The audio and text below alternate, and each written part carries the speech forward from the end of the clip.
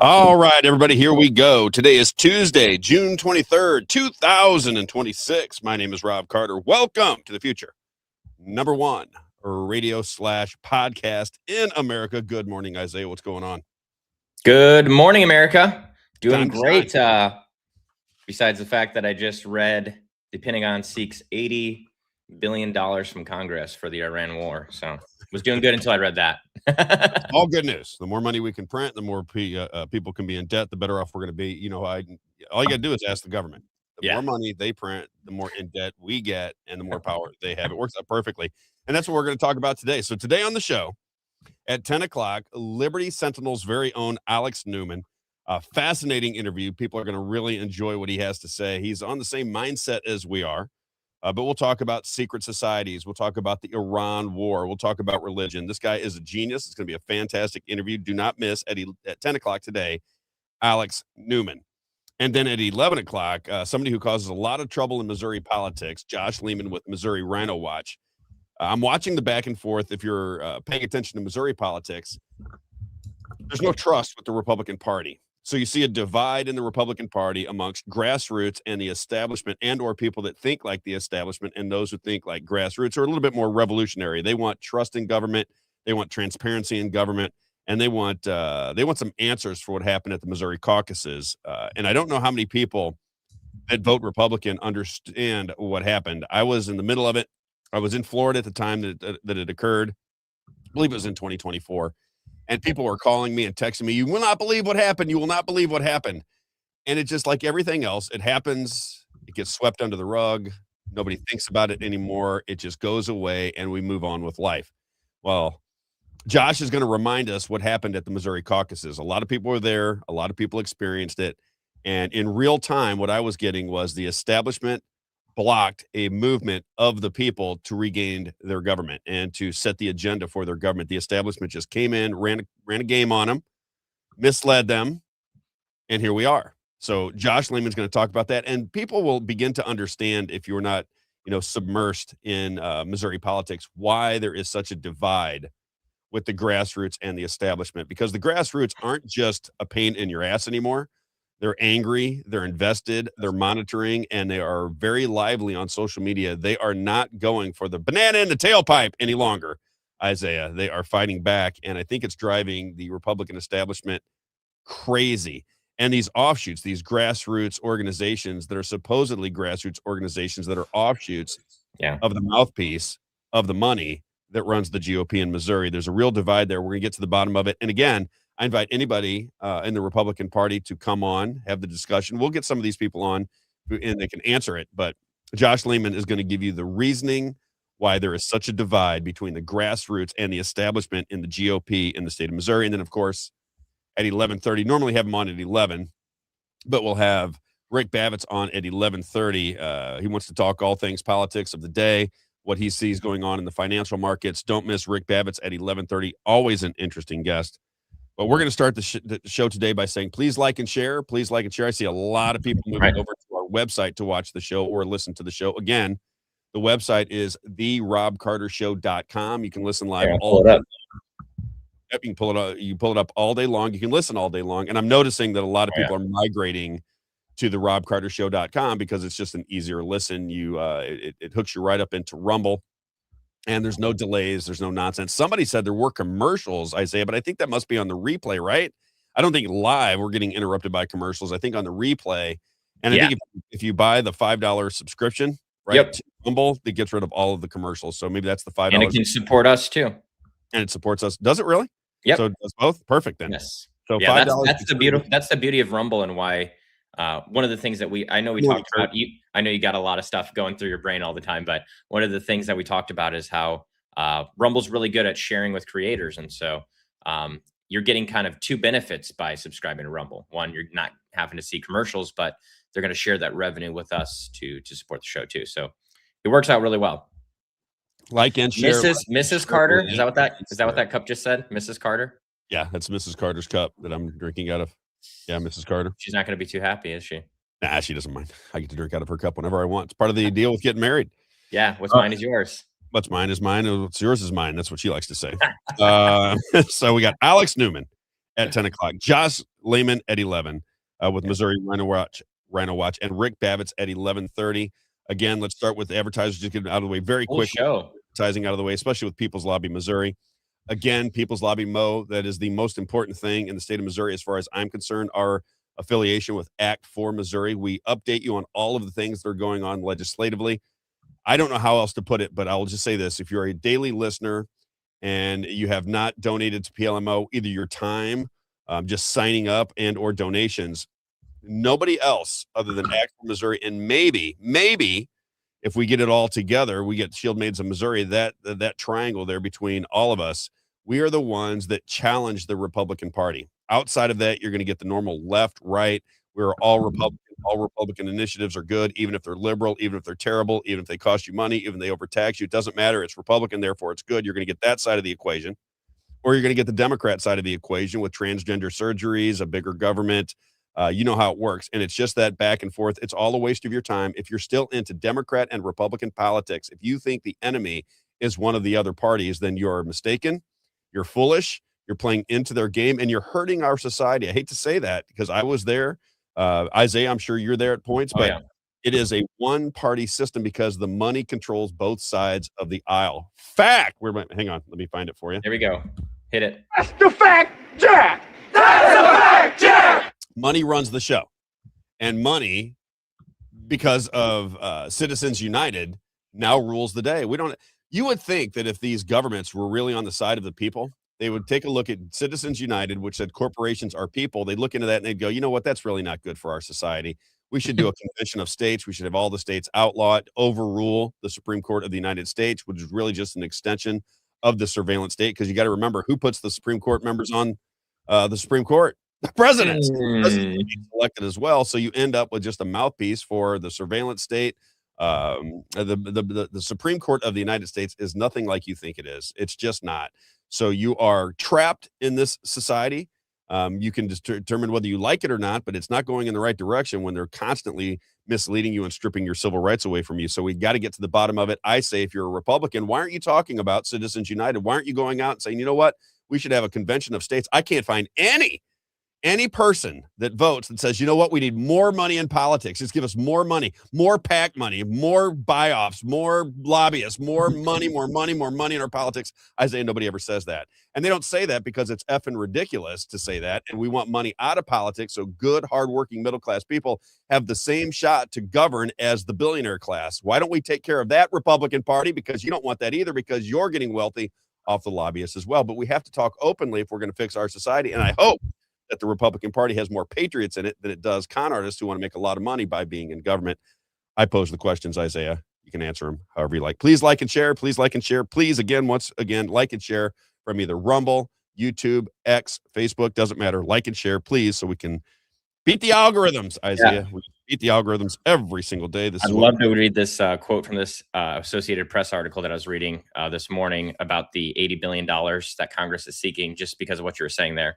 This is just a quote from the article. It says, the funding package will almost certainly run into trouble from lawmakers who refuse to support Trump's decision to go to war and are reluctant to give the Pentagon more money at a time of high costs of living for Americans at home. I thought that just summarized. They'll do what they want to do, Isaiah. Yeah. Serious. Your volume's all over the place. I don't know what's going on with you, but your volume's all over the place with me. Oh, I probably disconnected my mic. Oh, yep. And who do we got? We have Dean, we have Kurt, we have JoJo, Isabel, Bluegrass. Good morning, everybody. Good morning. All right, let's talk about they love the Hegelian Dialectic. We got about 40 minutes to run through this, so I'm going to get through this quickly because we're going to have a couple of guests on, 3 guests later on today, but I want to get through the Hegelian Dialectic. This is where most Americans get lost. They don't understand that events are often orchestrated in order to get laws passed. They have to create fear and anxiety. And the system creates the fear and anxiety through our intelligence agencies. And from that fear and anxiety becomes a surveillance state, a security state. It takes away your civil liberties.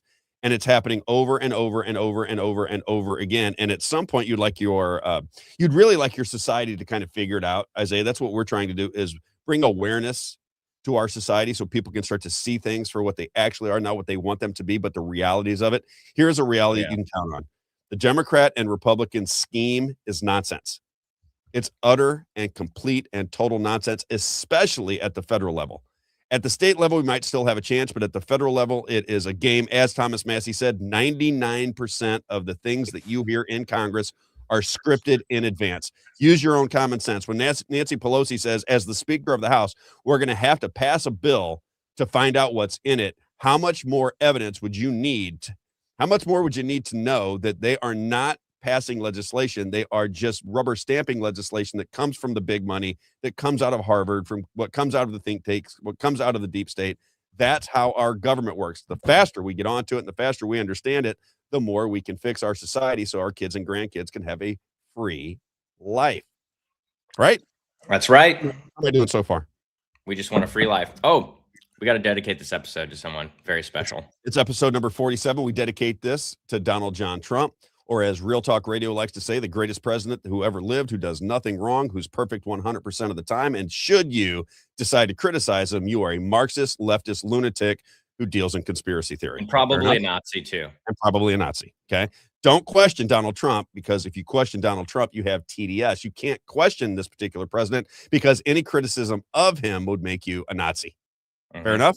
Okay. So I'm Fair not enough, yes. We are dedicating episode number 47 to Donald John Trump. Whatever you say negative about him, I'll remind you that everything that we know now is primarily because the masses woke up during the Trump first administration, second administration. He seems complicit in all of these things, to be honest with you, but there is no doubt everything that you were concerned about is right out there in the open. Let's start with the Hegelian Dialectic. Are we ready, Isaiah? Oh, I'm ready. I'm ready, baby. Let's just do a timeline. We'll start in 1989. You sent me kind of an AI version of all of the things that we want to talk about, and we'll start with gun control. When I was a kid and I was in high school, and you may be old enough to remember, kids would drive to school in a pickup truck with guns, shotguns in their back window on a rack. This is how I grew up. In the 1980s, it was not unusual for an 18-year-old kid to drive into the school, park his truck or car, and have a gun rack with shotguns in the back window. And I graduated in 1988. So that is the life that I grew up around. Kids hunted. People were not afraid of guns. They knew that they needed them to keep their security. They understood that the Second Amendment was to protect the citizens from their government. But if you're the government and you don't like guns because you don't want any kind of pushback on your tyrannical governing style, what do? You create a scenario where guns are dangerous and you have to take them out of the hands of the population for their own security, right? That's what you'd have to do. Well, that seems like what began to happen. And why did it happen? Why did all of a sudden we start to have school shootings in America? What changed? What happened? Well, it is odd that it really began in 1989. And who became the president in 1989? G.H.W. Bush, Daddy Bush, whose father was involved with, that's right, funding the Nazis. Did everybody know that? I don't know if you knew that. He was a banker who funded the Nazis. That was G.H.W. Bush's father, Prescott Bush, up in the Northeast, who ran a bank and supplied money to the Nazi Party in the 1930s. This is who we're dealing with, but nobody knows the story, so who could care? I mean, sure, he was aligned with the Nazi Party. Sure, he's G.H.W. Bush from the CIA. Sure, his son, a nitwit, became the president of the United States and led us into the Iraq War without any evidence that they were have weapons of mass destruction, and then laughed about it later. These are the people that we're talking about. G.H.W. Bush, Daddy Bush. He seems so sweet and kind, but it all begins in 1989. Down home kind of guy, you know. Down home, he's just a great guy. I mean, look at him. He's you know, the picture in Scott's house. He's just playing horseshoes, right? He's playing horseshoes. Yeah, my buddy Scott played horseshoes with G.H.W. Bush with Roger Clemens, and he's got that picture up in his office of where I did the show from a couple weeks ago. Let's start with 1989, Isaiah. Let's go to clip number 3. This is where it all began. This is when the gun rights began to take shape. Check it out. Or lack of gun rights. Witnesses say a lone gunman walked onto the campus at Stockton's Cleveland Elementary School and opened fire with a machine gun. At the time, 400 to 500 first, second, and third graders were playing during their lunch period. When the rampage was over, 5 students lay dead, a teacher, and more than 30 students were injured, more than half of them critically. One bystander said it sounded like a gun battle. Then suddenly this car was ablaze and the suspect was dead from a self-inflicted bullet wound to the head. I heard bursts of fire, and like he had expended his clip, and then all of a sudden put another one in and shot some more and expended that one and dropped the next clip, and it was like about 3 different bursts like that. And then I saw that car over there, burst into flame, and then all of a sudden. So this was a 1989 school shooting, and then we all remember the Columbine school shooting. I went to Columbine, Isaiah, the day after the shooting. I happened to be in Littleton, Colorado, working with Dillard's department stores. They were bringing our shoes into that particular location. I was very new in the shoe business. I was sent up there to make sure all the shoes were on their displays out at the Dillard's location. I happened to be in Littleton, Colorado, the day after the Columbine shooting. And I'm just telling you how it affected me. I started thinking, my goodness, Lord, what is going on here? School shootings. And it was just such a tragic event in this country. So you have the 1989 school shooting, and then the much more publicized 1995 Columbine shoe school. Say it one more time. School shooting. Not easy to say. School shooting especially when you're a shoe salesman. Exactly. In Littleton, Colorado. Let me read what it did, though, okay? Because I think this is the important part. You got to remember the Hegelian dialectic is a problem is orchestrated for you, or a problem occurs. It could be either one. Some are orchestrated, some are not. Just depends. But as Rahm Emanuel said, remember Rahm Emanuel? He was the chief of staff to Obama. He said, never let a good crisis go to waste. That's Rahm Emanuel, who left the chief of staff office with Barack Obama, who was supposedly a Muslim, who had a Jewish chief of staff. Can't make it up. And then he goes to be the mayor of Chicago. His other brother wrote the Obamacare, the Affordable Care Act. And then one of them is running the UFC, which just had a event on the White House lawn with Donald Trump. That's the Emanuel family. Don't let a good crisis go to waste. So when the school shootings happened, let's tell you what shifted. It says societal transformation and control impact shifted national conversation from individual rights and self-defense to collective safety, requiring restrictions on law-abiding citizens. So again, now we take what happens in Columbine and we say now everybody's a criminal, so we have to pass laws to restrict gun rights. It established the precedent for using emotional, child-focused tragedies to pass incremental gun control, background checks, gun-free zones, right? Because now you have these gun-free zones. And what happened with, what was the other one that Alex Jones got involved with? Sandy Hook. Sandy Hook, yep. So think of the massacres in our schools that have taken place. They had Parkland High School. So we began the process of school shootings.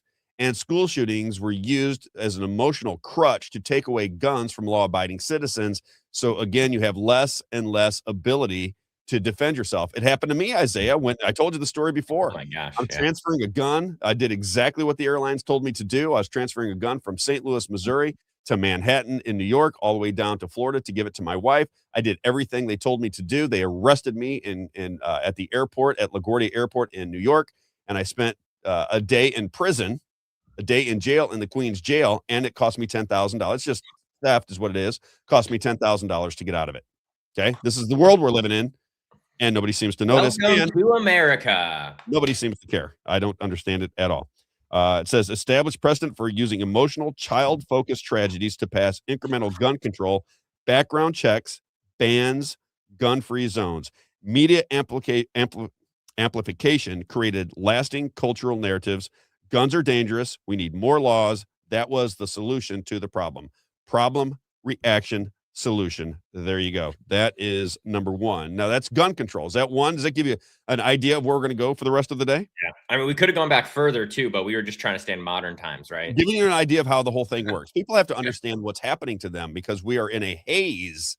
We don't recognize that the CIA and intelligence agencies are not just in this country, but around the world. They create a problem and then governments have the ready-made solution. That's how the system works. Problem, reaction by the people, solution from the government. Problem in society, reaction from the people, solution by the government. And the solution is always to take away your individual liberties and your rights. That is a fact. Let me do it one more time. Oh, yeah. That's the fact, Jack! That's a fact, Jack! All right, let's go to the Oklahoma City bombing. Isaiah, got a great story behind that as well. The Oklahoma City bombing. I happened to be in an interview for a shoe company the day that it happened. And I'll never forget it. I got home and it was on the television screen. My father was watching it. I was coming home to tell him about the interview that I had. I didn't live with him at the time. No, I didn't live with him at the time, but I came home and he said, "Did you see this?" I said, "Yeah, it's all over the radio. I was listening to it on the car in." Another traumatic event where people see domestic terrorism. Domestic terrorism. That means terrorism's coming from the inside. Now, a lot of people don't think McVeigh even did it. A lot of people think he had help. If you remember during those times, if you were alive to remember, they were looking for 3 people at the time. Witnesses said there were 3 people in a Ryder truck that parked outside of the Murrow building in Oklahoma City, blew it up, blew up a daycare. Again, killing of kids. Got to kill the kids, because if you kill the kids, then parents freak out and they say we must have some form of legislation that keeps this from ever happening again. And we find out that it doesn't stop anything from happening except your freedom. That's the only thing it stops, is your freedom. Outside of that, the government moves forward. April 19, 1995, Oklahoma City bombing. Let's get just a little bit of that. Clip number 4, Isaiah. This is Timothy McVeigh. This is an interview that he did. This is a military member who was pulled over for having no license plates after he just bombed the Murrow building. This is the story they want you to believe. And when it becomes history, regardless of whether it's true or not, it is history. And this is how it is taught to our children. Clip number 4.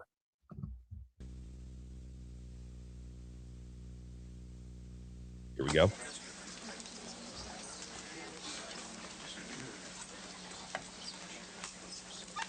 Remember this like it was yesterday, Isaiah?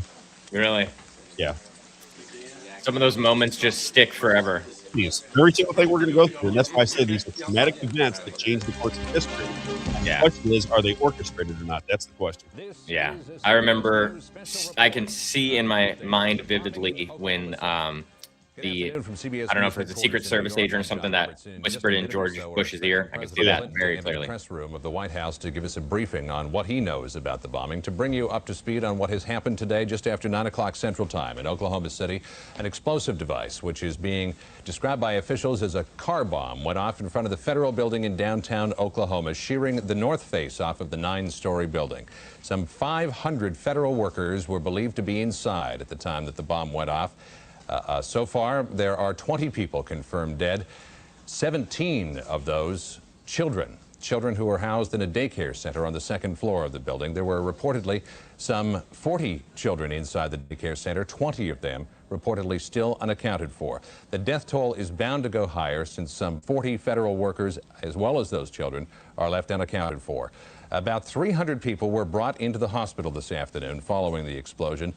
Injuries ranging from superficial to severe. So far, no reports of fatalities among those who were brought in. And the So FBI 168 people were killed.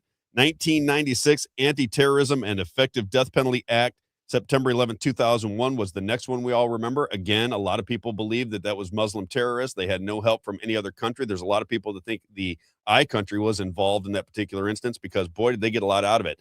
As soon as 9/11 happened, we go to war with all of their enemies, even the enemies that had nothing to do with it, like Iraq. You can't make it up. We go to war with Iraq when Saudi Arabia is the one who facilitated, according to our own government, the hijackers that took down the planes. We go to war with Iraq. We go to war with Iraq based on the premise that they have weapons of mass destruction. We go displace millions of people, destroy their society, and they go, as George W. Bush, baby Bush, as he liked to say, oops, just a little mistake there, kids. Just a little mistake. Sorry, we created a... Can you imagine? I just want to say this to the Republican Party. You have to explain this to me at the federal level, of course. Explain to me how, for the example, the Nazi Party, Isaiah. Why did the Nazi Party go away? Because they created war for power. How is that any different than the Republican Party under Bush? Created a war, went to the United Nations, sold us on the yellow cake uranium, and they were moving around nuclear weapons in Iraq.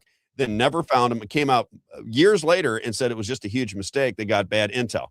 So you bomb a sovereign nation into smithereen, killing their wives, their children, their sisters, their brothers, their mothers, everything else. Turns out it was all mistaken information, but because they're in Iraq and it's so far away and nobody can even understand what goes on in their society, nobody even cares that we did this. And then you come back as the Republican Party and reconstitute yourself as libertarians and conservatives and protectors of our Constitution. It is ultimately absolutely laughable. That's the fact, Jack! That's the fact, Jack! How can the Republican Party move forward after 9/11?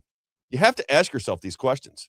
After 9/11 and the attacks on Iraq, how does the Republican Party get past that? It is because there's only two parties in America. There's really just one.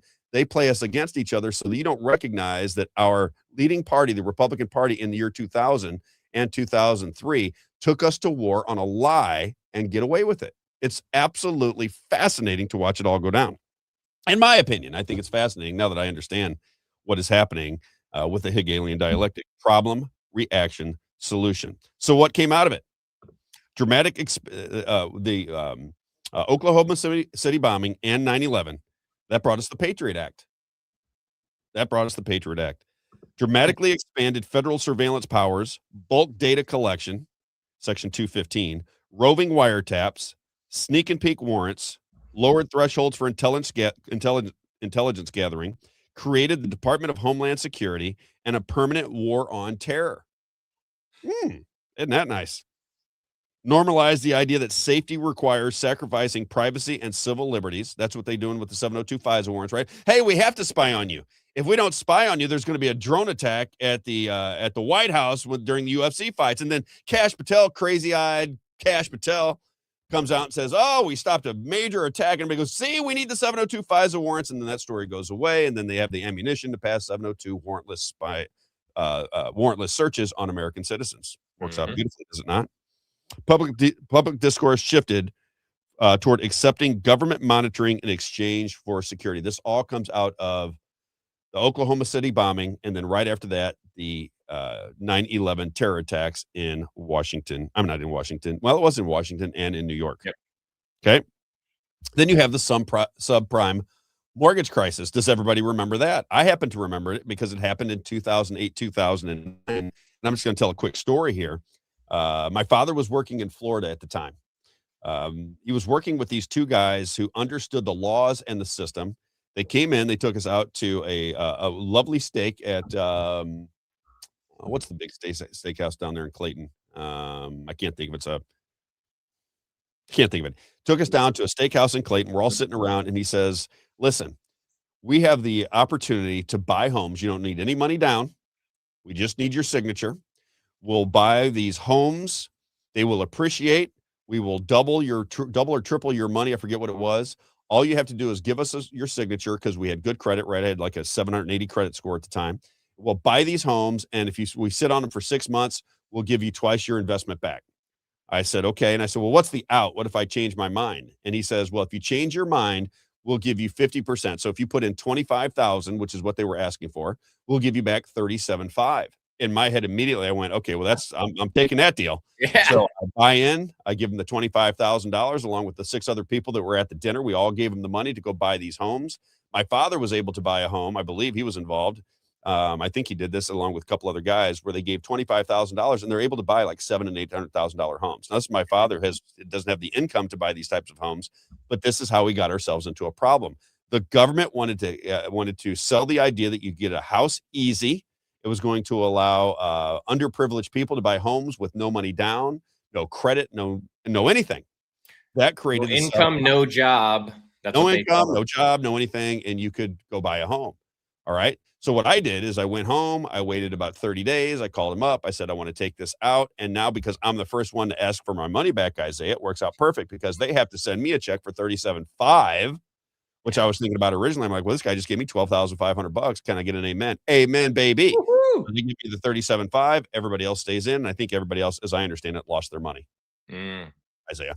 Yeah. But again, a bird in the hand is better than 2 in the bush. So when he said I could get $12,500 if I want to take my money out early, I just went to the bank and filled out a deposit slip saying, hey, I just made myself $12,500 because he's not going to screw me because then it would jeopardize the other people that were involved in the investment. Does that make sense, Isaiah?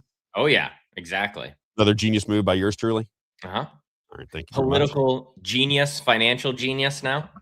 Exactly. You know the deal. I'll have to tell Rick Babitz later that you're a financial If you could do my resume for me, that'd be fantastic. Let's go to the subprime story, just so people recognize what was happening. It is clip number 5. I won't play the whole thing. Let's play a couple minutes. So how the scam was working. It was created by our own government, which then put forth restrictions on financial transactions, which leads to, what do you think it leads to? It leads to cryptocurrencies, programmable money. That's where this all originated.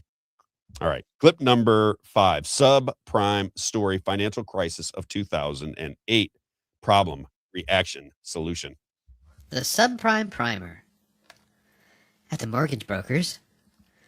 Gee, I'd like to buy a house, but I haven't saved any money for a down payment, and I don't think I can afford the monthly payments. Can you help me? Sure.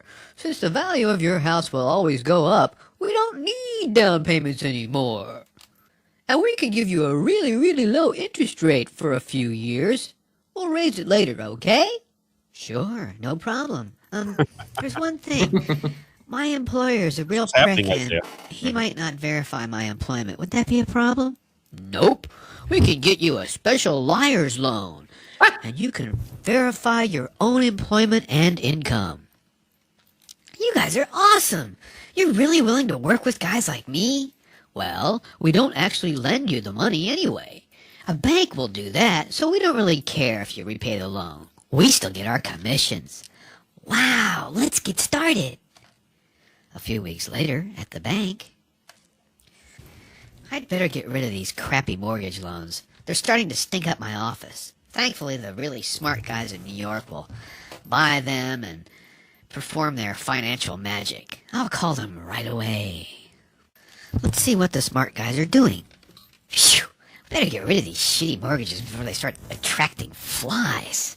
But who would buy this crap, boss? I've got it. First, we'll create a new security and use these crappy mortgages as collateral. We'll call it a CDO or maybe a CMO. That's good, Isaiah. People sell that CDO to investors. So they created a financial crisis.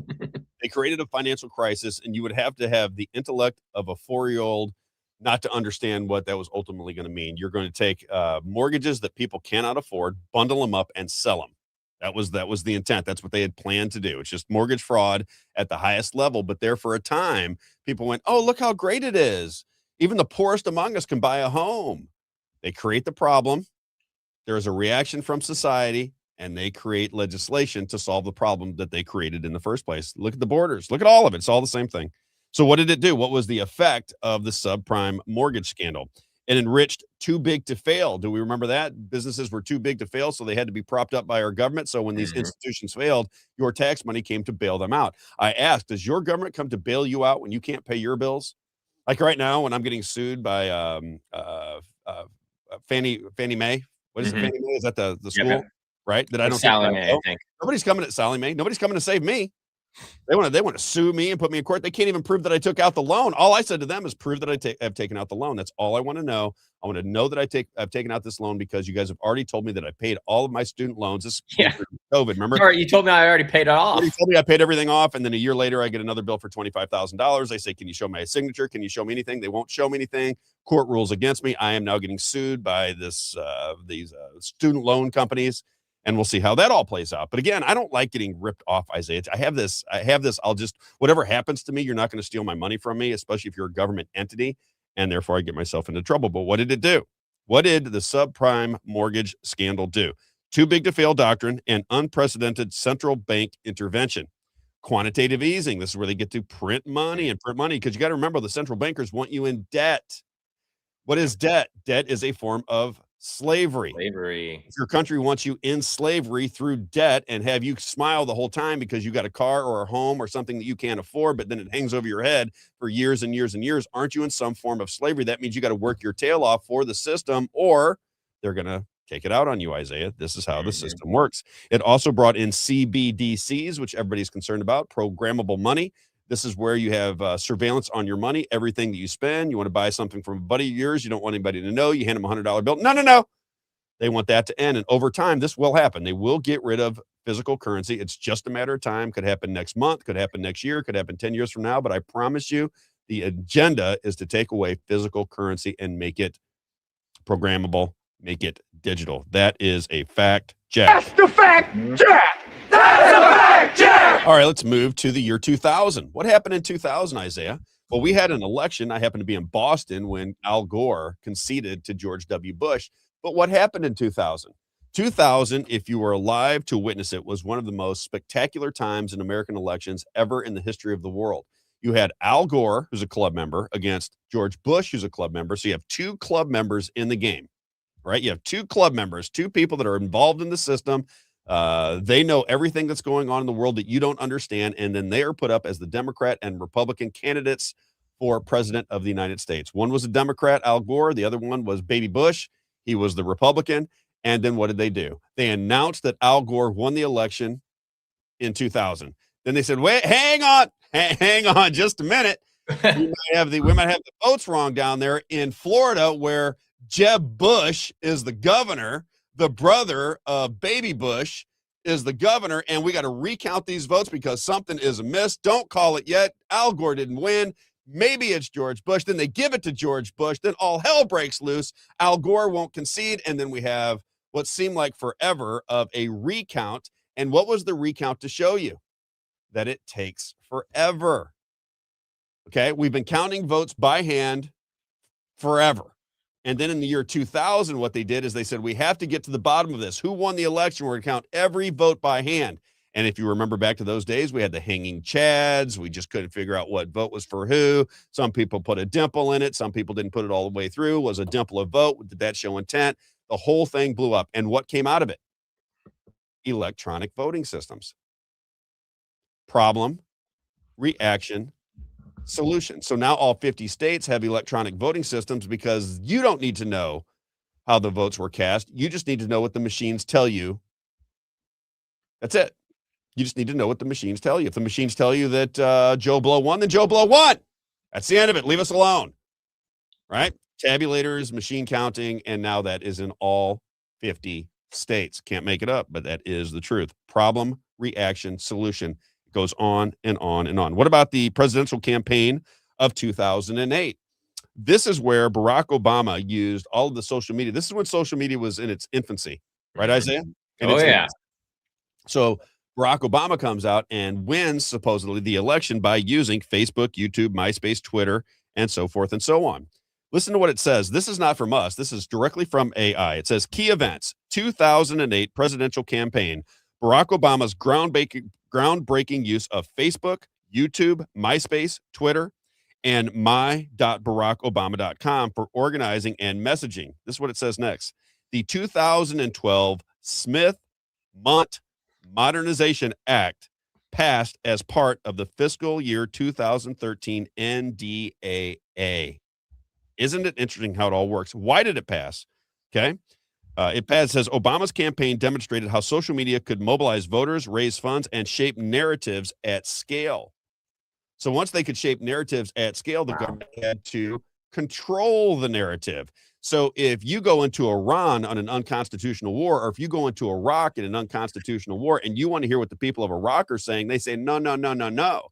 If we want to devastate a foreign country, and all we need to do is tell you how terrible they are, how they are trying to kill President of the United States, how they want to infiltrate our society with open borders that we allowed to be opened by a Jewish man, Alejandro Mayorkas, but who cares about that? We just allow the borders to be wide open. We just control the narrative, and we can leave the borders wide open and control the narrative. So despite the fact that we are the ones that created the problem with 30 million people here illegally, all the American citizens will fight each other about how to get them out of here. It's just so beautiful. I just love it. I just wish I'd have been the one that thought of it, Isaiah, because it is so beautiful how it all works. All right. So the 2008 presidential campaign, here's what it says it ushered in. Politicians and governments learned to bypass traditional media and speak directly to and shape the public via digital platforms. Social media became central to political power and narrative control. What do we say about narrative control? When I was beginning my podcast in 2021, shut me down. Yeah. My narrative didn't align with the establishment. And when you say establishment, you might say, is that Republican, Rob, or is that Democrat? And I say there's no distance between the two other than your perceptions. All right. I also think about how you were reminding me of how the war started and social media for Iran was completely shut off. So we had no access to what was actually happening in Iran. We had to take kind of secondhand accounts of what's happening in Iran or get leaked videos that are coming out of Iran. We don't even know if there is a war going on in Iran. Right. That's how ridiculous the system is right now. Our system is so fraudulent and the news is so fake and phony and so contrived. I was watching Fox News just for a little bit yesterday. I had to pop it on. General Jesse Waters. General Jesse Waters. He was on the 5. Honest, I'm just being honest. I do. Once you see what you know to be true, once you start to understand what is happening, it's almost impossible to watch that drivel. Those morons that are on the 5, and I mean absolutely. Well, there are two things. I say this as a lover of Christ, but I got to be honest. They are either morons or just complete script readers, because the conversation on the 5 on Fox News is so childish and so predictable and so ridiculous that it hurts your stomach to know that people are listening to that and thinking that that is information and news. It just is. It's unwatchable for me. I couldn't even get through it. I watched about 10 or 15 minutes watching General Jesse Waters and Greg Gutfeld, and everything is about how we have control of everything. What a great job. Greg Gutfeld, dude. War. Everything's working out perfect. It's going to be the greatest world in the world just because of what we did in Iran. And Team America. Right, Team America. When the rest of the world is going, what's happening to the United States? They said they were going to take over the strait. They didn't take over the strait. They said they were going to get rid of all the missiles. They didn't get rid of the missiles. They said they were going to make no deals with Iran. They were going to full submission. Now we're making a 14-point deal. Then Israel bombs Lebanon, and then we're right back to where we started. It's just give and take over and over. Narrative building. Bull. You know what I'm talking about? We wiped out their entire leadership. Yeah, we typed out leadership. We not only we did knock out their leadership, we knocked out the second round of leadership and the third round of leadership, but then we're having talks with somebody that we don't know, and they have full control over Iran, and I guess we're supposed to just suck that up and take that as fact when it is so ridiculous. Again, if you didn't hear yesterday, I asked you to think for a second. The Trump administration has told us that they've taken out 3 layers of leadership in Iran within 60 days. Now we're dealing with a delegation from Iran, and I would ask any person who still has the ability to think of 2 + 2, how in the world can you replace a government that has been in charge since 1979 in less than 60 days in the middle of a war?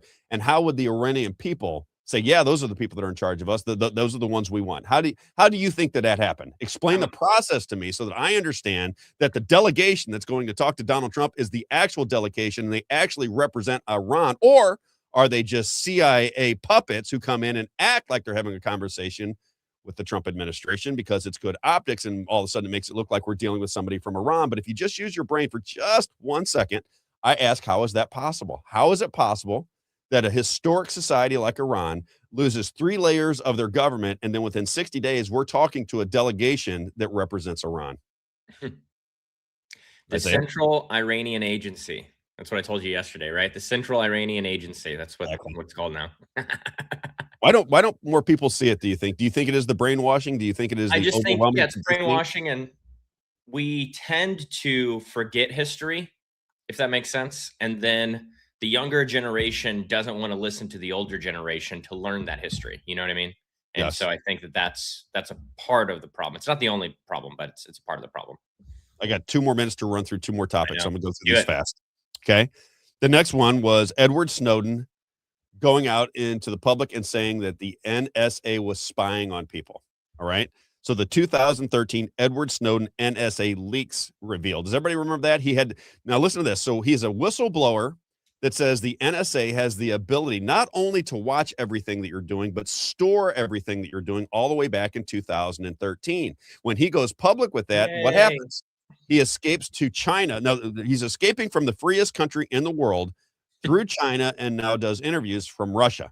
So the freest country in the world has a whistleblower that says our government is breaking our 4th Amendment right to privacy, destroying the 4th Amendment.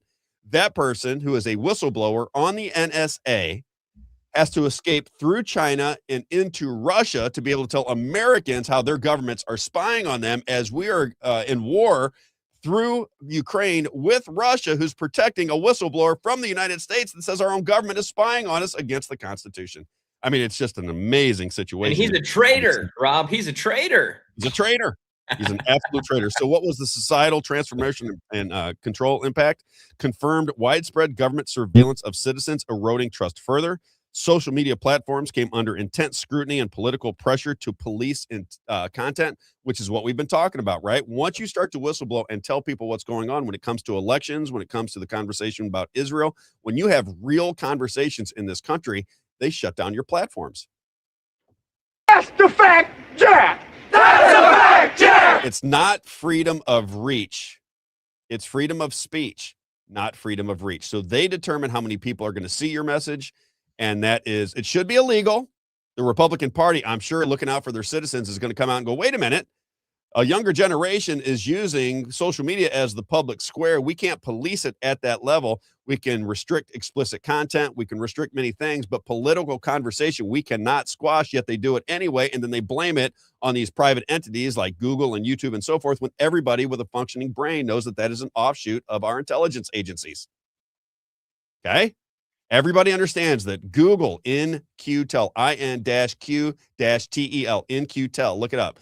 This is the investment wing of the CIA. They're involved in all of these things. And then we say they're private companies because that's what fascism does. Fascism tells you, oh, it's a private company. I mean, they can do whatever they want on their platforms. You just can't get your message out anymore. We'll control all of the narratives because we'll pretend that Google is a private entity. We'll pretend that we don't run the entire show over there. We'll play pretend. Amazon, same thing. We'll just play pretend. Meta, same thing. We'll just play pretend.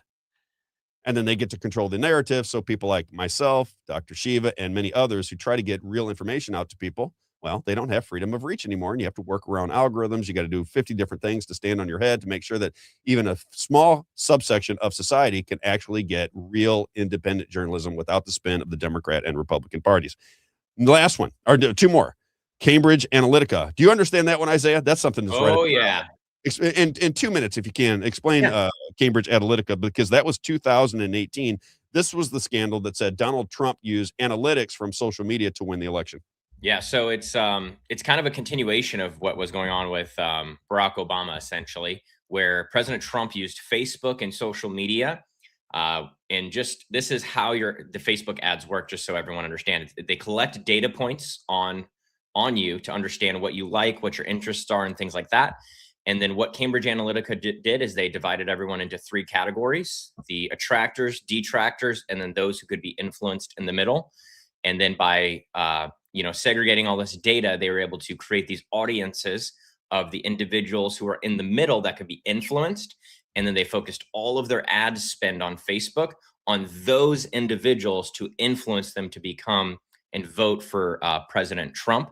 And what came out was a huge scandal. The company eventually shut down, and the director of business development that worked for the Trump organization actually fled the country and moved to Thailand and she completely flipped on her views because of all these things that she got insight into on how she could find all this data on everyone and then target them and influence them with the if everyone remembers the crooked Hillary ads with the handcuffs. That was Cambridge Analytica. So that's just a brief overview. If you want to know more, watch The Great Hack on Netflix. Here was the societal transformation: normalized emergency powers on a massive scale, lockdowns, business closures, vaccine mandates, accelerated digital tools for compliance. This all went down when they started to take over the controls of social media through Cambridge Analytics. Cambridge Analytics was the problem. Therefore, the government had to come in and put restrictions on your free speech, my free speech, Isaiah's free speech, and anybody that wanted to have actual conversations about COVID, the elections, right? Because that's all I talked about was COVID and the elections, and I was wiped off of every platform overnight back in 2020 and 2021. It was incredible. I just got to say, Robb's always been right about COVID. No one wanted to talk about it. Now everyone's already talking about it all of a sudden again, even though people said, Robb, no one cares about that. No one wants to talk about that. Now everyone who told you that is talking about COVID because Fauci's in the news. So my whole show got to give you some credit, Robb. My whole show started with COVID. Yep. And that is not a pat on my back. It just happened to be, like I said before, I happened to be in China when it all started. Yep. I watched the beginning of the propaganda. I'm somebody who is into propaganda. I watched how they were selling it. It was real in China. After a time, they did the whole thing they did in China and they did in the United States. And that's why I say these countries are not adversaries. The United States and China work in lockstep with one another, which leads me to believe they probably work in lockstep with Israel. They probably work in lockstep with CIA-run Iran. They probably run in lockstep with Russia. They probably walk in lockstep with Ukraine. Global governing behind the scenes, and they pit us against each other just like World Wrestling Federation. That's what I think is happening. That's what I think makes the most sense as to what we see in the world. Because if everybody was a danger, for example, if North Korea was a danger, would they let them get a nuclear weapon? Would they even allow it? They would just go to war immediately if they thought that another country was going to use a nuclear weapon against America. They would just take them out. Yep. right? But that's not happening. That's not what's going down. And then the last one was January 6th, where they brought in laws against domestic terrorism. They remember, it was made for television. I was there as well. As I said before, that was a made for TV event. And then what they use it for? Domestic terrorism laws and so forth and so on. So it is always create a problem, get the reaction from the public because they sell it on their corporate media operations. And then there is always a ready-made solution. All right, got to get Rack Custom Coatings in. Then we'll bring in Alex Newman. I can't wait for this interview. I'm looking forward to talking to Alex. Rack Custom Coatings, locally owned and operated since 2001. This is our friend Rich McQuay. Very quickly, if you have industrial space and you need new flooring on your industrial space, nothing better than Rack, RAKCustomcoatings.com. For me, it was the garage. If you have a home or you have a hangar or you have something that you need pristine, gorgeous, durable flooring, it is Rack Custom Coatings. I'm going to give his cards out to all of my people in the all of my friends and associates in the car business. When you have a nice home, I'm telling you, if you want to really make it beautiful, open up your garage doors and have your flooring sealed. It looks absolutely spectacular. Curb appeal. If you're trying to sell a home, boy, does it make a difference. It really says I care about my house. I've taken care of everything. And then you drive your car into clean, crisp floors. RackCustomCoatings.com. Give my friend Rich a call at 636-398-5040, 636-398-5040. If you have not taken a look at your garage floors, I guarantee you, if you have the resources to do it, you will absolutely love what it does for your home. It's the one thing nobody ever thinks about, their garage floors, but when they are taken care of and they look pretty, boy, does it change the curb appeal of your house. Rack, RAKCustomCoatings.com. There they are. All right, and then Slap Happy. Let's get Slap Happy in. Slap Happy Import. Is he on today? Did we see John? I saw him. He was one of the first commenters. He said, "Good morning, you rabble rousers." He's out there making videos, knocking on doors. SlapHappyHemp.com. This is in Rosebud. Again, if you are somebody who uses hemp products, going away in November, he says if you want a great deal on hemp products, you got to reach out to him at 636-388-8771, 636-388-8771. Take that ride out to Rosebud. It is such a beautiful drive. Slap Happy Hemporium. Again, all kinds of CBD products, hemp products on sale now through November. When they take his business away, that'll be end. He'll reconstitute with another business. We'll tell you what that is when it happens. But for right now, if you want a deal on hemp products, if you like hemp products, you got to get out there and get them quick because once they're gone, they're gone. They shut them down in November. We're going to talk about that whole controversy with marijuana before too terribly long as well, hemp and marijuana laws, because boy, oh boy, did the Republican government come in and pull a fast one on small businesses. It is not good. I've been doing some investigations into just dark money in the elections, and especially with these amendments coming up, and that's been coming up, in all my reports that I've been pulling is the marijuana lobby. Very interesting. Very interesting. All right, let's bring in Alex Newman from the Liberty Sentinel. There he is. Alex, welcome to the show. Hey, great to be here. Thanks for having me. How are you, my friend? Doing great. How about you? I'm doing great. I love having you on. I've been on with you twice before. You're one of the most fascinating interviews, probably because we align with a lot of our views as to what's going on in the world. But I have a series of questions I want to ask you. And you can go whatever direction you want. All right. So if you want to talk about something I don't bring up, that would be great. Liberty Sentinel is your operation, which is absolutely fantastic. You have really talented people involved in Liberty Sentinel. I know that firsthand. What I want to ask you about, number one, is I heard you doing an interview about 3 months ago about secret societies. It's something that we talk about on this show all the time because there's a lot of people that believe the establishment Republican Party in Missouri is led by secret societies, mainly the Freemasons. But you were talking primarily about Skull and Bones. You brought up Tim Russert when he asked John Kerry and George Bush about being involved with Skull and Bones out of Yale.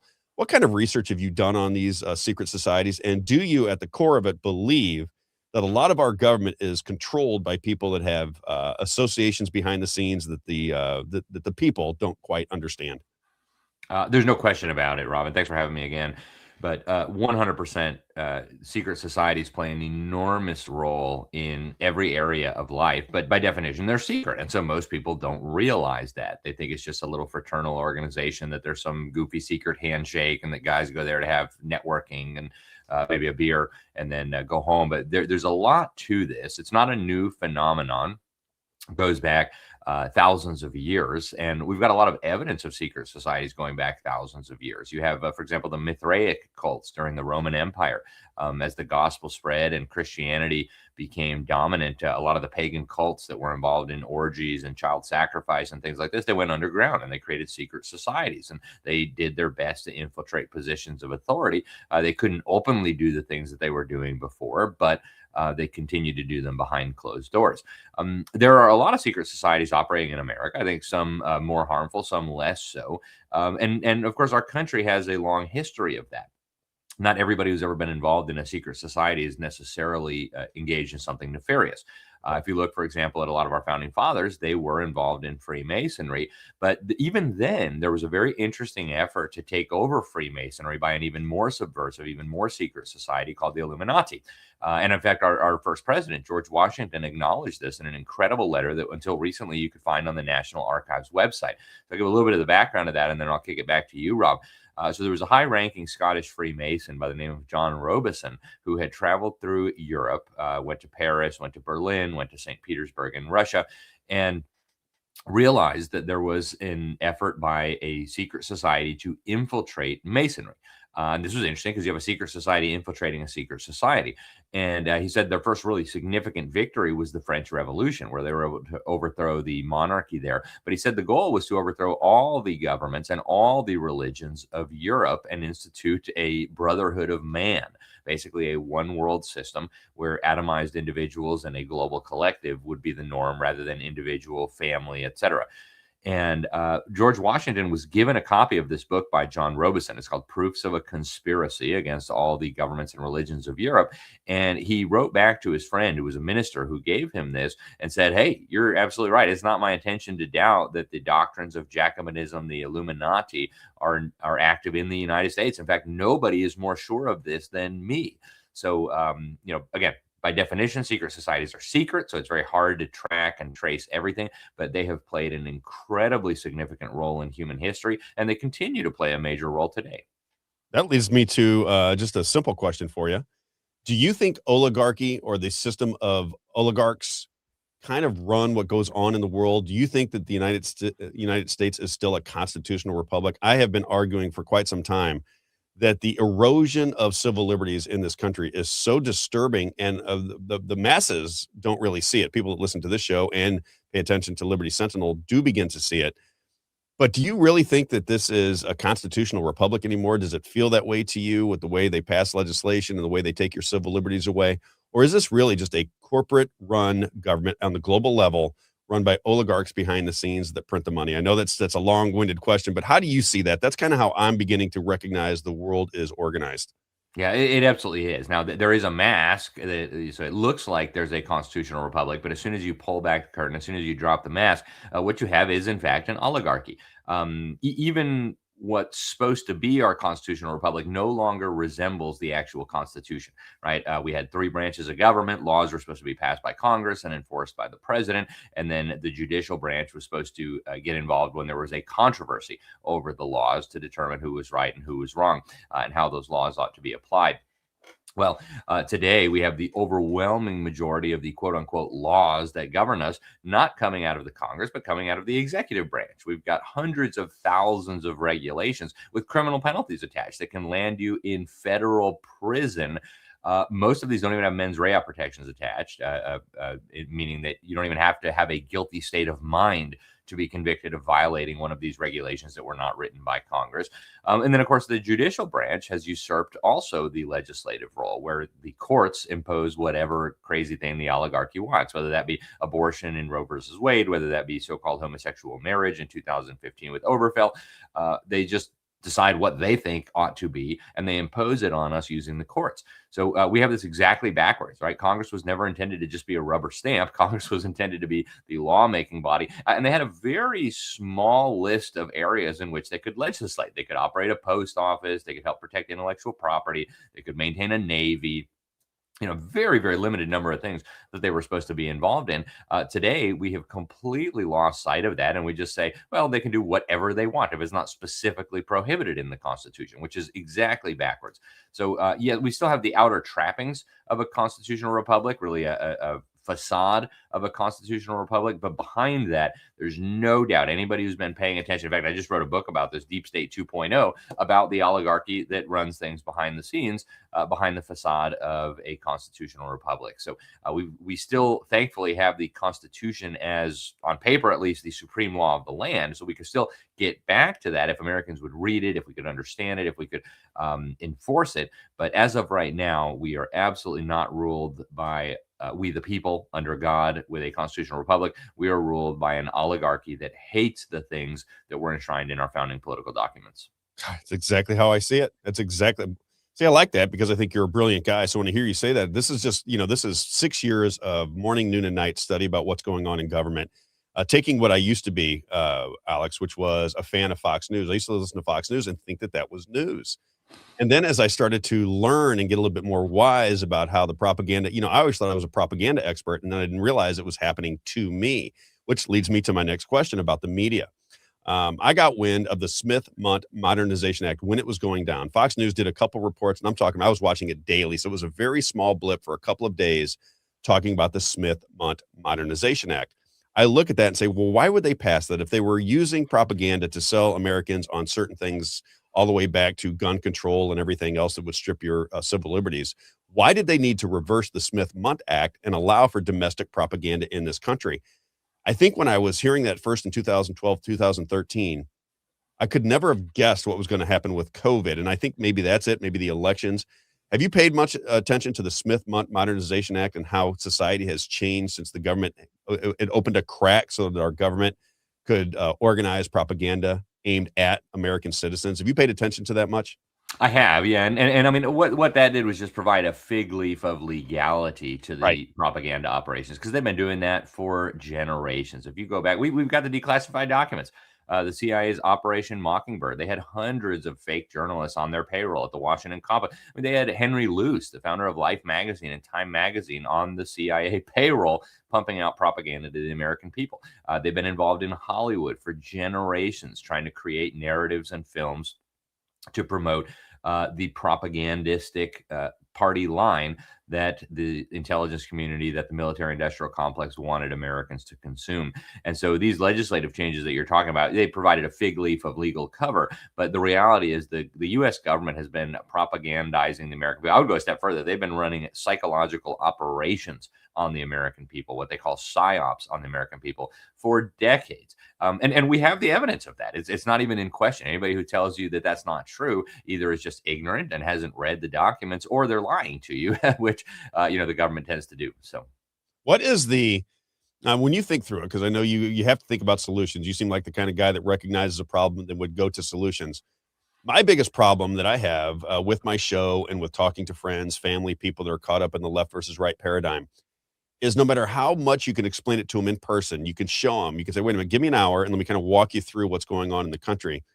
It seems like after like a day or two, they completely forget, they get right back into their rhythm, and they don't recognize what's going on in the country. They don't recognize that their mind is being manipulated continually through images and through mass media.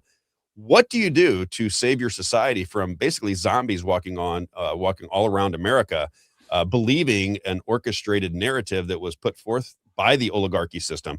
How do you get out of it? What do you do? Do you have any sense of a solution to the problem?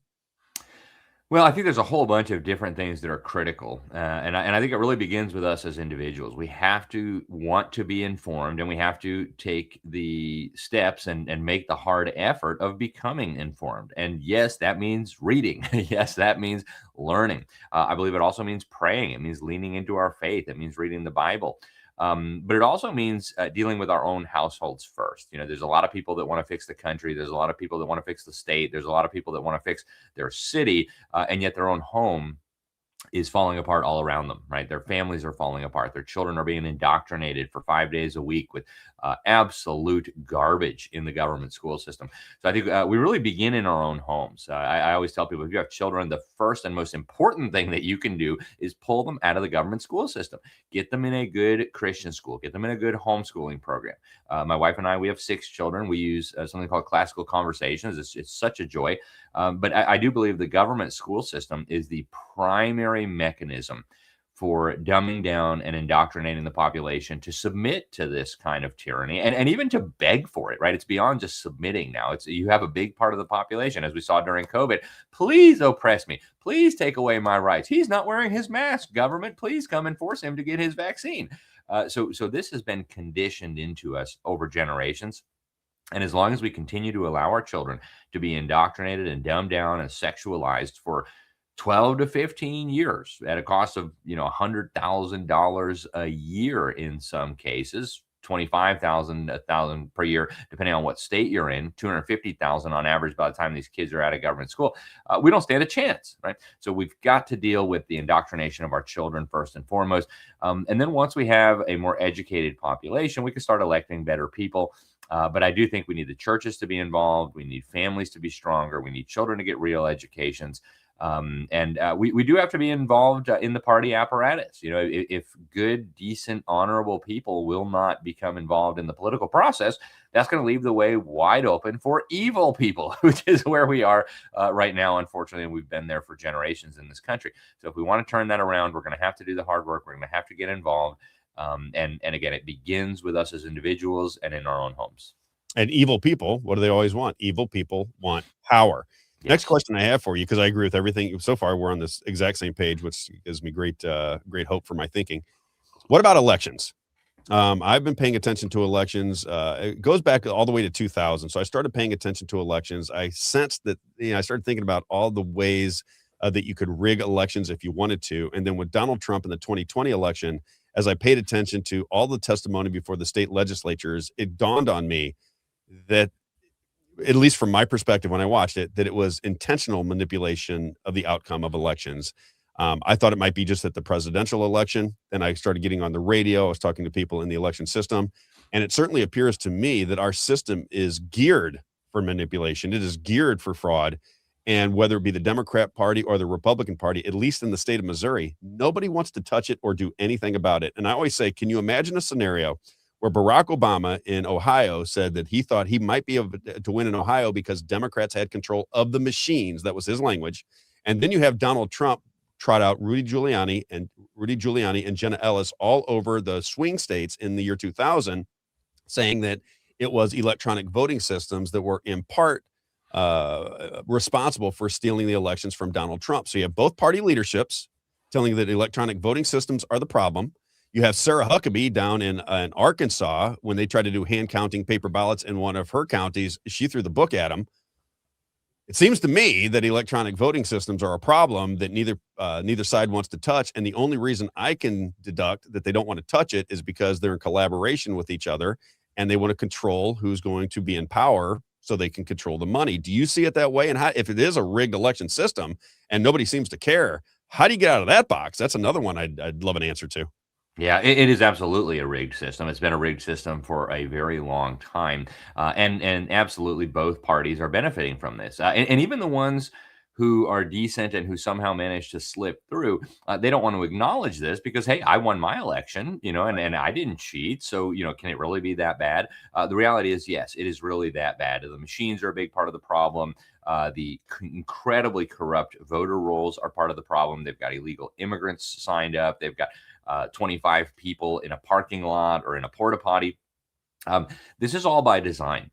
It is designed to ensure that people who will go along with the agenda continually will get elected. And that doesn't mean they manipulate necessarily every single election in the country. It doesn't mean that your dog catcher was part of some grand conspiracy. But what it does mean is that the elections that really matter, the ones that are going to determine the future direction of the country, the state, the city, are subject to relentless efforts to manipulate them, often using illegal means. And it would be very foolish for us not to pay attention to this. So as far as how we deal with that, well, first of all, we've got to begin with awareness, right? If you walk into a doctor's office and you have cancer, step one is acknowledging that you have cancer, getting a proper diagnosis. In this case, we have a terminal disease, fraudulent elections. If we don't deal with it, we're going to die, right? As a free society, as a free nation. So we got to begin by acknowledging that we have a very serious problem here. And then we move on to treatment plans. I think there are several things that need to happen. We need to get rid of the machines. We need to get the people who have been involved in rigging elections behind bars for a very, very long time. We need to clean up the voter rolls. And frankly, a lot of people think that if we just pass this new federal law, everything's going to be great. Or if we just have a new executive order that gives Trump all the power, everything's going to be great. Folks, even if Trump is everything that you hope he is, this is a recipe for disaster, right? What happens when you have the next Gavin Newsom, the next Barack Obama, the next AOC, the next Bush? Well, they're going to have all those powers at that point, and then they're going to be able to make sure the elections in your state are also rigged. So there is no one-size-fits-all federal solution. Of course, there is a time and a place for the FBI and federal law enforcement to prosecute, to investigate, and then have the Department of Justice prosecute people who've been involved in voter fraud. But I think the first step that has to happen here is we need the American people to be aware of this. The evidence is overwhelming now. Now we just need people to get the information out to the public. Agree again. I want to ask you about Trump because you brought him up. So I'll just give you a background so you know where the show is at. When I started going into podcasting, I was a Trump fan, but a little bit more skeptical because I did not trust what was going on with COVID. They came down to Tampa, Donald Trump and Melania Trump. And as I always say, they were selling vaccines harder than Mike Lindell sells pillows. And I thought, well, that's kind of odd, right? I thought that was kind of odd. I'm like, wait a minute, I like Donald Trump. I was on his campaign. I've been all over the country paying attention to him, promoting him. But I didn't understand the hardcore sell on genetic therapies that were sold as vaccines when nobody, including me, because I was looking up the whole time, I'm like, well, what is in these things? What is the magic sauce that is in this vaccine that is so wonderful? And I figured if I couldn't find it, then there probably wasn't a real answer out there for other people to find, which then said, okay, wisdom would tell me if I'm saying, as Donald Trump did, drain the swamp, drain the swamp, drain the swamp. And then Dr. Fauci, who was behind AIDS, comes in and says we have to close down society and make sure that everybody gets ventilators and remdesivir while restricting medications that might possibly work. All of a sudden, I started to look at him with a little bit of a cross eye. Doesn't mean I wanted him. I always think it's a false choice between him and Kamala Harris and Joe Biden. I think those are all false choices. They go, oh, who are you going to pick? Kamala Harris, Joe Biden? You get that kind of argument from people. But subsequent to that, I've been watching him, and we did a show not too long ago where Isaiah and I went through 17 different bullet points of Donald Trump's promises that he made in 2016, where he is at the exact opposite point right now. He's the exact odds of where he was at that time. Do you think that Donald Trump is a man of the people? What's your gut feeling? You don't have to give me a straight answer if you don't really know or haven't made a determination, because there could be something up in the air. But with the Iran war, with not really pushing election integrity, I'm starting to, he said he was going to cut everybody's energy bills in half within a year. I could go, the people that he is promoting, like Lindsey Graham, I could go on and on of things that don't make any sense to me. What is your feel for what Donald Trump is trying to get accomplished? Do you sense that he is working on behalf of great things for America, or is he just another puppet working for the oligarchy system to give us a surveillance state? It's a very good question. It's an important question. I first tried to address this in a major speech I gave in 2018, where I argued that based on what he was doing, Trump really was who he said he was. He really was trying to drain the swamp, stop the deep state, etc. And I believe the evidence was pretty strong at that time. But I did allow for the possibility, and that speech, I believe it's still on the internet. It went viral. It had over 500,000 views on one YouTube channel, hundreds of thousands on others. And I still stand by some of those assessments, but I left open the possibility at that time that we were, again, being victimized by the oligarchy, given a false choice, that Trump may be some sort of character that was propped up for a particular purpose. And, I think there's really only a few possible options here. Either he is a witting participant with the oligarchy, he's a dupe of the oligarchy who really wants the right thing but is being manipulated, or he's playing, some kind of 16D chess. At this point, I think I've pretty much ruled out 16D chess or 17D chess or 18D chess, whatever his supporters will tell you. Maybe it's 25D chess now. I don't know.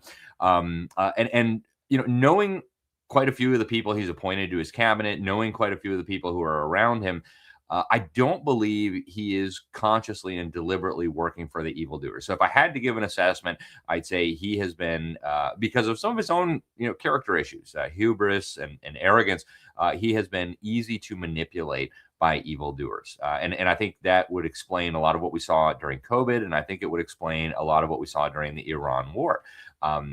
to me, it seems, and I've only met him once briefly, to me, it seems he genuinely wants the right thing. He genuinely loves America, but he doesn't have the principled worldview, the biblical worldview that would enable him to make decisions from a principled perspective.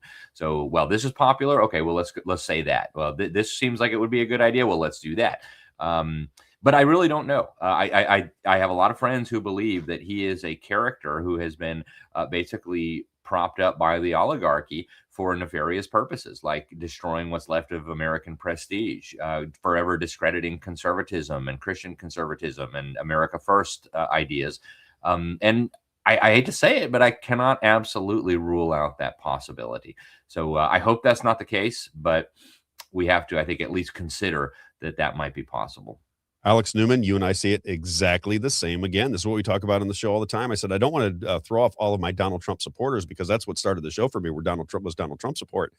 But I got to be honest. I mean, I want to do a show where I'm going to come in and lie about what I'm seeing. And I'm looking at it going, wait a minute, we should be asking some questions, because if he is just another puppet of the oligarchy system and he wants to bring in the surveillance state, if he does want to discredit conservative thought, and especially with religion, then we're in a world of hurt moving forward, because so many people on the right have put all of their eggs in the Donald Trump basket that if he betrays that movement, I don't know how you ever get it back in any way, shape, or form. Even if the elections are rigged, at least consciousness of the American people is shattered from that point forward, which leads me to the next question, which is about religion. It seems to me that Donald Trump with Susie Wiles, you could go to Marco Rubio, Steve Witkoff, Jared Kushner, all the people, Huckabee, all of the people that surround him, Howard Lutnick.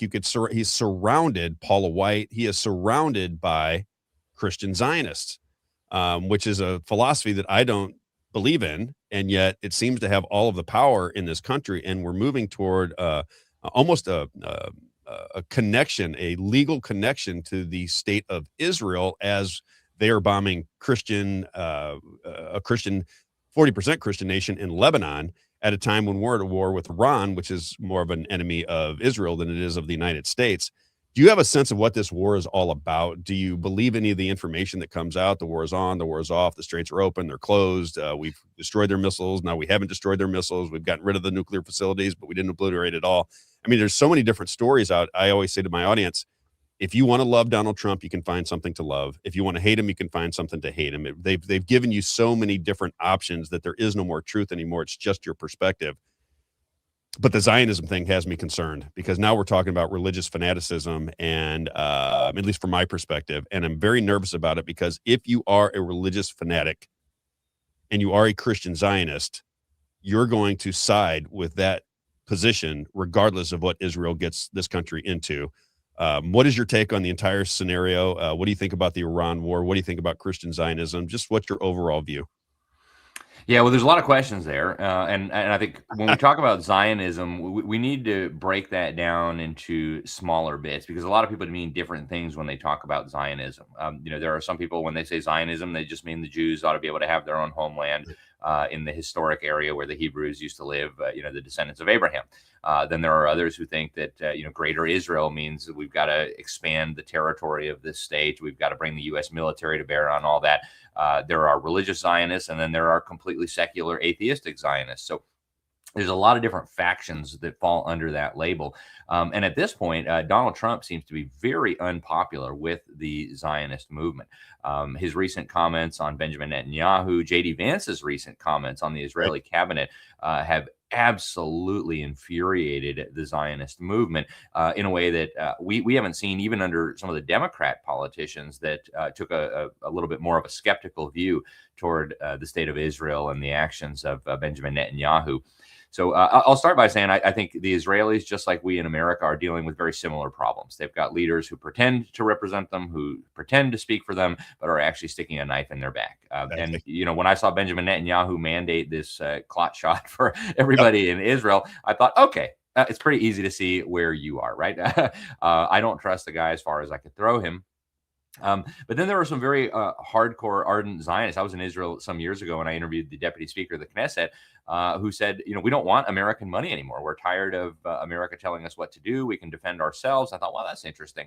So there's a lot of different factions within the Israeli political process, and there's a lot of different factions within what is called Zionism. Some Zionists think that the Jews should all go back there, and then huge numbers of them are going to be massacred, and it's going to be some major part of the end times, which I think biblical prophecy is important. I won't claim to understand it all, but there's a lot of different things at work here. And when it comes to the war in Iran, I can very easily see why the Israeli government would want the United States involved. Whether it was in American interest to go to war with Iran, I don't think so, as we're seeing now from this disastrous so-called memorandum of understanding that will basically put them in a better position than they were in when this whole fiasco started. So I don't quite know what to make of the situation with Iran right now. But one of the effects that we're seeing is the destruction of energy infrastructure, the destruction of our food supply, and really the destruction of American prestige, not just in the Middle East, but around the world. I mean, you can't even open up a little Strait of Hormuz with a 2-bit Iranian dictatorship. Like, really? Is America really this big, bad global hegemon anymore? And it leads me to believe that, at least behind the scenes, there are forces that are hoping to use all of this to orchestrate the transition from the unipolar world order to this new multipolar world order, where instead of having an unchallengeable hegemonic United States, we now have kind of the EU and communist China and the Kremlin all with an equal seat at the table. So we'll see where it goes. But I agree, it's a very, very confusing world right now, and it's hard to know. Excuse you. Thank you. Wow, sorry about that. It's not coming. I haven't done that yet, and I sneeze all the time, but I haven't done it on air yet. It's coming one of these days. I got to ask you, do you think the multipolar world would be better? Do you have a sense of, because this is an argument that we're going to have a guy on after you. He's been making that argument to me for a while. He thinks we're moving away from America being the lone real superpower to multiple superpowers. Do you think the world is safer and more prosperous under that system? Do you have a sense of how that's going to shape up? Well, I think the globalist deep staters want a multipolar world order. They've been talking about this for at least 15 years publicly. And the reason why is they can't have the global tyrannical system that they want with a country like the United States that still, at least in some areas, clings to these ideas of individual liberty, the Bible, guns, all those things. You cannot have the global hegemon even tenuously connected to those ideas. So I think what we've been watching here is a controlled demolition of the United States. And I think there's, again, several different ways to analyze this. I think the United States as an idea was wonderful. It was glorious. The idea that God gave us rights, the idea that government exists to protect our rights. These are wonderful ideas, a great foundation for a free nation and a free society. And so I'll never forget Rich Higgins, who was the director of policy and planning on the National Security Council during Trump's first term, said that the deep state wanted to become God on earth, and that to accomplish that, they were building a coalition of globalists, jihadists, socialists, communists, etc., to destroy the United States, not just as a nation, but even as an ideal. And I think that is where the globalists want to take us. Now, we need to be clear here that I think the U.S. government has been a very negative influence on the world for at least several generations now. We have exported not just the illegal wars, but the abortion, the globalism, the fake environmentalism, the left-wing extremism. We've betrayed all of our real allies. We've boosted all of our actual enemies. And I'm talking about the U.S. government here. And that has been an incredibly malign impact on the world. And so to the extent that that is being limited, that would be nice. But I think the alternative, what's going to rise up and replace that as they build back better, to quote a bunch of the 2-bit politicians and globalist puppets from a few years ago, is going to be significantly worse than the unipolar world order that we're leaving behind, not just for the people of the rest of the world, but also for the people in the United States. I think the communist Chinese model is the one that they would like to see imposed on all of humanity. So I think we're in one of those traps again, right, where if you support the unipolar world order, well, then you support the degenerate American government imposing all this wickedness on the planet through military force and through creating money out of nothing and forcing the world to use it. If you support the multipolar world order, then you're supporting kind of a communist Chinese style governance for all of humanity. So I think we need to chart a clear path away from both of those and just say, why can't we have a world of sovereign nations, of self-governing peoples grounded in biblical ideas of individual liberty? That would be, for me, the goal, and neither of the two, the unipolar or the multipolar, is going to be a good option for humanity. Again, we agree. What about a lot of people think that China is the enemy of America. I went over to China, spent some time over there, and I've spent time in Japan and Europe, all over the place. And what I notice is the people don't recognize us as their enemy ever. So we never, when I go anywhere, people are very kind to me. It doesn't matter where I go on the globe. Everybody is very nice. I never see peoples as wanting to fight each other. It's always governments. So when you start to recognize the governments are the ones creating problems, the only thing I can deduct from that is that it's business, right? You're interrupting somebody's ability to have power or money or resources. That is why we get into all of these problems. But even in the Middle East, I've interviewed some people from Iran, Palestine territories, people that live there. They're not anti-American people at all. They're very pro-American people. And yet our government seems to want to oppress and create boogeymen all over the world. Do you sense that a lot of the propaganda that comes out of the American government is to create a boogeyman so that you don't see what they're actually doing within our government? And it's not just propaganda. They are actually building up enemies for America around the world. They're funding them lavishly. We saw this with Al-Qaeda. We saw it with communism. We saw it with the invisible enemy. Right now, we just got news from the DNI that actually Fauci was funding the Wuhan laboratory that created this invisible enemy, the COVID. So they have a bad habit of manufacturing enemies for us and lavishly funding them and helping them. And this has been going on for generations. It's not a new problem. And we've got to deal with that, right? There's no exemption in our laws for the federal government to support Islamic terrorism. And that's what they did. I mean, they literally created ISIS. We've got smoking gun documents from the Defense Intelligence Agency proving that they created ISIS. They were funding Al-Qaeda. They were boosting communist dictatorships around the world. They literally put Fidel Castro in power. They were planning on using false flag attacks on my hometown of Miami to start a war. Okay. So this is the kind of out of control behavior that we have had from American authorities. Now, I have lived overseas almost all my life, Rob. I've grew up in Latin America, then I moved to Europe, then I moved to Africa, then I moved back to Europe. I'm only recently back in the United States. And so I've experienced what you described. You know, most people are not anti-American, even though increasingly our government is very unpopular. People in other countries understand that your government doesn't necessarily represent you, right? Barack Obama is not an accurate representative of, some farming couple in Kansas. And so people in other countries understand that. You know, if you lived under Saddam Hussein, or if you lived under Muammar Gaddafi, or Bashar al-Assad, or any government, you recognize that the government is different from the people. Now, in the United States, we have, I think, some culpability for allowing this to happen in our name with our tax money, since we're supposed to be self-governing. We, the people, are supposed to be in charge. But thankfully, people around the world understand that our government is not necessarily representative of we, the people. And that's good, because otherwise, they'd have plenty of reason to hate us. But no, I do think the government is creating enemies. And to talk about communist China specifically, I've done a lot of study on communist China. I've been exposing the CCP for going on 20 years now. Some of my biggest investigative work has been focused on communist China. And what always becomes very obvious to me, no matter what nook or cranny I'm looking in, is that the U.S. government has helped build up this massive enemy. They helped Chairman Mao take over communist China. They literally stuck a knife in the back of our ally, Chiang Kai-shek, the leader of the Free Chinese, even though he lost enormous numbers of men fighting alongside Americans against the imperial fascist Japanese. And then once they helped Mao come to power, they built him up. They built his economy up. They built up communist China to become a global superpower, because they want this new model of governance for the world. So I think, and I've given whole talks on this, the deep state loves to create, manufacture both real and imagined enemies for the United States. I mean, climate change, total hoax, but it's an enemy that they concocted out of nothing to terrorize us, steal our freedom, and create a pretext for global taxes, globalism, etc. The same thing is happening with communist China, except I do believe communist China has been built into a real threat. And I do believe that the globalist deep staters would like to see a potential third world war that they would then use as the springboard for launching full-blown global government. And so we need to be very careful with that. I think that's one of the things I worry about most, is just to manufacture it, because it does feel like you're kind of on a march to World War III. I've been saying we've been in World War III. It just hasn't went kinetic yet, but now it seems like it's starting to go kinetic. I don't know if you saw the bombings from Ukraine in Moscow over the last couple of days and what is going on there. It seems kind of crazy to me that you would have Ukraine bombing Moscow with drones and there would not be some kind of reaction from Russia. They almost have to, right? Because their people are going to go, what is happening here? They're bombing Moscow.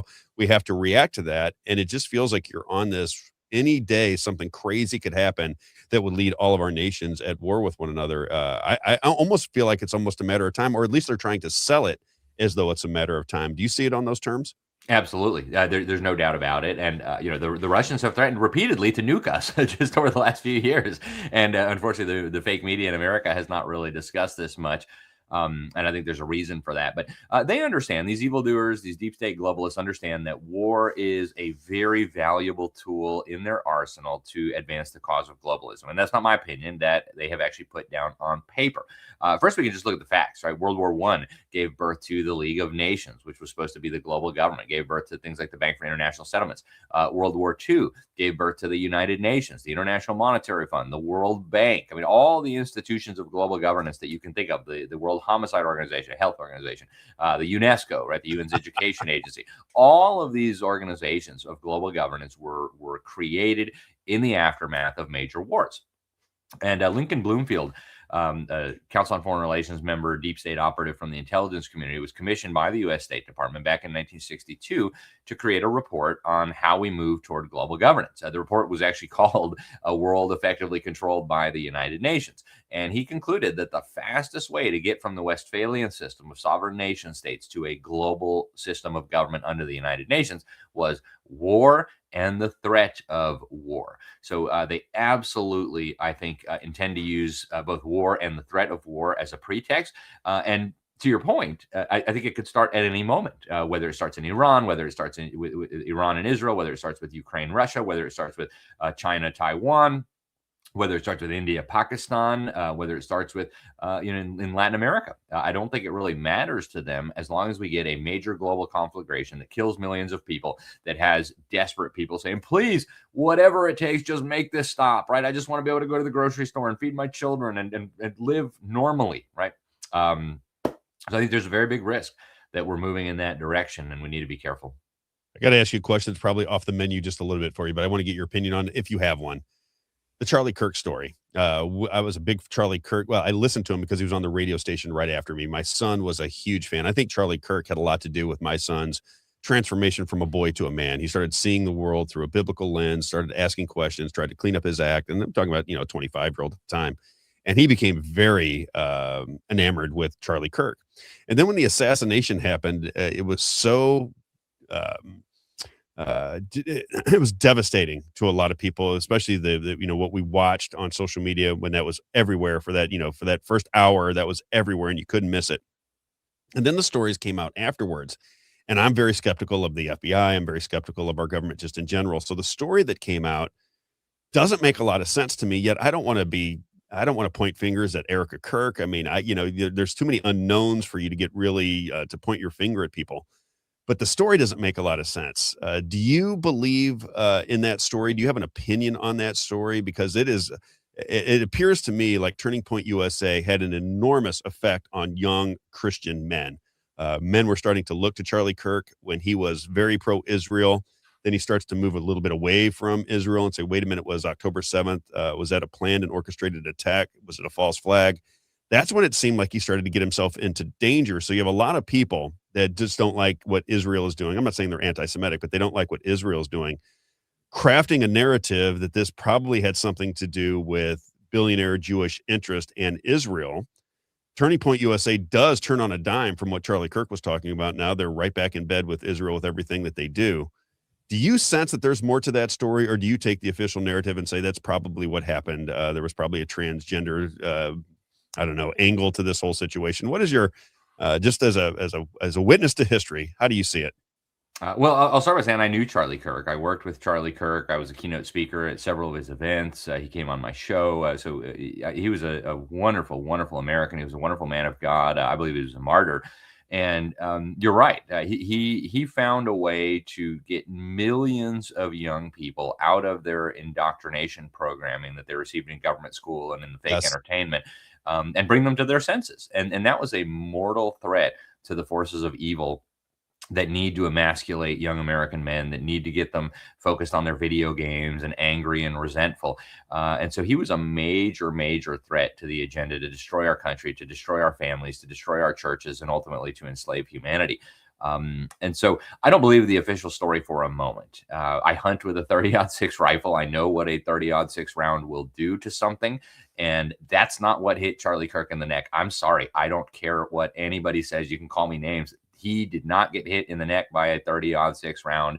I have shot many 30-06 rounds in my life, and that is not what hit Charlie Kirk in the neck. Beyond that, I don't know what happened. And I don't know that we'll ever know what happened. I think it's very much like the JFK assassination, where everybody knows that the government was lying, but they put out so many fake stories that nobody, no matter how much time you have, could ever possibly sort through all of the lies and the propaganda and the mess and the confusion. I don't know Erica Kirk personally. I would like to think that Charlie Kirk would not have married the kind of woman that people like Candace Owens suggest that she is. So I don't think she was involved, but it's so hard to know anything at this point. I know the government's lying, like they lie about everything. So, that's not a big revelation, but beyond that, it's very, very hard to know, in my opinion, who might have been involved. Again, we're on the exact same page. That's how I see it. You can't possibly know. You probably will never have the opportunity to know, but the story doesn't hold a lot of weight for me. It just seems too ridiculous. Got to ask you a couple other questions about what's going on in Missouri and around the country. One of them is AI data centers, these hyperscale data centers. It's big talk in Missouri and around the country. I go back and forth between Florida and Missouri. I can tell you that in both campaigns, both in Missouri and Florida, it is one of the top agenda items. People don't want the AI data centers, yet they're getting the AI data centers, whether they like them or not. What do you think is going on? I listen to people like Catherine Austin Fitts, who I find to be a brilliant woman, and she said Donald Trump will be, she said this before he was elected in 2024. And Alex, I asked you to go back to that time, right? The election was stolen in 2020. You had a lot of conservatives and a lot of Donald Trump fans believing the election would be stolen again in 2024 because not much was done to change the election system. She said, no. She goes, they'll want Donald Trump to be the president of the United States for two reasons. Number one, it gets rid of the question about stolen elections. That will go away. If Donald Trump wins, you're going to hear less and less about election integrity. And she said, number two, Donald Trump is aligned with the Tech brothers. That's what she called them. And she said, and he will be able to bring in the surveillance state in America, because under normal circumstances, libertarians and conservatives would go, no, that's too much surveillance. We won't have it. She said, but Donald Trump, they'll fall right in line because he's fighting their enemy. Therefore, everything he says is good. That's how she described it. And it's kind of played out that way. I mean, you got to remember the first day, Alex, of Donald Trump's presidency, he trots out Sam Altman and Larry Ellison to explain that we're going to give a $500 billion investment to Stargate. So I look at those things and I'm like, was she right? Is this all just ultimately at the end of the day, the biggest thing Donald Trump could do for the oligarchy is put in a tech surveillance system, flock cameras, kill switches on your cars, 702 FISA warrants, all things that he ultimately was once against and now is for. Could she possibly be right? Is that what this thing is? Is that what these hyperscale data centers are meant to do, is store information on American citizens? Therefore, you can make the argument, if you're not doing anything wrong, who could care? But if you're trying to organize against your government, you do care, because now all of a sudden they have complete and total power to which you can never get out from under. What say you? Yeah, I know Catherine, and I think she may be onto something here. But I think there's several ways to look at this again. Artificial intelligence is going to be maybe the most important technology that was ever developed. It is absolutely critical from a national security perspective. And all of the whining about, if we don't do this, communist China is going to take over. Well, I think that is part of a disinformation and propaganda campaign. There is an element of truth to it. Now, I don't think the communist Chinese will actually succeed here, even though we have trained hundreds of thousands of their engineers and scientists, because they just don't have a political and economic system that's conducive to innovation.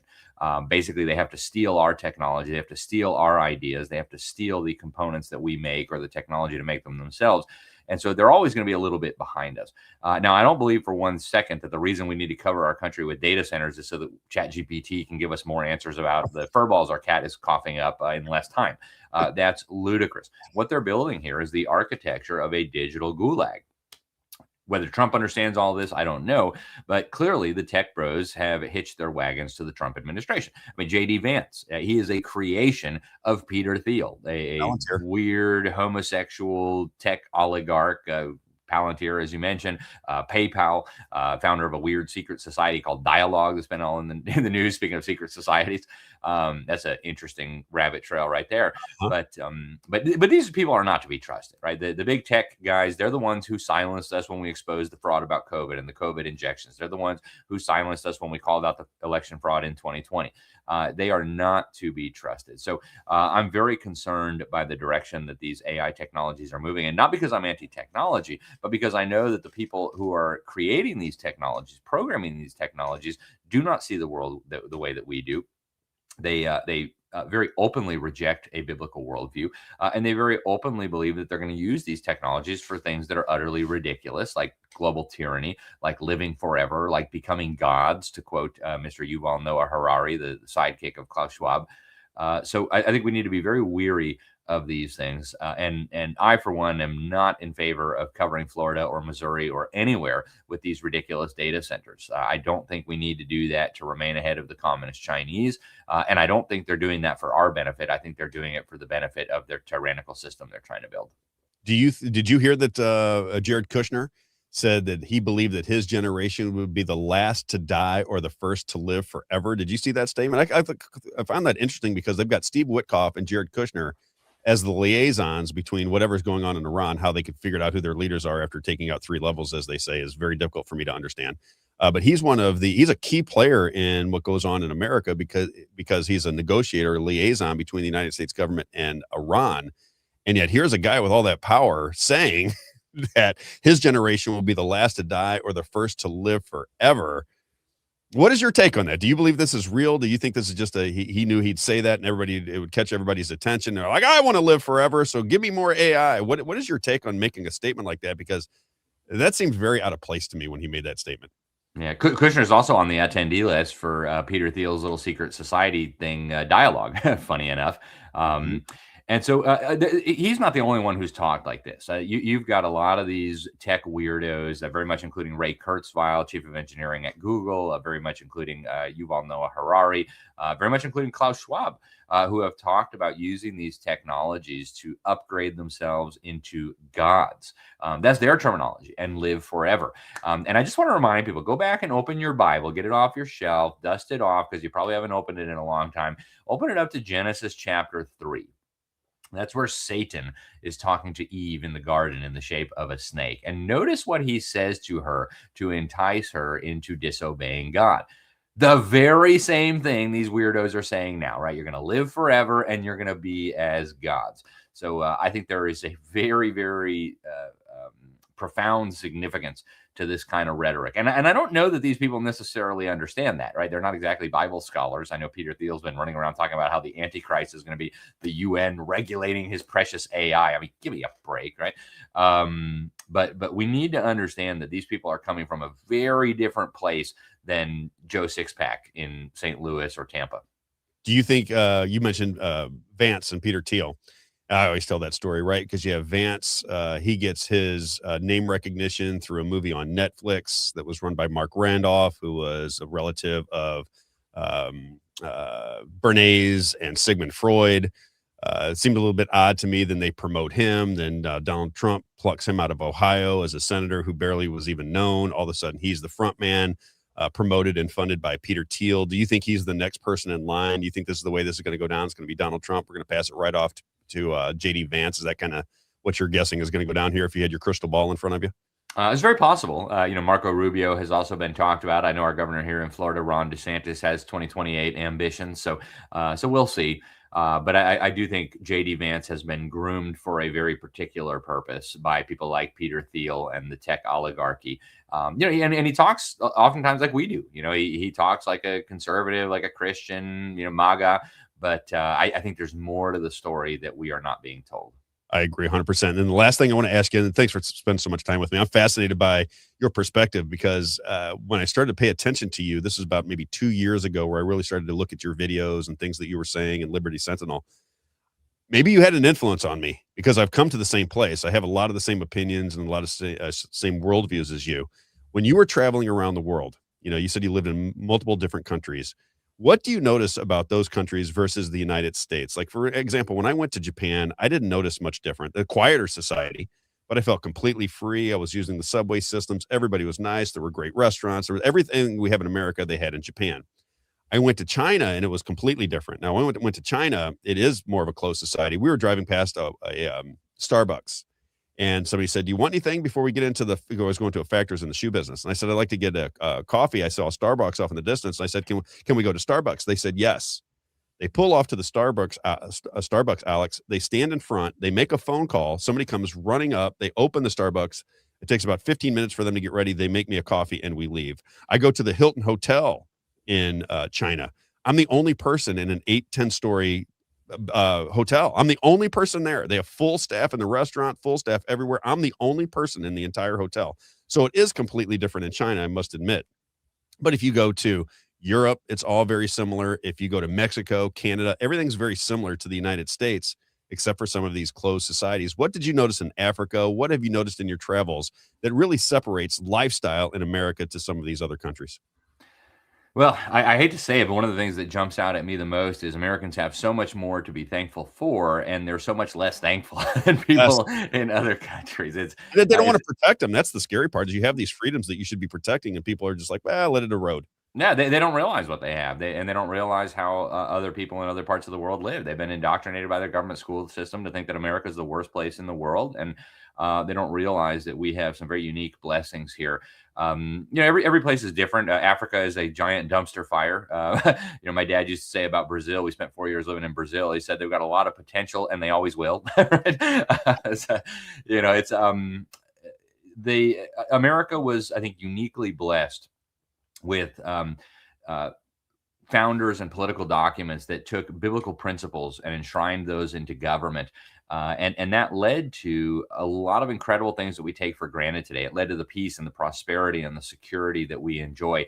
But we're very rapidly losing that. And we have allowed a lot of the rest of the world to benefit from that. And so that has served them well as well. But I think we're at risk of losing that. And I really do think Americans need to learn more about who we are as a people. They need to appreciate more the blessings that so many generations before us have fought and in many cases died to pass on to us. And we need to make sure that we are not the generation that loses all of that. We need to pass all this on to the next generation in better shape than we got it. Amen. And I know you're coming to Missouri soon. How could people, I know you're coming. How do we find you when you come to Missouri? If we want to promote it, how do we promote what your time in Missouri? So I get up to Missouri a lot. My next trip is going to be on June 30th. I'll be in Cape Girardeau at the Rock of Cape Church. So that's just a few days from now, I guess. Yeah, you're coming. Yeah, Twyla Braves will be there as well. So anybody in that area, we would love to see you. Cape Girardeau, June 30th, 6 p.m. at Rock of Cape Church. And that'll be my next trip to Missouri. And I get up there at least a few times a year. My show, The Sentinel Report, broadcasts on multiple stations across the state of Missouri, St. Louis, et cetera. And so, and I would encourage people to go to our website, libertysentinel.org, thenewamerican.com, and stay in touch. You got it. And I know you, Andrew Muller works with you as well. Yes. I happened to see him speak for the first time at a Phyllis Schlafly meeting, and I walked away thinking, I think he was like 25, maybe years old, 26 years old. Less than that, yeah. Yeah. We had speakers all day long. We had speakers from 9 a.m. till 7, 8 o'clock at night. And he was the most poised and the most, he communicated better than anybody that showed up that day. I'm like, wow. So I had him on the show afterwards. I did not know at the time that he was aligned with you, but I mean, when I went into the speech, he talked about it when he was in giving his talk to everybody. But I got to tell you, you got some really talented minds in your organization. So I tell everybody, if you can, Liberty Sentinel, go check it out. And what was the other one? American? The New American Magazine. I serve as senior editor there. So yeah, the New American Magazine. Alex Newman, thank you so much for your insight. I appreciate you taking the time with me. We'll promote your event on June 30th, and we'll make sure that our listeners are signed up for everything that you do. Appreciate it very much, my friend. Thank you so much, Rob. God bless you. Really appreciate it. God bless you. Have a great day. Isaiah, you just mentioned, by the way, I was going to say, you just mentioned about Genesis yesterday. Isn't it amazing how things work out? And then he brings it up today. I thought, wow, Isaiah just brought that up yesterday when we were having that conversation. Yeah. All right, and then the Tower of Babel too, and all that, just a continuation of everything he's talking about. It all ties together, you know. It's amazing, isn't it? ECS. Yeah. Let's do we got 2 minutes, I think, before we bring on Josh. So let's talk about ECS roofing and exteriors. Again, when it's time for roof. Again, we just had our first customer from the show have their roof put on by ECS Roofing. He said it was absolutely fantastic. Everything went smoothly. He actually said that their team was so conscientious that they walked around and got all of the what do they call them when you're looking for metal in the ground? You know what I'm talking about? When you're trying to find Metal detectors. Metal detectors. Good Lord, I can't think of anything anymore. They had metal detectors looking for nails all along the roof to make sure that nobody stepped on their nails. He said they were just conscientious. The roof looks great. That is our friend Larry Evans from ECS Roofing and Exteriors for gutters, siding, decks, roofing in particular. Roofing. Been around for 30 years. Licensed insurance adjuster, independent insurance adjuster. So he tells you whether your roof is going to be covered by insurance. You don't have to guess.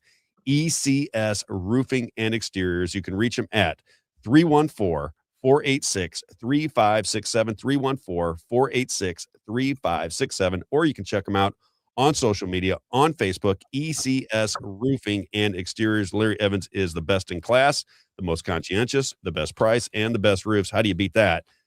You know the deal. We don't truck with losers, Isaiah. We truck with the best in the area.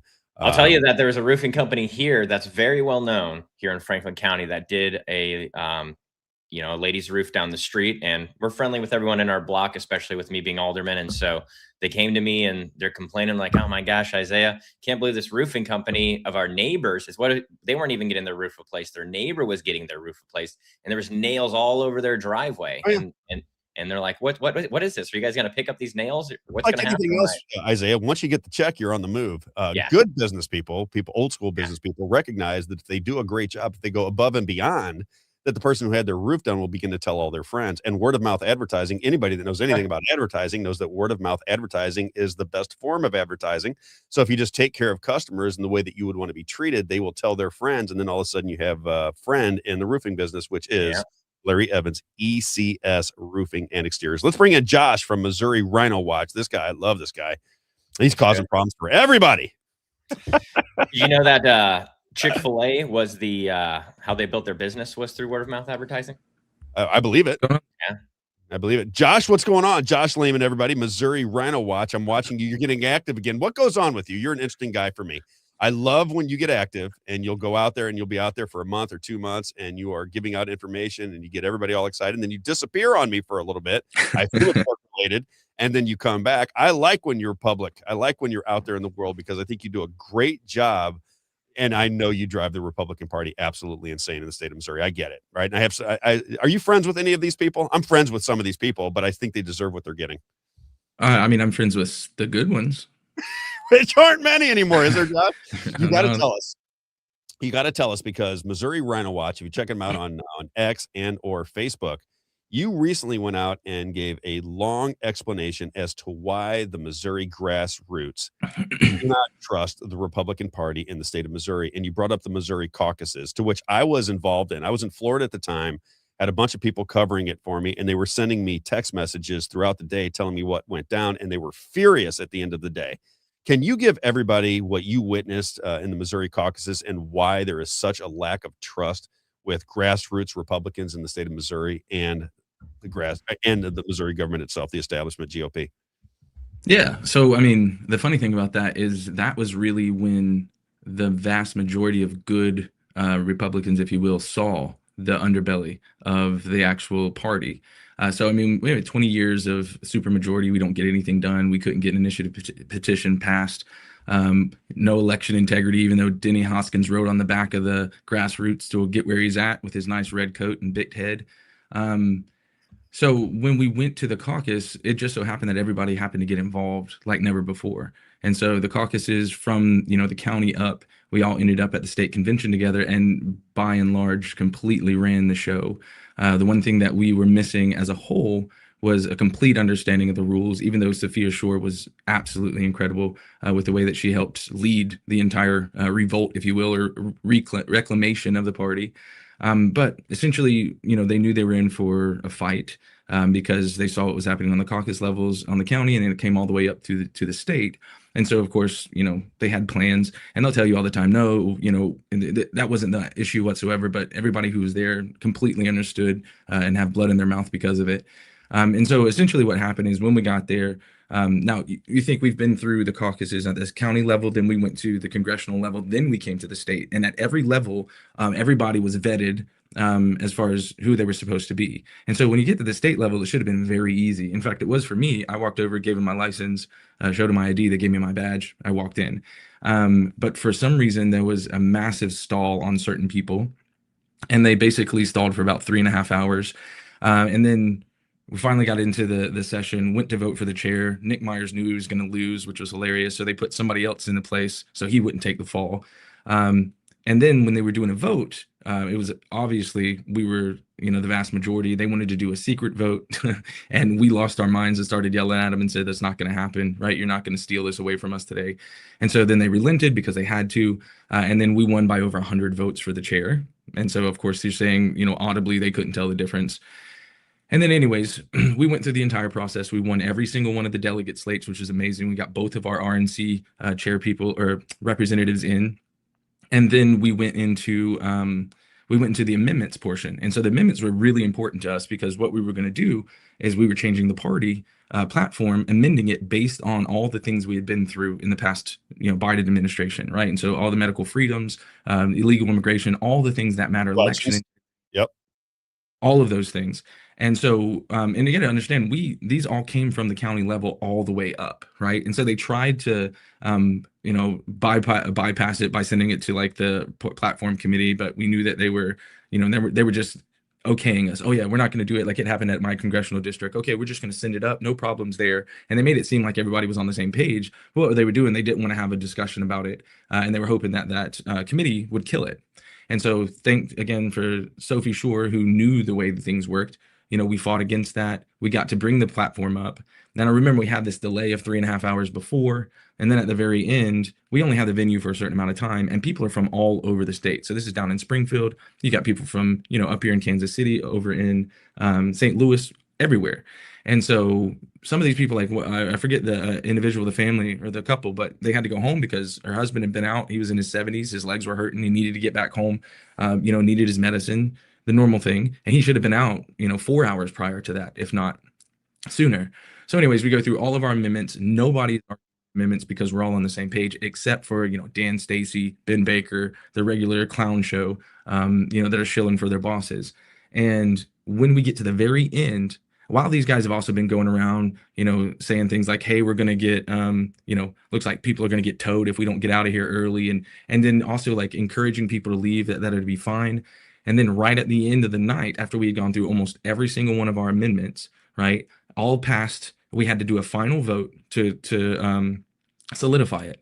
And at the very end, Dan Stacy called for a quorum, right, which is a tactic that would, if you don't have a quorum there, then you can't do business. However, it is completely up to the people in the room if they're going to call a quorum or not.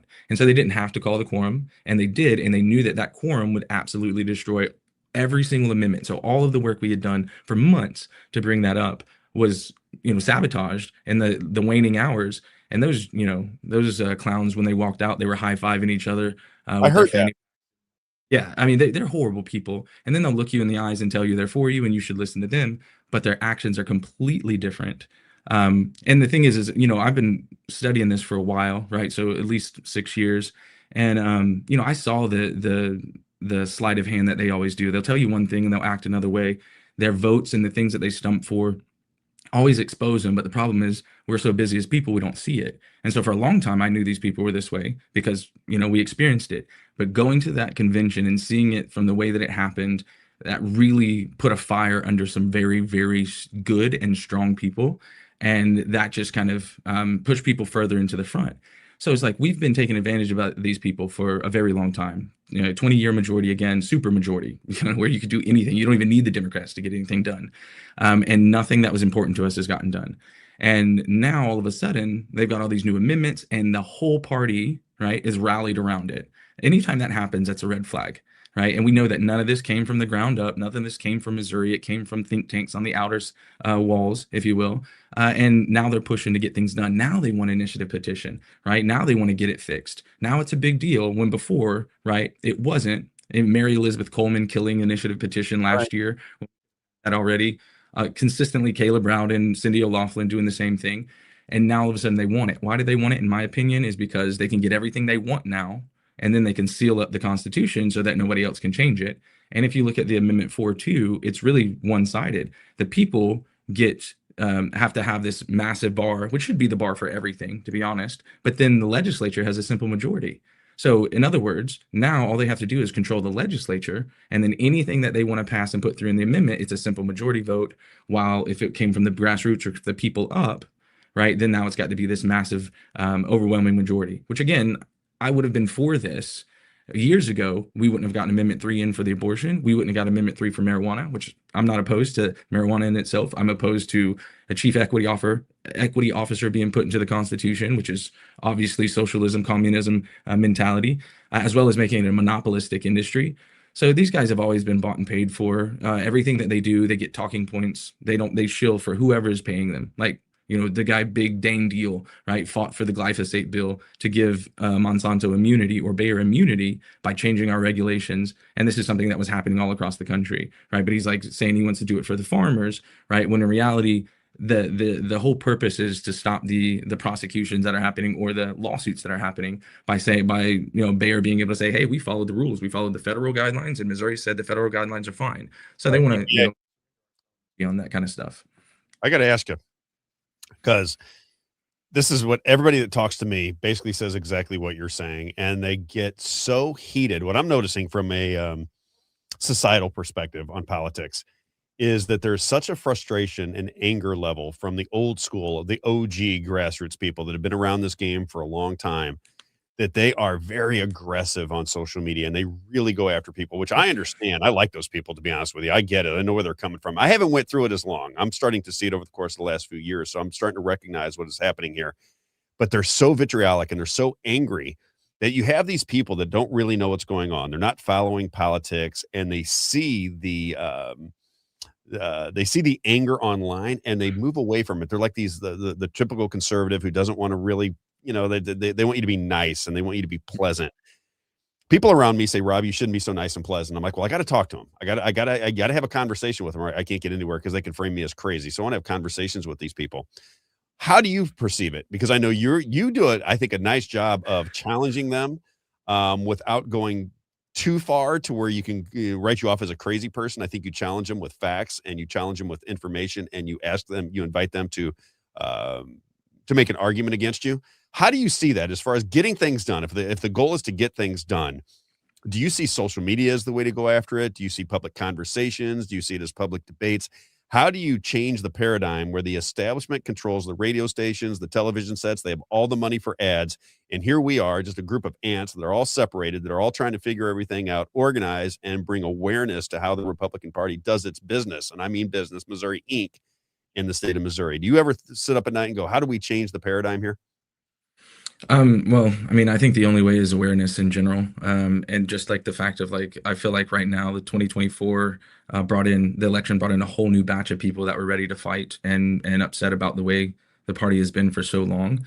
I think social media is a wonderful thing. I mean, I have 3.3 thousand followers on Facebook, which is not a lot, but my last post, I have over 90,000 views in the past 7 days. Really? So, good for you. Well, just for, clarity, I don't make any money off this. I don't even monetize it because I don't care.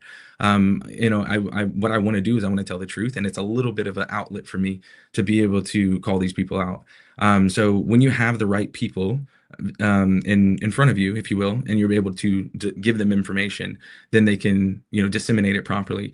As far as getting back control or taking control, I think it's a long march, and I think we're very well on our way. Because the biggest thing is people got to, I think the biggest advantage we have right now is they don't trust the party as is, which is good, because they shouldn't be trusted. They've been lying to us forever. And as far as my approach and my tactics, I'm just honest and angry a lot of the times. And I don't speak out of turn in the sense of when I say something, I know exactly where I'm coming from. I know exactly. I've done my diligence research, because before, when I used to say things and they would gaslight me, it drove me crazy, because it's not that I don't want to be wrong. I don't want to be a liar. I don't want to deceive people, right? I care about these people. I care about this nation. I care about everything that we have. So when these people, like Speaker Tim Jones, right? This guy, he's touting now because of, he wants to protect the Constitution from billionaires, right? When this guy has literally been one of the driving forces for Rex Sinkfield his entire career. I mean, the guy took, Sinkfield, I think, gave him $100,000 in his campaign. And he was running unopposed. And then what's crazy is that campaign finance money that's supposed to be for campaigns moved into a PAC that he created. And then that PAC invested that money into a fund that had indirect ties to somebody Sinkfeld knew, and he made a really good return. And now he's working for ALEC, right? Which is also, I mean, all the things he's involved in is 100% the enemy, the party of the enemy. And then you have like AFP shills as well, right? The people who endorse Nikki Haley for 2024. I mean, absolute neocon and the exact thing that we hate. And then people like turn a blind eye to it. But the reality is what's always been wrong are the puppet strings and the masters. And the puppet strings are always the consultants and the think tanks, and the masters are always the donors. And none of that has changed as far as the people that are in. Some of the faces have changed, but the underlying motivation or energy, if you will, that it's coming from has always been the enemy. And so the more we can find out, the truth, the more people are getting upset and actually dig in, and the more people that get involved, it's going to be a natural takeover. You know, that's really the way I look at it. And I also believe this is something that God leads. You know, some people probably see me on here talking the way I talk and getting angry, but I don't care. You know, people forget that Jesus drove people out of the temple with whips and chains, or whips and flipping tables, right? So you got to do what's right. And one of the callings for us is to stand in the gap, right? To rebuke the oppressor, set the captives free.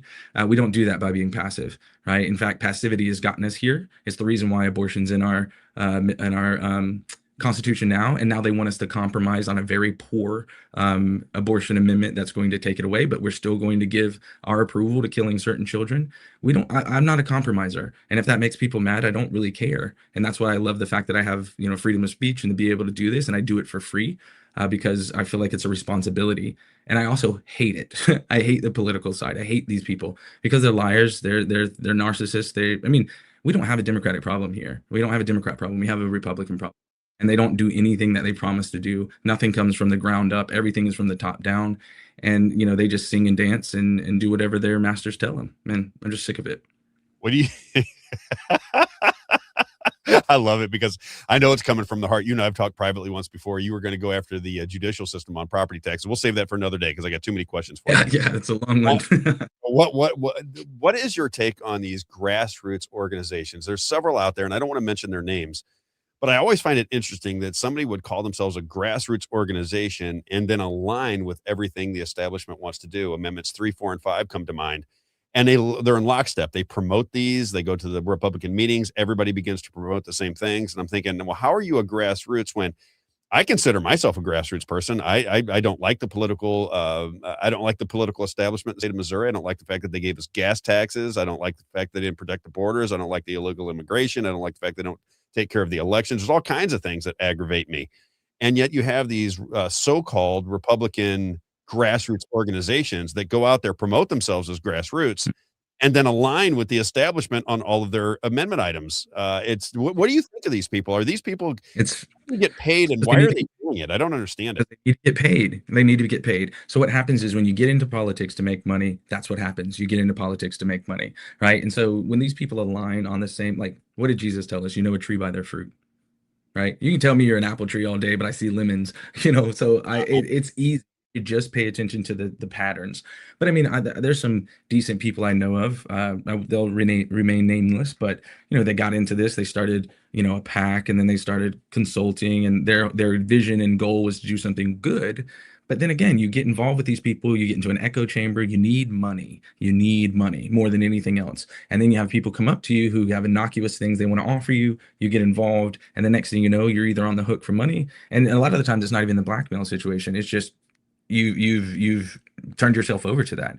You know, politics isn't something where we should get in it to make money whatsoever. It should be to serve. And the biggest problem is most of those people are not serving anyone except themselves.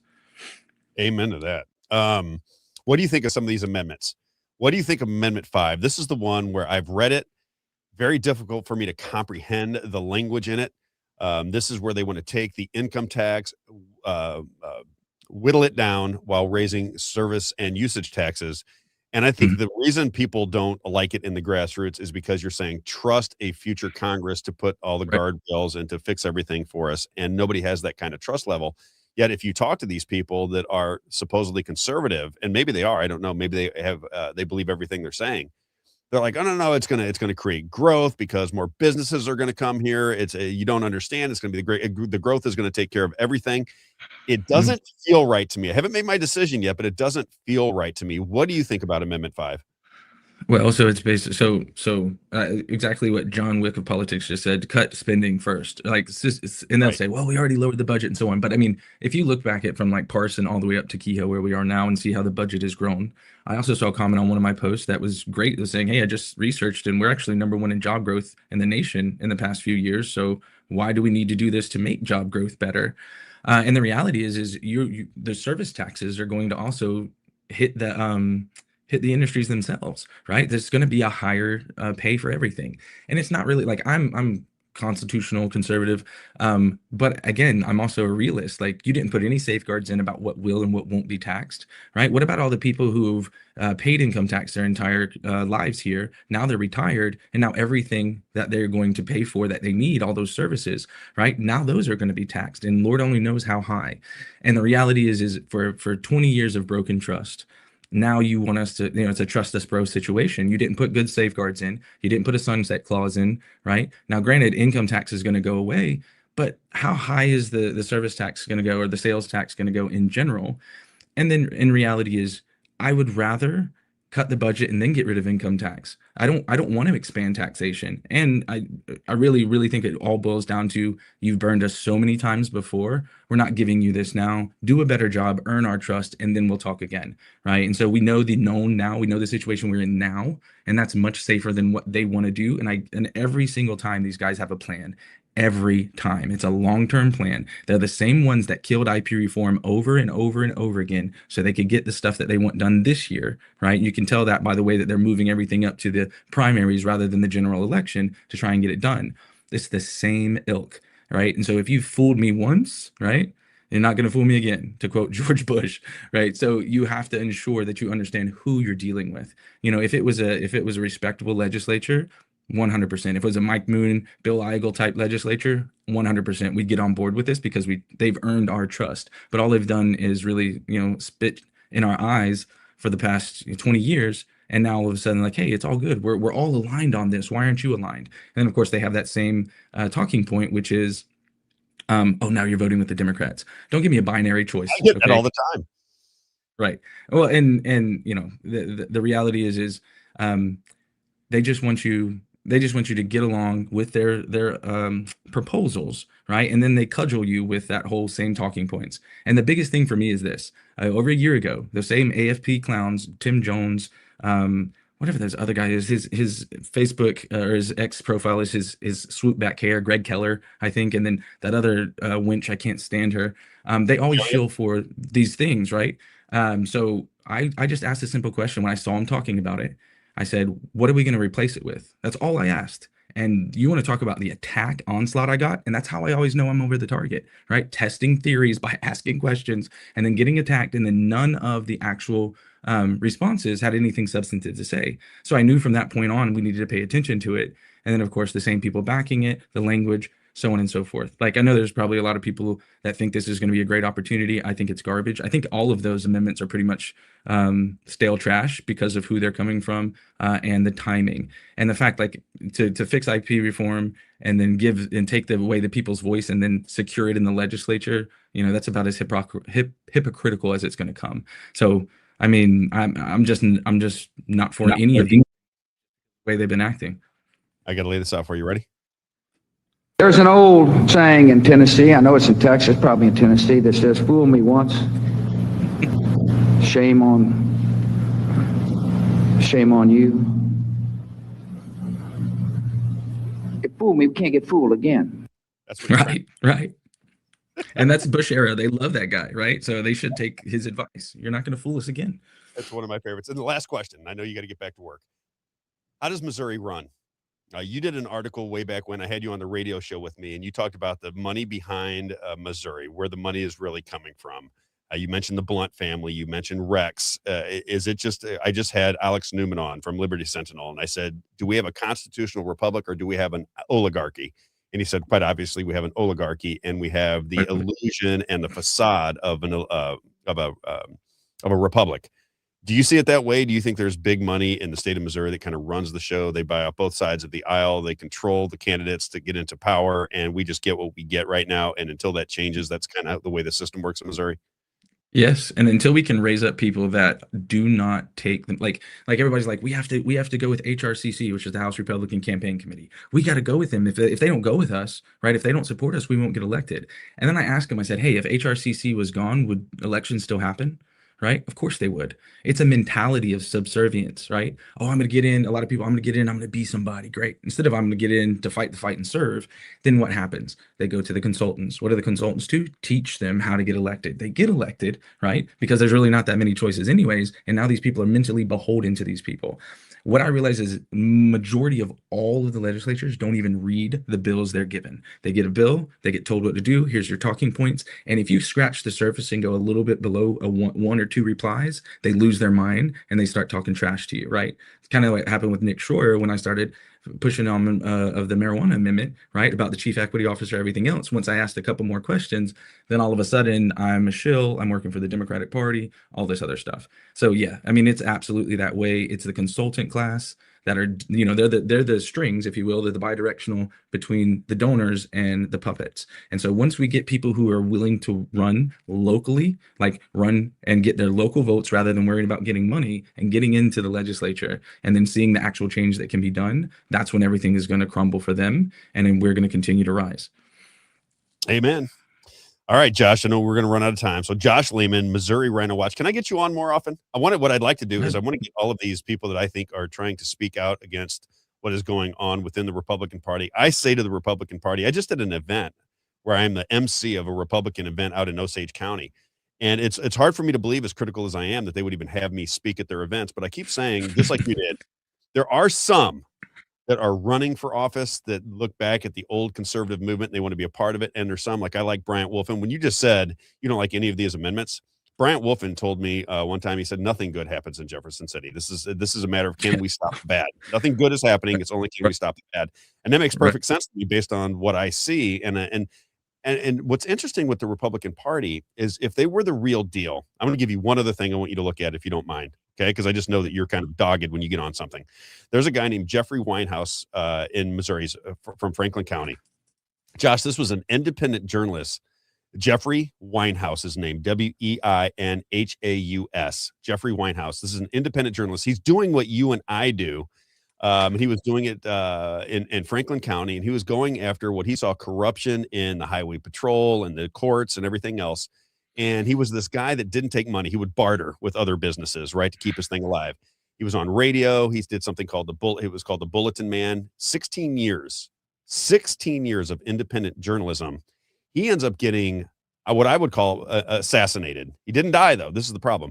He videotaped the entire thing. Everybody in Missouri, everybody in power in Missouri who pays attention to the story knows that they tried to assassinate this man because he had information about the power structure in Missouri. When he survived 2 bullets in the forehead and 2 in the chest, then they came to arrest him. They arrested him. They put him on trial with a $7,000 attorney who didn't do anything proper whatsoever.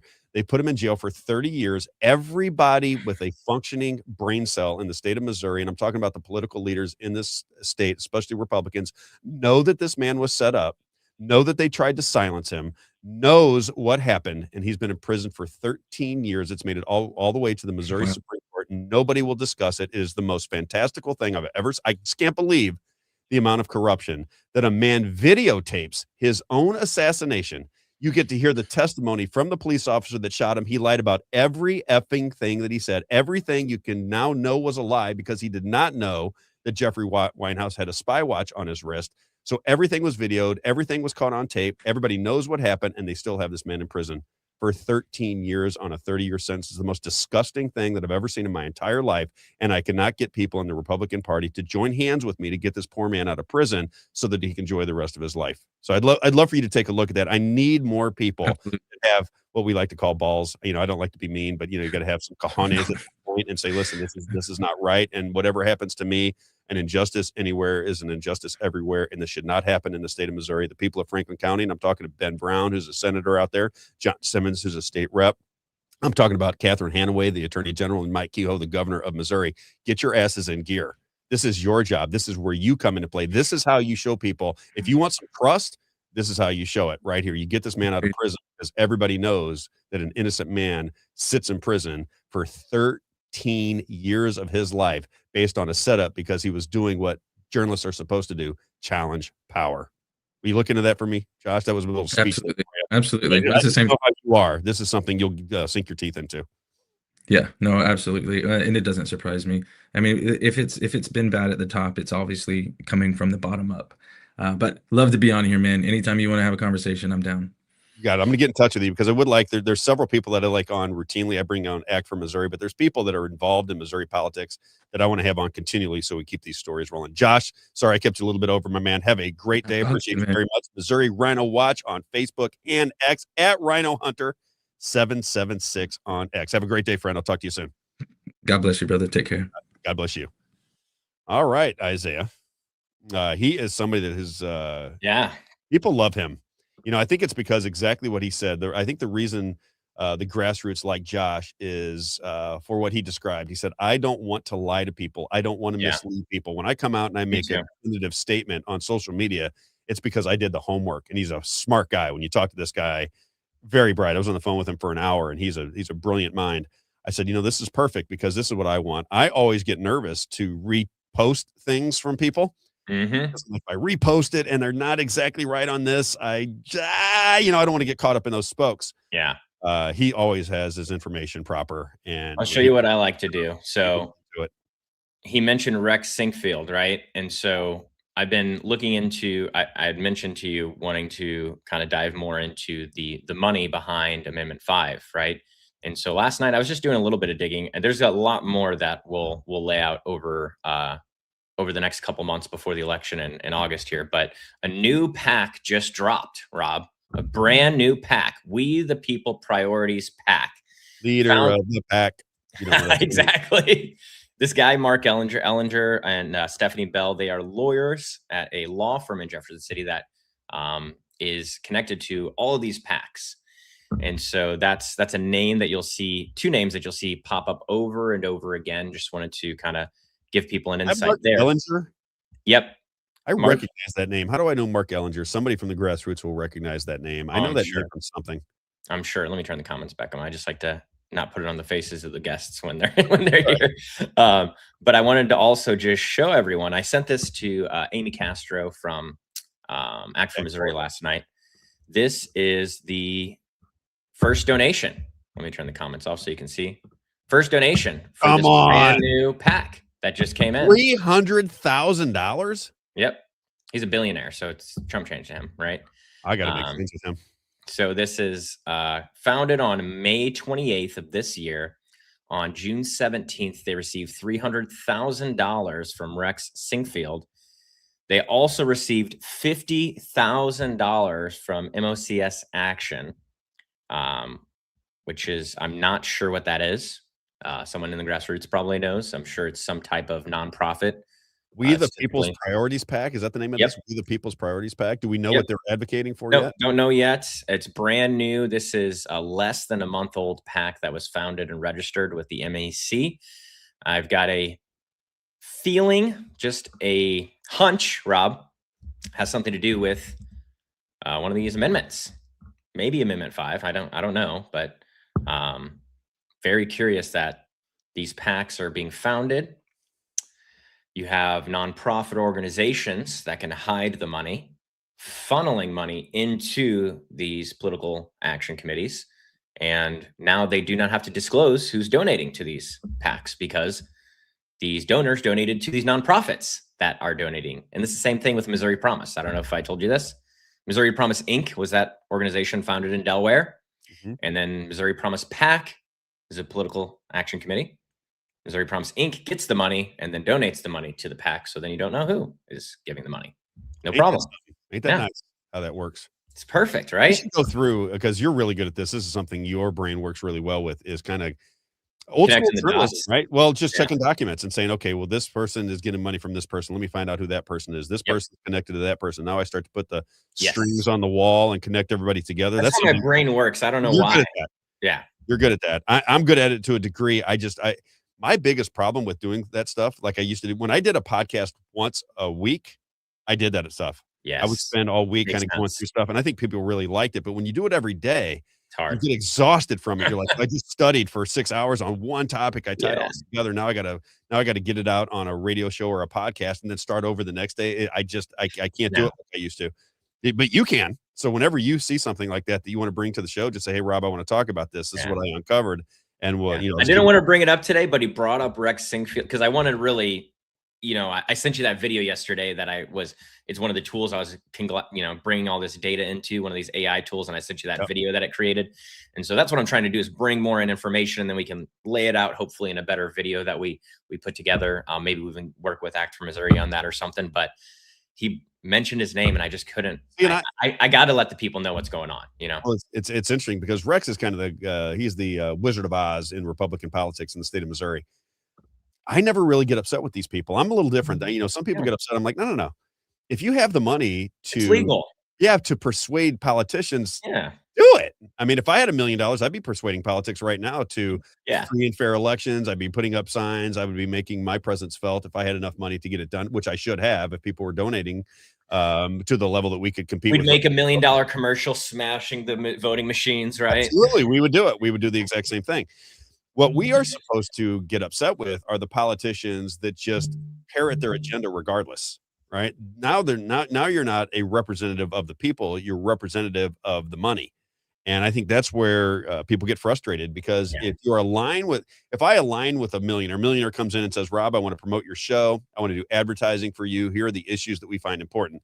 I find it important that we have fairness in media, that we take down all the safeguards for monitoring social media so that you have the same opportunity as all the big name podcasters in this country. We're going to break down those safeguards. We think freedom of speech and freedom of reach are the same thing. This is the public forum. We're going to put forth legislation that makes a level playing field for people in this arena. I'm down with that, right? I think that's important. If he says we're going to come in and we are going to clean up our elections, we're going to spend a lot of money on educating people on how elections are manipulated and stolen in the state of Missouri and around the country, and I want to fund that. I want to give you a couple $1 million. Well, I'm taking his money because I'm aligned with him. But if he says, Rob, I think we should use all electronic voting machines, I agree with you on this, and this. But when it comes to electronic voting systems, I think we should always use electronic voting systems. I can't jive with that person because we're too far off ideologically on what is good and bad for the country. Therefore, I would not align. But I got to tell you, I knew you'd love that information, though. Brand new PAC, just formed, right ahead of the elections. With the lawyer who is responsible for a lot of these PACs. I think I was reading, and we'll do a deeper dive, but I believe I was reading something about the 2016 that he was involved in, and there's so many things that this lawyer has been involved with starting these PACs, and then Rex is involved with funding these things, and there's so many nonprofits that get formed to donate to PACs. It's what do you call it? Legal fraud, right? Legalized fraud. Legalized fraud. Yeah, legalized fraud. It's not fraud anymore. It's fraud, but it's legal, so therefore it's not a big deal. Yeah. All right, let me get Carrington Financial in here. Let's get 3 in, and then we'll bring on Rick Babitz. I see that he joined us. Let's do Carrington Financial. That's Rick Babitz is coming on here in just a few minutes.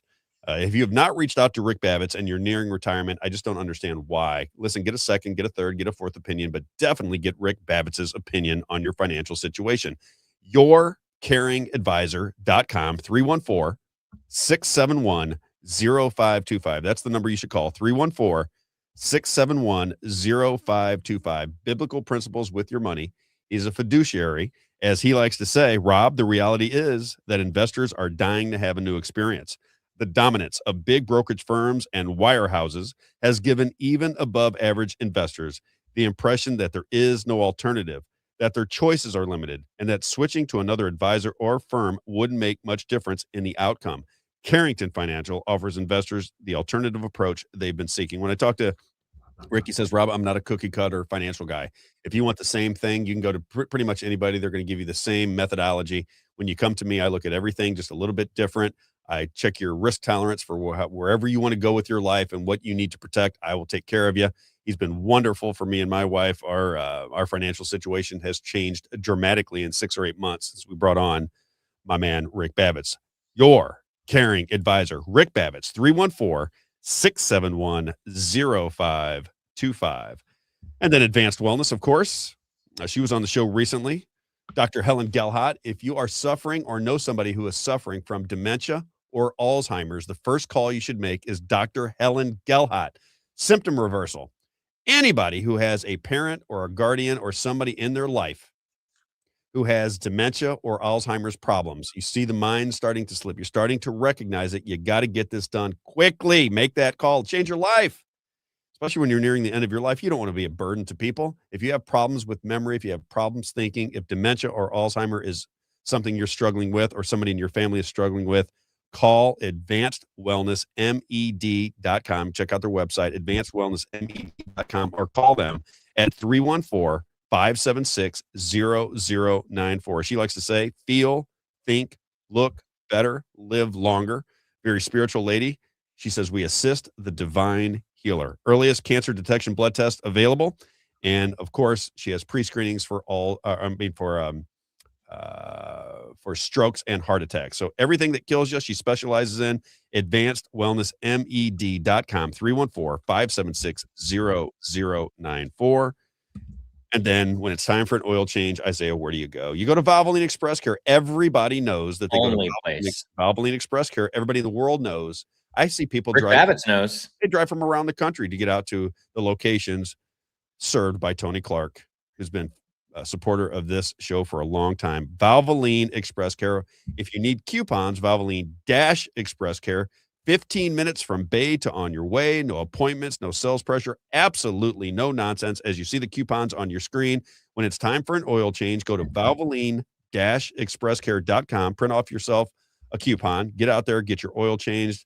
As I like to say, if I don't see that sticker in your window, how in the world can we possibly be friends when you know that Valvoline Express Care is the leader and the best in class for oil changes in the state of Missouri? Locations in Cape Girardeau, Missouri, Highland, Illinois, Troy, Illinois, Lemay Ferry Road, Warrenton, Missouri, Mid Rivers Mall Drive, and St. Peter's Parkway. Valvoline Express Care, Valvoline-Express Care if you need coupons. But if you just want to check out the website, get some coupons and get up there and get yourself an oil change. 15 minutes, quick, easy, efficient, no sales pressure. Oil changes at Valvoline Express Care. All right. Let's bring in Rick Babbitts. We cut him short a little bit today. I apologize, Rick. We had a late edition. What's going on, Rick Babbitts? How are you? I'm doing great, brother. How was your Father's Day?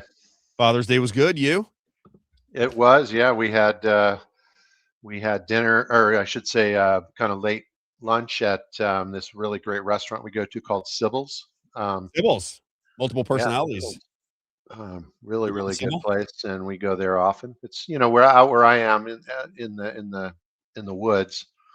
There are not a lot of great restaurants. That's a very great restaurant, even if it was in downtown St. Louis. Do I get to come out to where you live and you buy me dinner there one time? I would actually take you there anytime you want. Just show up. Just tell me when.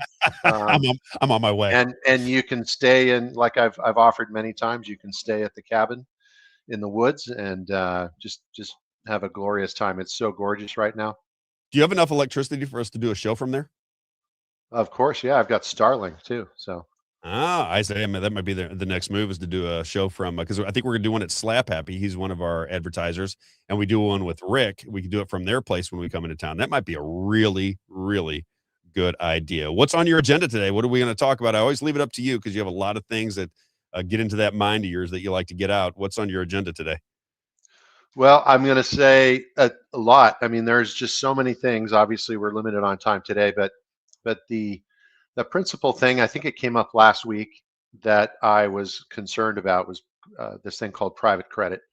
And as I mentioned something, I'm not sure if I can play it, but there is a clip of Larry Fink. There's several clips that people could go find. You want me to find it? I can bring it up. I'm not sure. It's super hard to find. It is I have it on my mind map, so I could try to play it and see if it works. Oh yeah, it'll work. Okay, so I'll play that. But let me just give you the setup really quick, because what we're seeing, and I see this from actual 401k accounts, IRA accounts. I work with so many people, and because I've been in the public sector, working with government agencies, whether it be at the federal level, which I've done for many years, but I think even longer. What's important for people to know is I work directly with city government all across the country, but obviously because I'm from California, we are the exit planner for very large cities in Ventura, Santa Barbara, and Los Angeles County, kind of that area that I lived for my whole life. And so these city governments will just call me and say, hey, so and so wants to retire, or they'll tell the person to just call Rick. And they call me and I look at their accounts, and typically they have a 401k or a 457.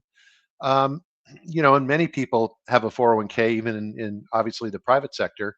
And what we're seeing, and this has been happening for some maybe 2 or 3 years, where we've seen the plan sponsors, either the employer or the whatever wirehouse, whatever custodian. There's a lot of them. Fidelity would be, a lot of people might have Fidelity as their 401k.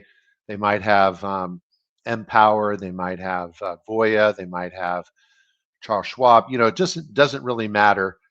Depending on where you work, that's what's really going on. But it's really what they put into that vessel, which is going to be your 401k account. Pardon me. That's what we're seeing, some movement in certain kinds of investments being added in.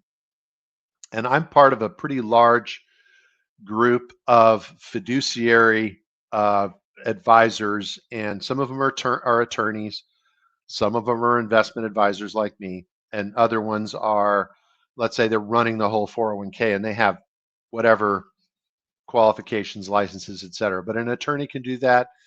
And effectively, it's to protect the employees, right? The reason for a fiduciary is to protect the employees.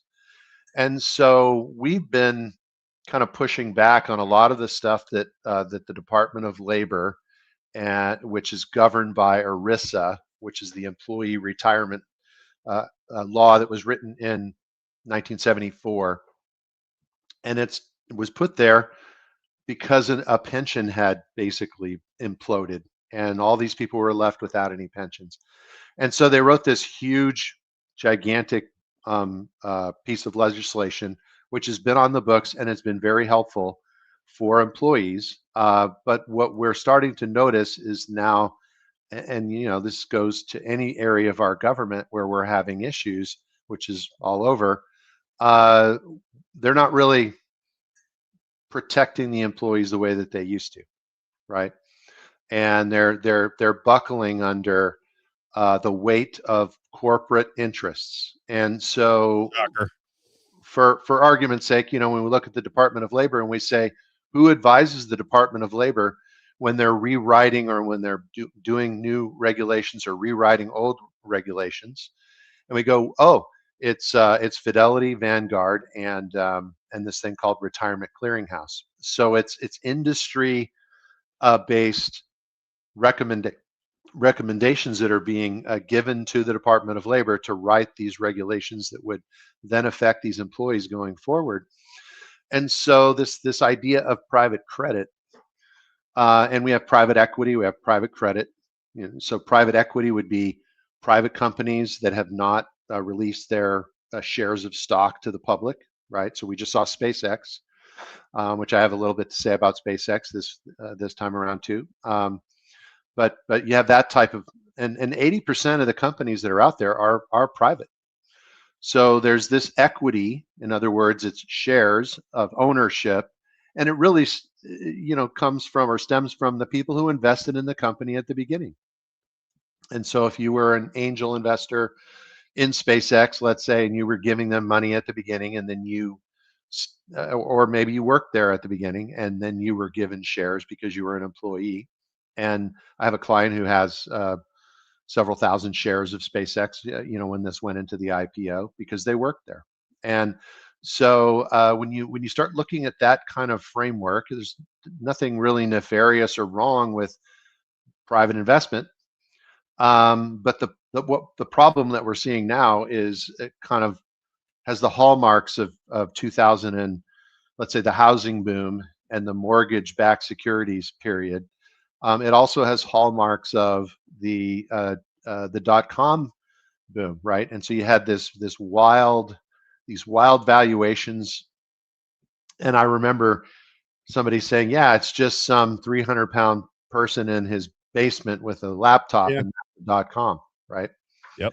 And there was no value. There was no there, right?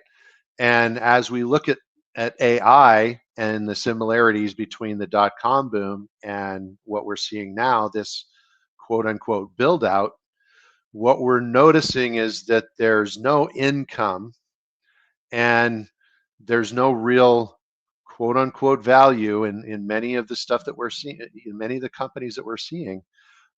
Yet what we're also seeing is that there's guys like Larry Fink that is head of the largest asset manager on the planet, and they're pushing a certain agenda that in my view serves them and serves the super elites, right, in terms of just a structural movement, or when you see tectonic plates and they're shifting and then you feel rumbles and things like that. Well, this is kind of what I'm seeing. And so I want to make sure that people are just paying attention. I mean, people who have 401ks and retirement accounts and they're working towards retirement, they can't afford to have their money, 30% of their money taken away or 20% of their money taken away. And the closer you are to retirement, the worse it is if you have a loss like that. And it takes longer to grow the money back once there is a loss like that. And if there's people out there who don't really have a lot of connection with their advisor, I mean, the way that I see it right now, advisors, just in a general way, need to be proactive with their clients. They need to be reaching out to their clients and talking to them about the risk that they're currently taking. And maybe there are people that are just, let's say, enthusiastic or euphoric about what we see rocketing inside the NASDAQ, or less so in the S&P. But nevertheless, the S&P is being dragged along by 7 or 10 companies that ostensibly, that's what we call a concentration risk. If you're focused on 10 companies that are all in one sector, that's a very high risk, because what if that sector has an implosion, right? Doesn't Jim Cramer always say diversity is the key?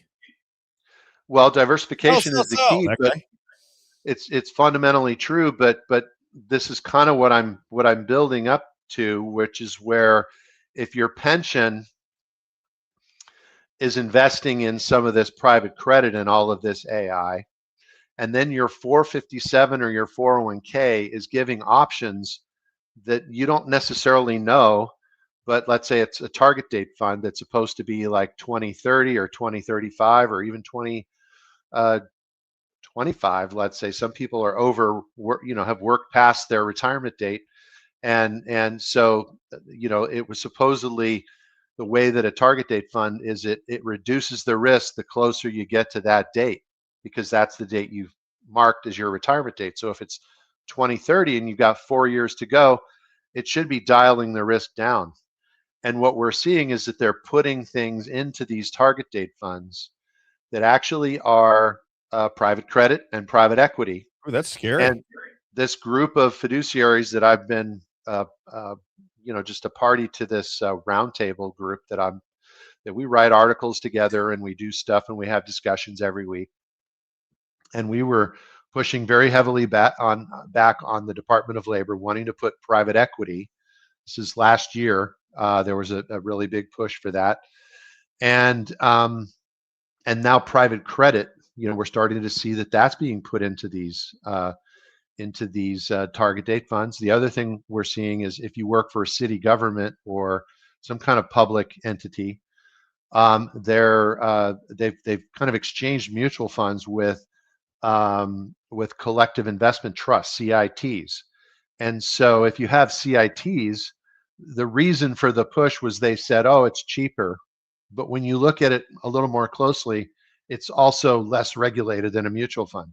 So you can you don't necessarily need to have the same disclosure. And then also the policing aspect of a CIT is a little bit disjointed. It's not a unified, like the SEC and FINRA police, the investment community. But CITs have all kinds of, there's like 3 or 4 different entities that don't communicate with each other. And so when you look at it from that perspective, it's a lot easier to do things inside of a CIT as far as the investments.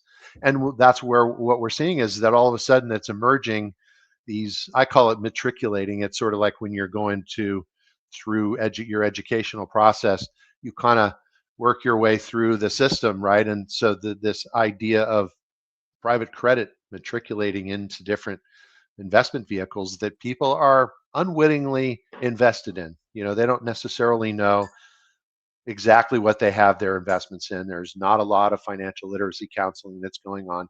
And then advisors are in my view, not, I think they could be doing a better job at proactively reaching out to their clients and discussing risk.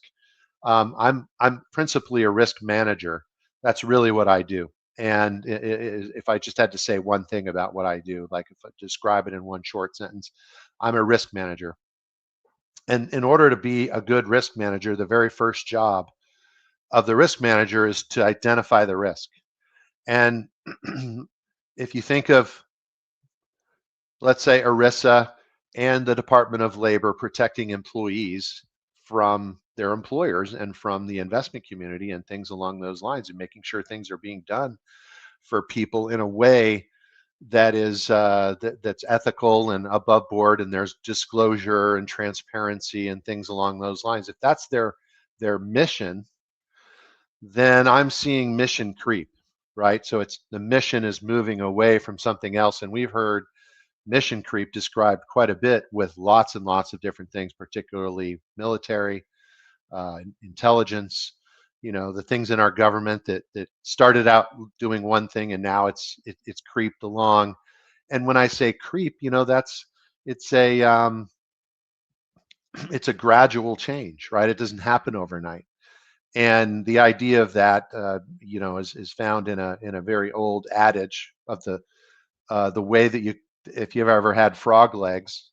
I don't know, have either of you guys ever eaten frog legs? I think I have. Isaiah, you had frog legs? I don't think I've ever eaten frog legs. Yeah, I've had frog legs. Not a big fan. No, it's like I've been told I had chicken. It seems ghastly, right? Well, they're delicacy in different places, and there's a little bit of a difference between a frog and a lobster when you're cooking those two dishes, right?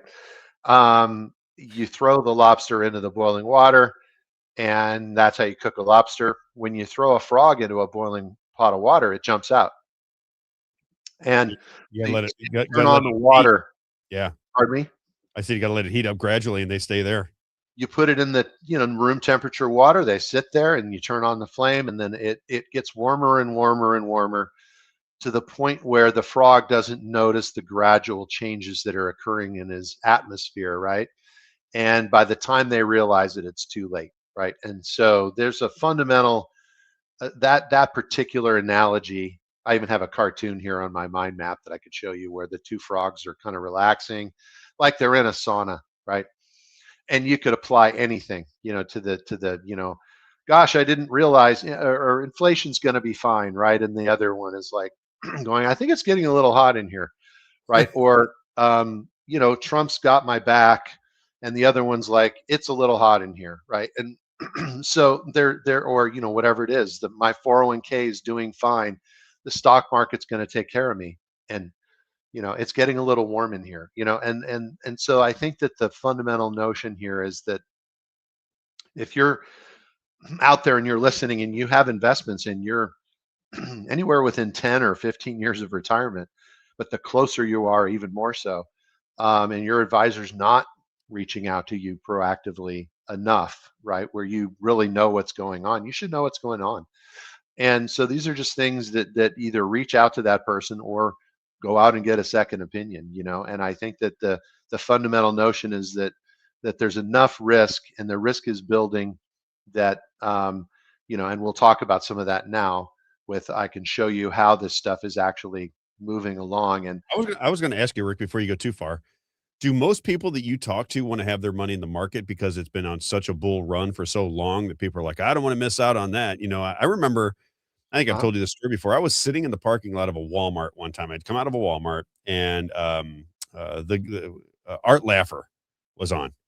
And I think the stock market was around, I don't know, 14, 15, 16, 7, somewhere in that neck of the woods. And he said that if Donald Trump is elected with what he wants to do with to bring in corporate wealth, right, the corporate tax cuts and this and that, if you remember back in the 2015, 16 timeframe, he said the stock market will go to 30,000. And I remember thinking, 30,000? It'll never get to 30. Is he crazy? I remember calling my wife and saying, hey, this Art Laffer is saying that if Trump is elected, the stock market, and at that time I had a lot of money to protect and grow. And he said it will get to 30,000. We're over 50,000. I mean, we're just talking about 10 years. We went from 6,000 at the, when everything started to crumble, right? In 2000, was it 8 or 9 when everything started to crumble? And then you go 16 years later and we went from 6,000 to closing in on 51, 52,000. It reminds me of the exuberance, just like you said, of the tech boom, the internet boom. And everything just go boom, boom, boom. Everything was going up so fast. The NASDAQ in particular was just going through the roof. And here we are again with AI. And it just feels like there's going to be a certain amount of our society who rides that wave until it crashes into the shore and they lose their money. And you don't want to do that around retirement. I look at people and go, man, I've worked a long time. I started working when I was 12. You're probably from that generation too, aren't you, Rick? Where we started working real early. We're doing either paper runs or we were doing some kind of work when we were, in middle school. So you work your entire life and you're thinking, man, at this point, and it's weird, right? When you get to 55, 56, you're like, retirement's right around the corner. I could retire at 62. I could retire at 65. And you're basically wanting your life to hurry up so that you can get out of the chains of working 10, 12-hour days, 5 days a week. You're trying to get out of those chains. You're looking forward to retirement. And then they pull the rug out from underneath you if you have all your eggs in the wrong basket right before retirement. I just think that is like jump off a bridge type of stuff if it were to happen to me. Well, don't jump off a bridge. I'm teasing. I'm just saying that's hypothetical. But I'm just saying, is it? No, you're exactly correct. Getting ready to happen to some people if they don't pay attention to their finances. Well, I mean, we just know that it's impossible. The idea that again, this has been called the biggest bubble since the railroads. That was Michael Hartnett.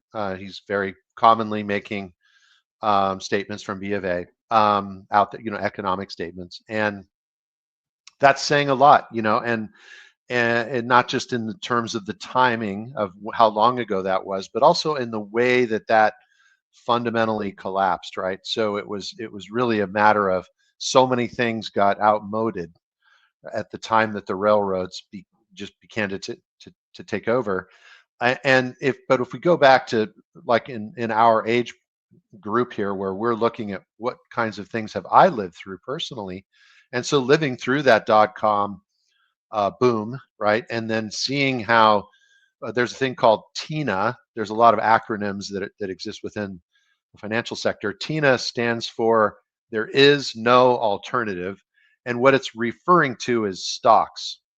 And so in other words, to get the kind of return back in the .com boom, you were getting really good returns if you had your money in a CD. You might be getting 7 or 8% in the late 90s on a CD. So if you had $1 million, you're sitting pretty safely earning $60,000, $70,000, $80,000, depending on the type of arrangement you had.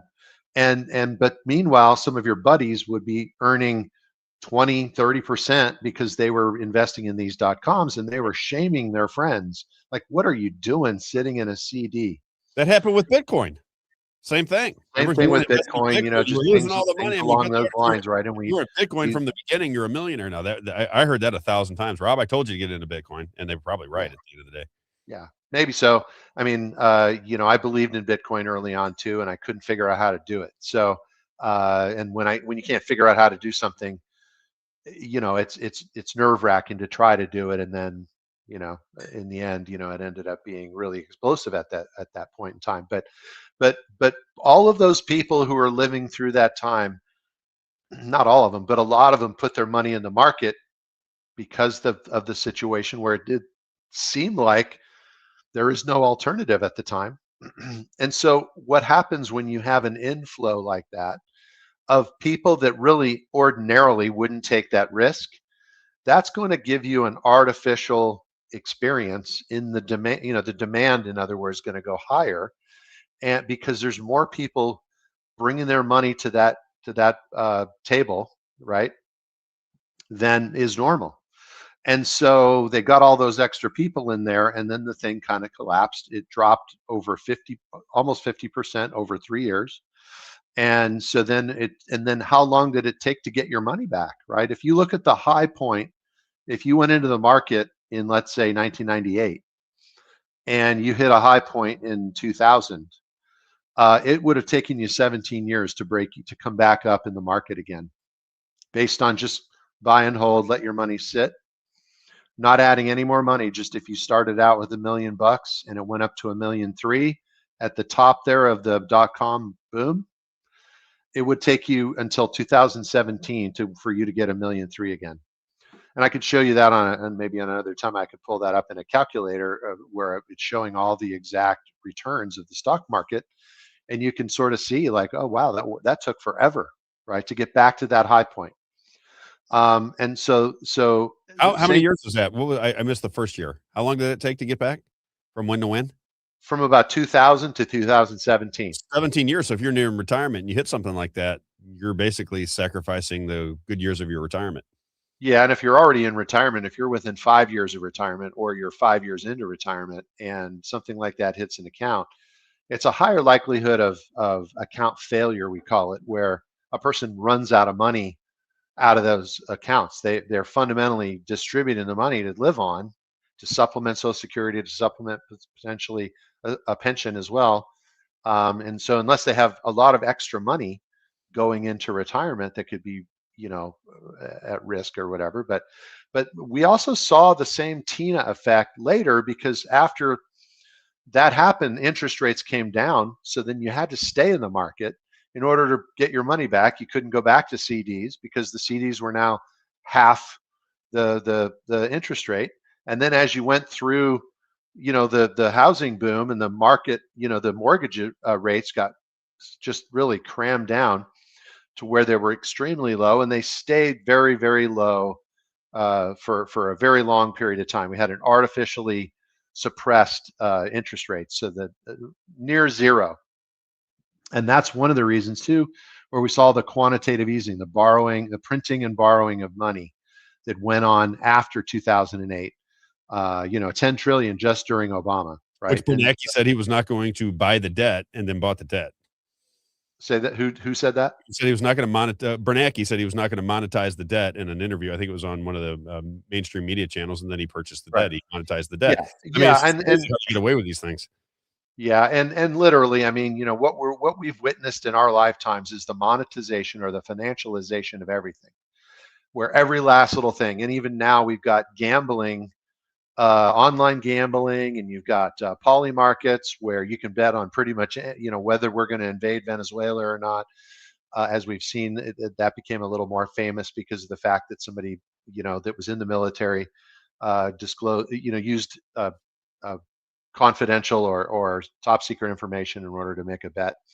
And then now you have poly markets is going hyperbolic with the way that people can bet on things. And so we have the SpaceX IPO, which the valuation was insanity. I mean, in terms of $1.7 trillion in so-called valuation on a company that's only produced $17 billion last year, right? So how do you get that? And then you look at demand, right? And so then it goes way up, and now $600 billion was given back, in terms of like basically taken from people because the stock dropped, right? And the people that sold it early on in the second or third day, when it was about 220, 222, it got to that.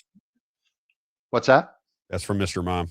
He said, "What kind of wire are you using?" He said 220, 221, whatever it takes. You don't remember that? Mr. Mom. Mr. Mom. That's an incredible. Hang on. That's all right. I gotta dog let issues. her out real quick. There you go, girl. I gotta ask you too. So I'm curious about the SpaceX, right? Because I always feel like things like that are generally not going to work out for early investors, right? So how did that play out? So SpaceX comes onto the market at what? It runs up to what? And now where's it at? What's the life cycle of SpaceX so far? So it was released at 135. That's for the people who already had the private equity. Then when it hits the market, they basically had to set the price in the morning on that Friday, and I mean basically I guessed 150, and then that was kind of the consensus too, was that it was 150. But I took that as a good enough guess to where I set a a buy order in the morning that would just take place once it hit the market, and I ended up buying it at 150. This is just me personally. But then as soon as it started to go up or whatever, I set a trailing stop on my account so that if it dropped by a certain amount of percentage, that it would just automatically sell. So the same way that I had done the buying thing, I did on the selling thing. And so it went up to, I actually didn't look at the very top, but it was around 220, 222 or whatever. And then it started to have a precipitous fall. And most people bought it at $160 a share because they didn't get into it in that first moment. They just went online or, pardon me? Where's it at now? It's 160. So it dropped all the way back down to where it started. What's that? So it's back where it started. It's back where it started. So anybody who bought it higher than 160, which most people did, they lost, a fair amount of money. And if you bought it even at 150 like I did, but then kept it, right, then you're still sitting at barely any growth. So and IPOs are notorious for that exact thing. They go rocketing up, and then there's a very large trough that happens, and sometimes they recover and sometimes they don't. One of the things about the SpaceX thing that I'm going to share my thing here really quick because I think it's important for people to see a couple things, if that's okay.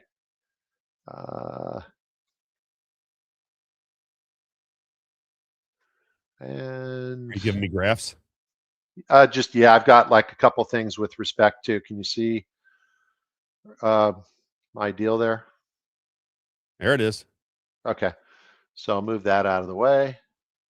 And so here's SpaceX, and just 2 days, I think it was 2 days after they said they were going to have the IPO. So this is like June 3rd, they say they're going to do the IPO. And then on June 5th, they filed another thing that said Google was going to rent 110,000 GPUs, which is basically computing capacity, from SpaceX for $1 billion a month for 33 months.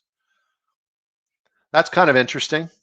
So in other words, we're worth $1.7 trillion, or we're going to be worth $1.7 trillion. But meanwhile, is this like a loan? I mean, what is that? Because SpaceX supposedly has equipment and Google is going to rent it from them for 33 months for $1 billion a month. That's like $33 billion that you're going to have in revenue right out of the gate. At the very least, it affects people in terms of how they're calculating whether they're going to buy this stock or not. They're going to go, well, they're going to have $1 billion in revenue that they didn't have when they were private, right? As soon as the IPO came out, the other thing that happened is they issued a bond for $20 billion. So in other words, SpaceX is going to borrow another $20 billion from investors. This is what I'm talking about with regards to this what we're seeing. Dicey.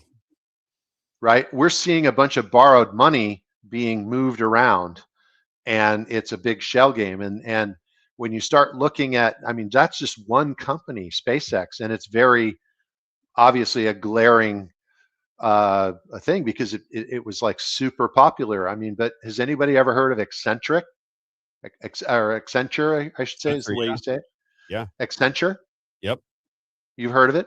Yeah. Did you Oh, know yeah. that They advertise on television all the time. Okay, they lost 50% of their value over the last 6 months. What do they do? Pardon me?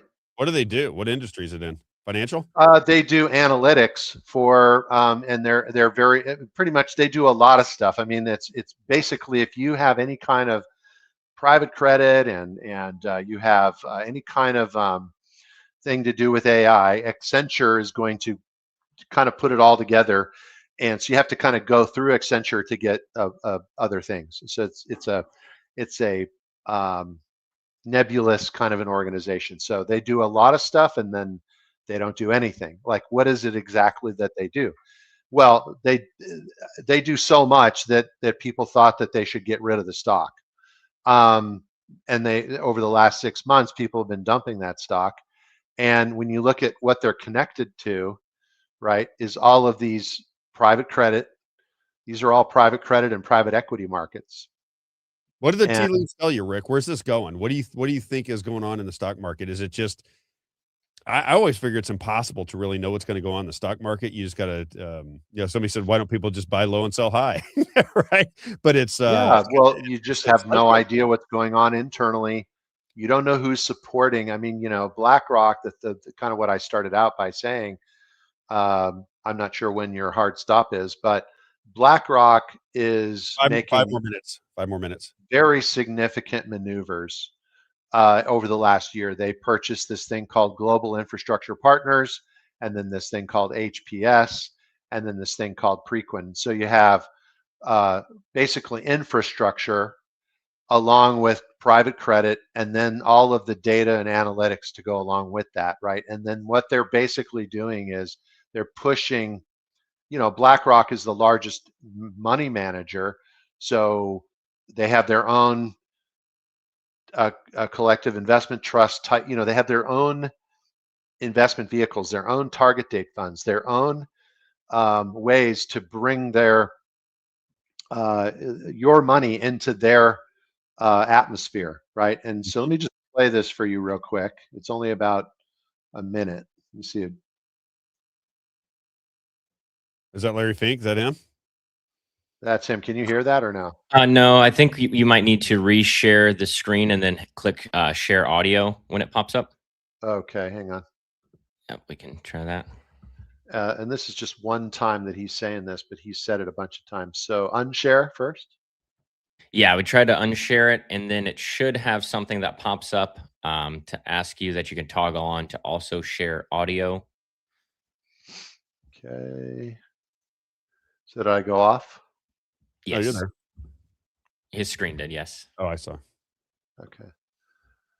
And then when you're sharing there, if you're using Google Chrome, whenever you share, a little menu pops up, and on the bottom there, it says also share system audio. I totally see it. Yeah. Perfect. Very nice. Thank you. That's why they pay me the big bucks. That's right. So now you should see me back again. There we go.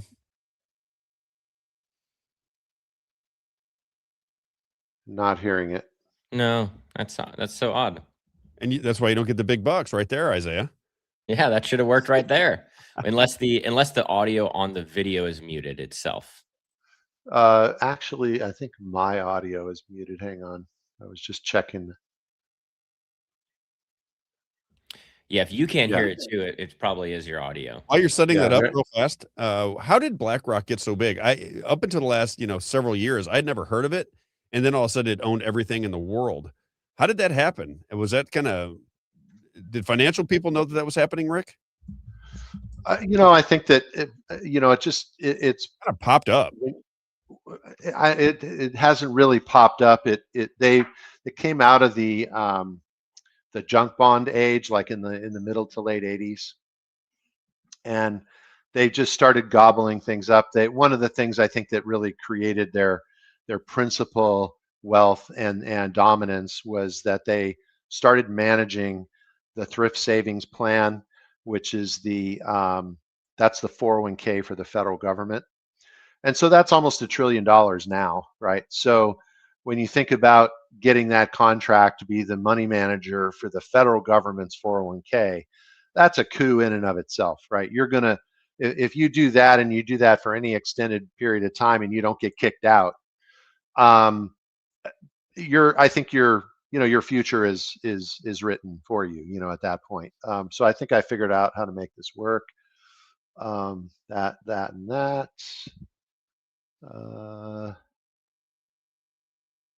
And share audio. Okay. So tell me when you see. Go ahead and try that. Okay. Get more and more There we go. Americans to think about growing with the United States. We will have far than enough money to invest in this infrastructure. But as the governor was talking about, the need for electrons is growing every day.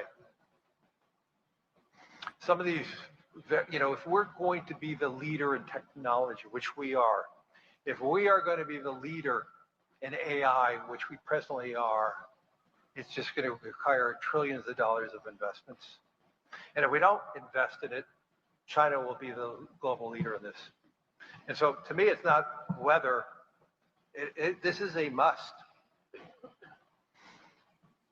And if you think about how that translates, it translates into a more dynamic economy. We need the United States economy to grow at over 2%. We need the US economy to grow at 3%, especially with the growing deficits the federal government has. And so much of this money, not just the project, is going to be coming from the private sector, from savings accounts, from pension accounts, from insurance companies, and on and on and on. The whole world is in need of improving the infrastructure. So, and there's others, but what he's basically talking about here is this merger of public and private investments. And what he's basically saying, and many of the other ones very specifically, that the reason for the investments in these three entities that he has here is so that they can accomplish that. And it's not like he's giving anybody a choice in what he just said there. We're going to take it out of your savings, out of your investments. And, when I first saw that, I said, well, a lot of people reacted like, how's he going to steal our money? But he's not going to steal it. What he's going to do is put these, and they're already doing it, they're putting these investments, vehicles, inside of people's 401ks, inside of banks, inside of where the bank is now invested. And so your money is in a savings account in the bank, right? And what is the bank doing with your money that's in that bank? They're investing it in private credit. They're investing it in AI. They're investing it in the infrastructure. And so this is it's like a big Hoover, like a big vacuum cleaner, and he's hoovering up everybody's money, in that context. And you're not really you're not a willing participant. You're an unwitting participant. You're investing in AI without your knowledge. Basically, and in the context of ERISA, transparency and disclosure are like at the highest. And as a fiduciary, the loyalty and care and prudence are the three principal characteristics of a fiduciary. Having the care and the loyalty and the prudence to do the things that are right for the person are paramount of all other things, right? That's basically your brake pedal, your gas pedal, and your steering wheel. And that's it. You don't have anything else with it. You can't get anywhere in a vehicle if you don't have those things. And so when we start looking at what is going on within this private credit system, and not a day goes by, literally not a day goes by that there isn't something breaking somewhere in this private credit, private equity, and real estate investment trusts, because they're built on credit as well.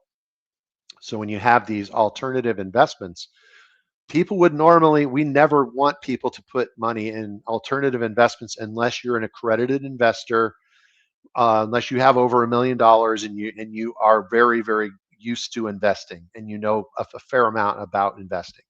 That's basically an accredited investor. Can somebody say they have $1 million and say they're an accredited investor? They could. But the due diligence, of something like that is that, you want to be experienced. And so these are the types of things that only accredited investors typically invest in, and now they're sort of, you know, again, matriculating it through the public. And when I say private public merger, right, it's really where they're going to take, you know, the merger of us, the public, and these private, you know, these private investments that typically are very differently structured. You can't know what's going on within a private investment. You can't get disclosures. They decide what their values are. You know, it's not done by a you know, with regards to mortgage-backed securities, they actually had to go out and get a rating agency to give them, you know, a rating like Fitch or whatever, or Moody's. You've heard of those, the AAA rating of the United States. You know, those are the rating agencies, and they convinced those rating agencies to wrap a AAA label onto a mortgage-backed security, and that's what caused it, probably more than or worse than the fact that what they were doing was one thing, but the fact that they got a rating agency to give them, you know, a AAA rating, that was really the reason why we had the problems in 2008. It's not because there was bad behavior. I mean, that was part of it, but it was because people were thinking they were buying something good that wasn't that good. Right. Now you have private equity and private credit, which doesn't even need a rating agency, right? So it's very secretive and opaque, right? So there's no transparency. And this guy who runs Apollo, his name is John Vito, and he was saying a couple months ago that all the marks are wrong. And what he was talking about is the values. A mark is marking the value. And he was saying all the marks are wrong. All these companies have given themselves incorrect values. And when he was interviewed, he was talking about that. And basically these companies, when they borrowed the money, they borrowed it at lower interest rates pre-2022. And so now that the interest rates have climbed, now they're looking at higher credit cost. And so now they need more investments, right? And they need, and they still don't have the cash flow because AI isn't there yet, right? And so part of what, you know, is there any there? That's the question. Is AI really even going to come to some fruition before this all runs out of steam?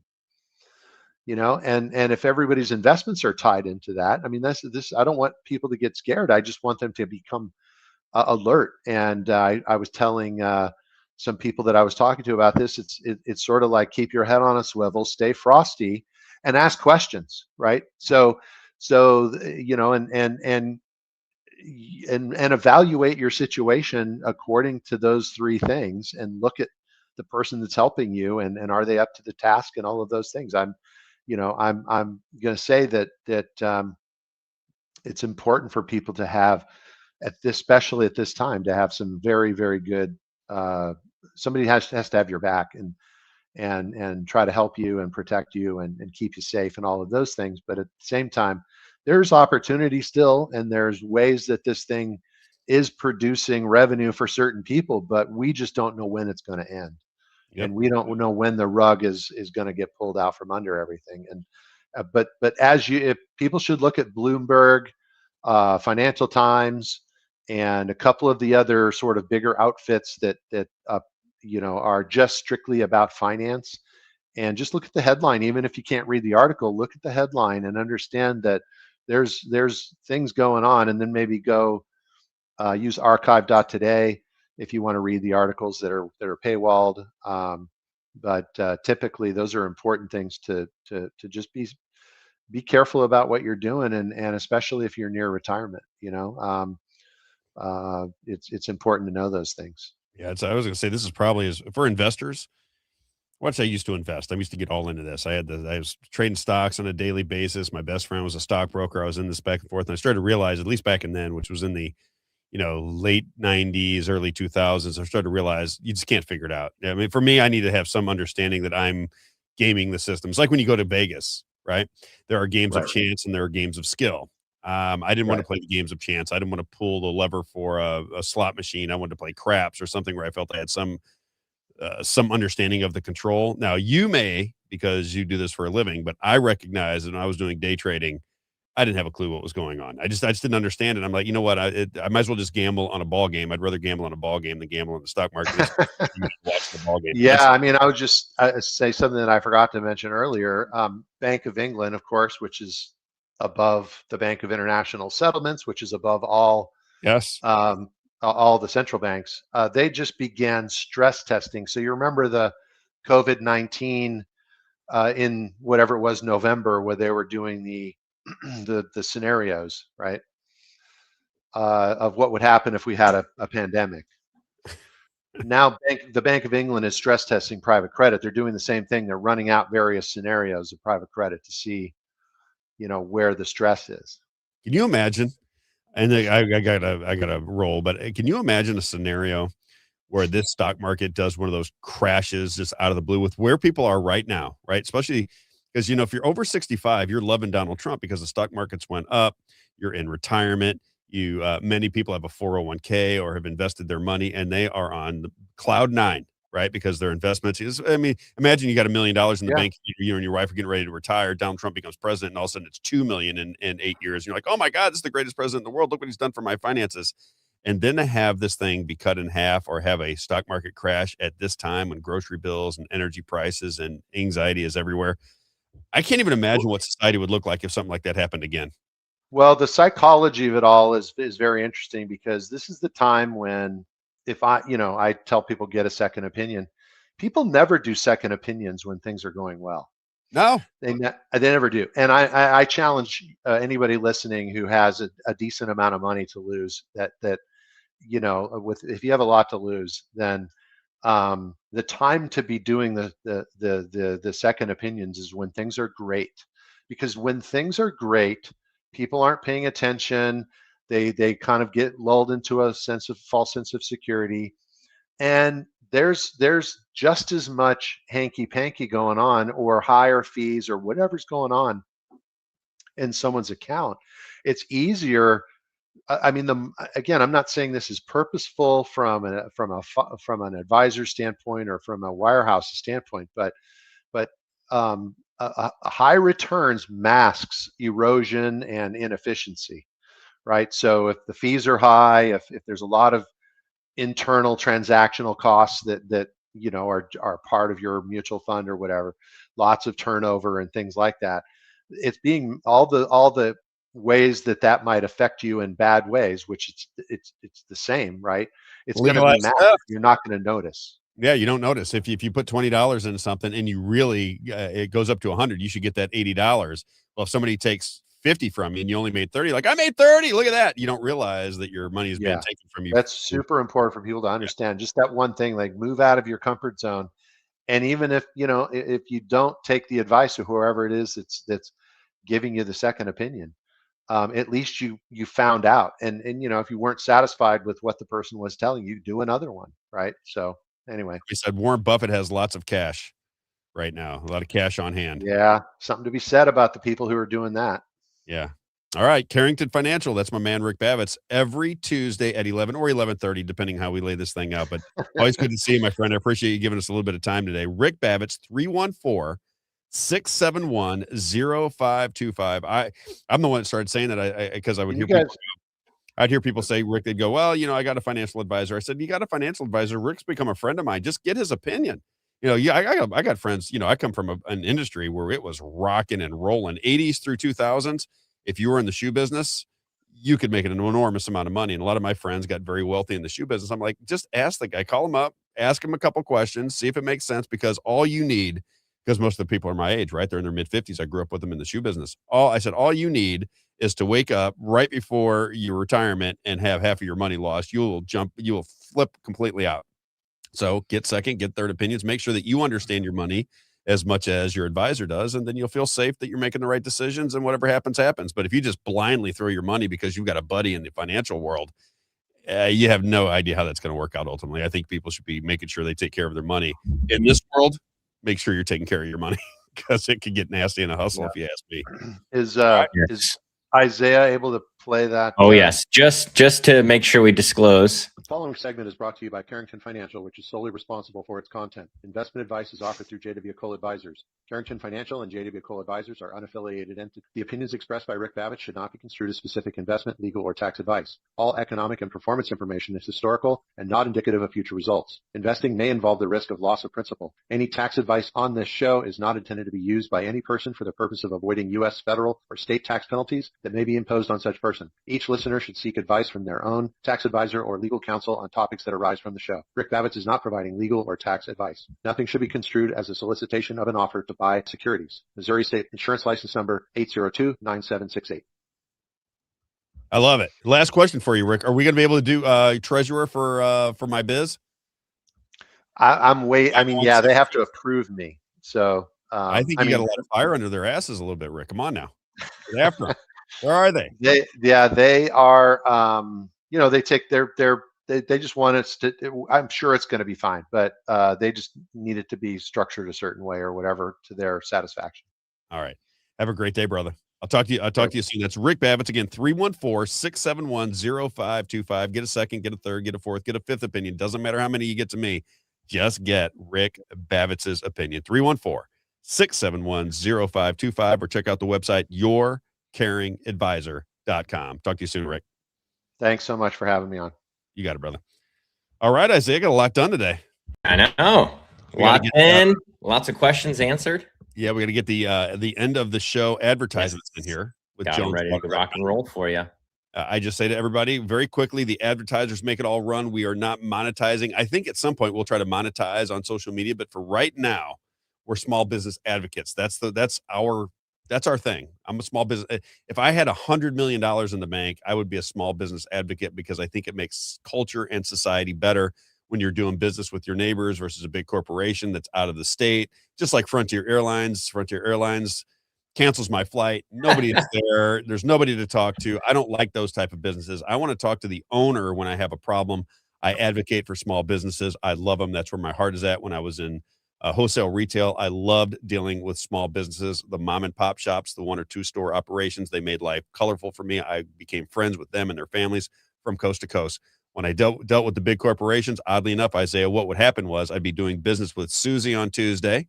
Then I'd wait another month, and on a Wednesday, I'd be dealing with Johnny. And then when Johnny didn't do the job, I'd be dealing with some other schmucko. And the corporate world just began to be so fast and so stressful and anxiety-ridden that I said, you know what? I don't like that life. And I want less big corporate involvement in my life. Therefore, I advocate for small businesses. JonesWater.com for all of your air and water filtration needs. If you didn't get to see him on last week, you should check it out.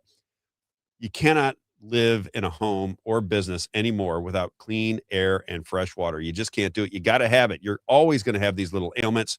It's going to cost you on your insurance, your health insurance. You have to be sick and you have to be out of work. You got the sinus infections, the respiratory problems, the skin issues. All of it comes from multiple different things. But one thing you can check off your list is clean water and fresh air within your home or business. I suggest you get out and check out my man, JonesWater.com, Everett Jones, 636-899-1040. He's been in business since 1995. If you did see the interview we did with him, Isaiah, does that man know about air and water? Oh my gosh. He knows about air and water. I mean, he understands what it's doing to your body and your soul. He understands the importance of clean air and clean water, made his life out of it.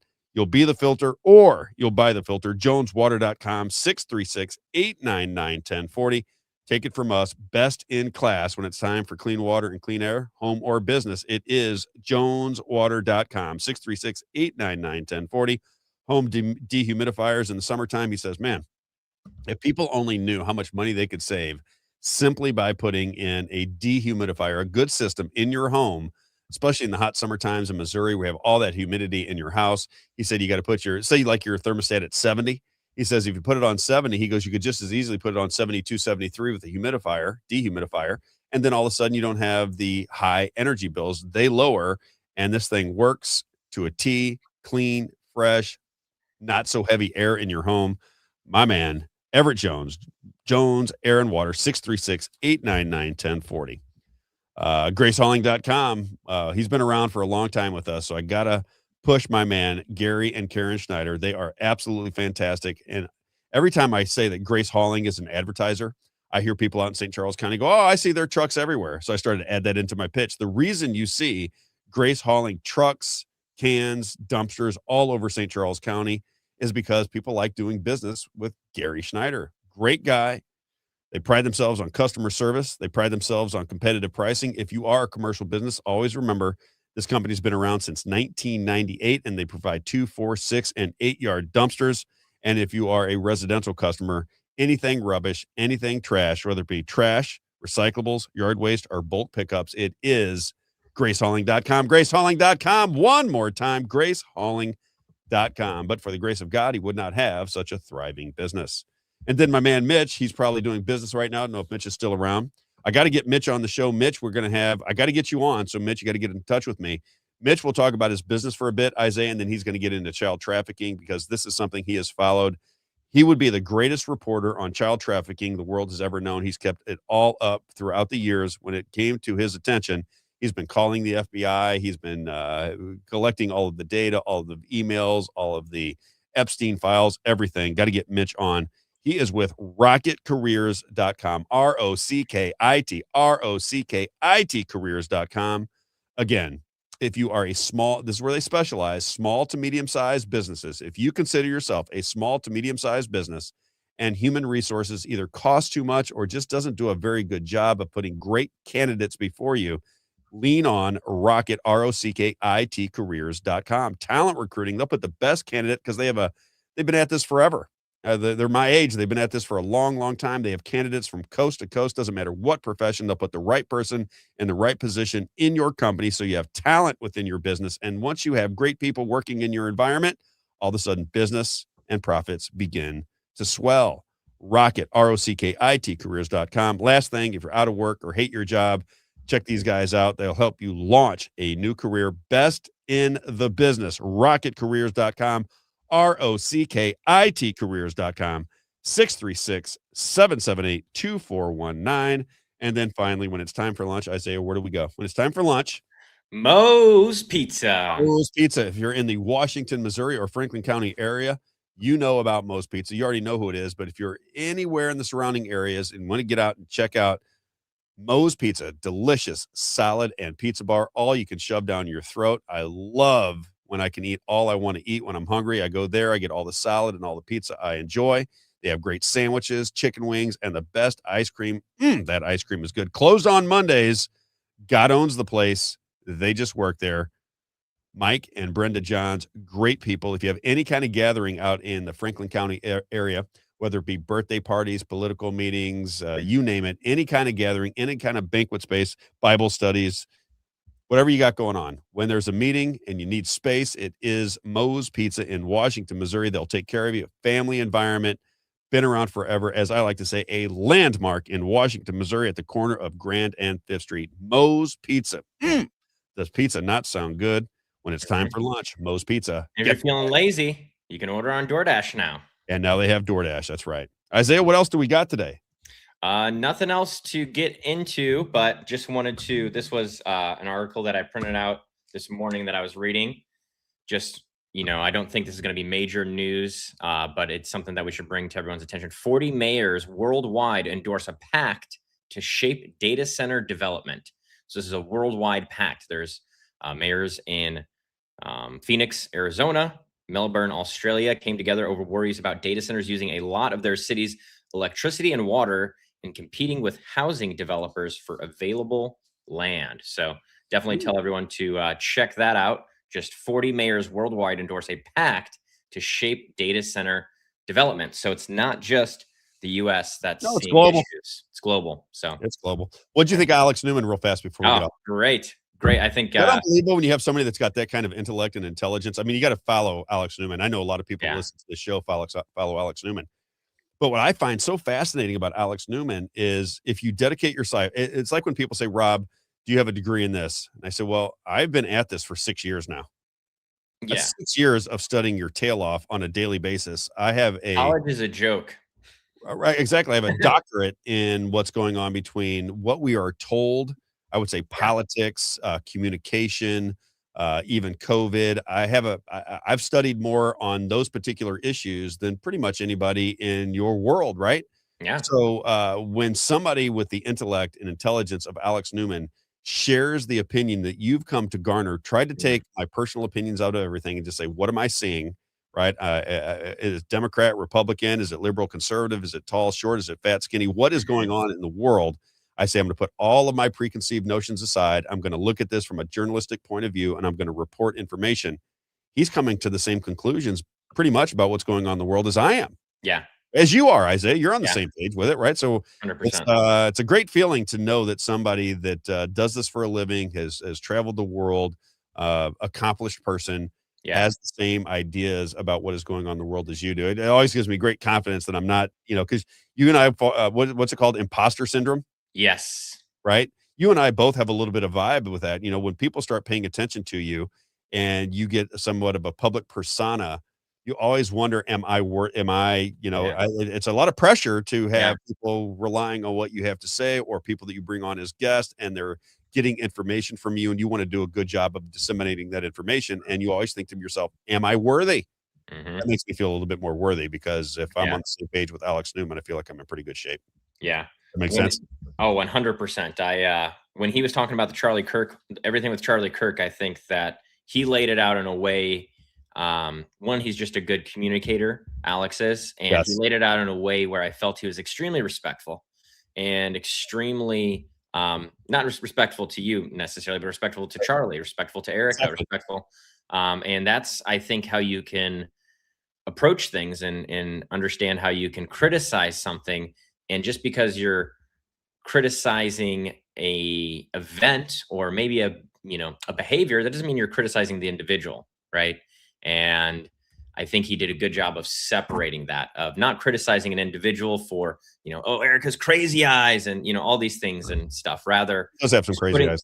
Yeah. But just putting the facts, he said, hey, he's like, I hunt with a 30-06. A 30-06 definitely did not kill Charlie Kirk. And so, well, I mean, it went out of the side of his neck. So, I mean, that's another thing, is the angle they say he was shot from wouldn't make sense that the bullet would go through, because the bullet goes here, right? It has to come from this direction. When they say he was, what I haven't even looked into is, where was this guy on the roof that they claim, right? And I didn't even think about that necessarily. I haven't delved into this. I'm not Candace Owens, right? So I'm not following this story necessarily. I believe it's going to be a JFK situation. Just it is. We're not going to know. You never know. So I think that it's just they'll convict whoever they want to convict, and that'll be the end of it. That's the way this is going to go down. But it's kind of like the things with everything with politics, like you say, is people talk and talk and talk. They're not looking for action, right? And that's how I feel like a lot of these big podcasters are doing right now. Is it's all talk and talk and talk and accusations and allegations. We're addicted to entertainment, Isaiah. Exactly. Yeah. It's the Patrick Bet-David. He's got something called valuetainment. And he's basically, what he's doing is, or what he's trying to explain to people, is he wants to get, and I'm not I like his show, but I'm not a huge fan of Patrick Bet-David, so I don't want to go there. But I'm just saying, the idea is that you try to entertain as you're giving information, because you can no longer keep people's attention by throwing out information at them. There's a very, very tiny amount of people, a little tiny segment of our population, that will take mass data, read through it, make notes, absorb it, try to regurgitate it so they understand it. Those days are pretty much gone. So what we have now in this new technological age with social media is you have people that are very entertaining, and it could be Candace Owens, Tucker Carlson, Nick Fuentes. They're entertaining because they're hyperbolic. They're screaming and yelling, they're cursing, their rhythms are really quick. It catches your attention, right? But then we adopt their opinions. I think our show is a little bit different, as though I give my opinion every single day, but I don't hate you for having a different opinion. I just don't like politicians who run from the conversation. If you are a public representative, if you are somebody who is elected into a position or were given authority, then you should be out here having these conversations with us. I'm going to get more and more vocal about Jeff Winehouse, because I just wanted to see if anybody in the Republican Party would follow through with me. Yeah. That's all I did. I went out there and, I'll talk to Jeff and Matt Thompson and Levi and everybody associated with Jeff Winehouse.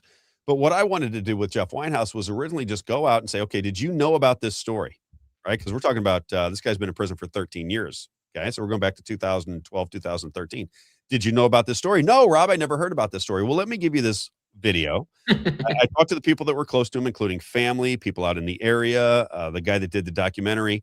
One of the guys that's in the documentary was the father of Ryan Ferguson. If you remember that movie, the Dream Killer, he is the one that got his own son out of a death row sentence for something he had nothing to do with whatsoever. And then the guy that prosecuted him, a judge by the name of Crane, he was a prosecutor who became a judge. A guy that I saw Ryan Ferguson one time and I went, this guy could, I mean, he doesn't even have the physical ability to take this guy down and wrap his belt around his neck and strangle. It's ridiculous. But nonetheless, just they prosecuted him, right? They did the same thing with Jeffrey Winehouse, and I wanted to see if the Republican Party would step up and say, you know what, Rob, I'm going to follow through with that with you, because this is a travesty of justice, and I, as an elected representative, cannot allow, now that my conscience knows this happened, I got to get loud about it.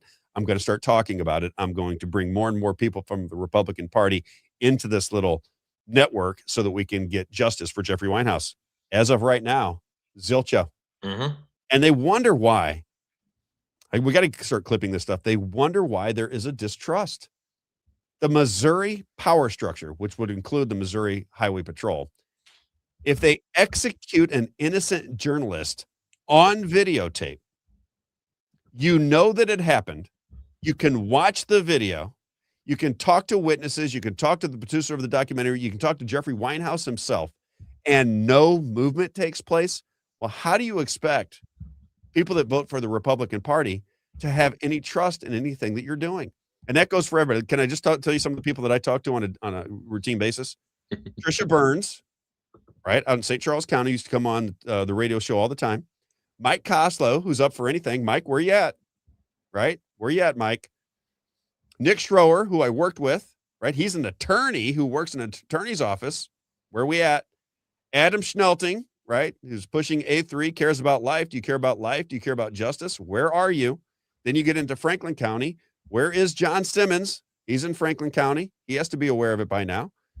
I love Ben Brown. Where is Ben Brown? Where you at, Ben? You got to make Brad Vanderman is the 119th rep. He's my rep here in Franklin County. How can you not be moved by the idea that somebody who was doing what they're supposed to do as a journalist, which was go after power? How can you not be moved by a guy that was shot at point blank range, twice in the head, twice in the forehead, videotaped the entire thing? Everybody knows that the story is manufactured, that it is a lie that put him in prison, and nobody in government wants to come to his rescue. How can that possibly be? I can't. It's so frustrating. It's disheartening for me. It really leaves a bad taste in my mouth, to say the least. I can't. It's just bizarre. Absolutely. Bizarre. It is surprising, but it's not surprising after just uncovering everything we've uncovered and connecting the dots and talking to the people and knowing the full situation. It is surprising, but you're out in that area, Isaiah. Not you surprising, know. right? Yep, you're out in that area. You know what's going on. And this is the other thing that's kind of bizarre about it. This happens in Franklin County, where it's in Missouri, it's one of our biggest audiences. And I love the people of Franklin County. I know the people of Franklin County are patriots. Aren't the people of Franklin County bothered by this situation? I mean, because it just as easily happened to me. If you're listening to my they're story, the ones who raised the money. Aren't they the ones who raised the money for his lawyer? You remember that in the documentary? The Franklin County residents are the ones who got the money together for him. Yeah, don't let these public officials off the hook. This needs to be addressed. And the people of Franklin County and the politicians in Franklin County, along with Catherine Hanaway, the Attorney General, and Mike Keogh, you guys got to get to work. Same with David Wassinger. You guys got to make mention of this. This has to be something that bothers you, or else we can recognize right away that you're not for the people. You cannot be for the people when one of the people is in jail as an innocent man for being a journalist. You can't be for the people under that scenario. So you got to fix and rectify the situation. Isaiah? Yep.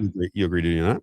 Oh my gosh, yes. And if you're gonna push so hard for transparency and say we need video in the Senate, then push harder for even more transparency and uncover why the sergeant lied.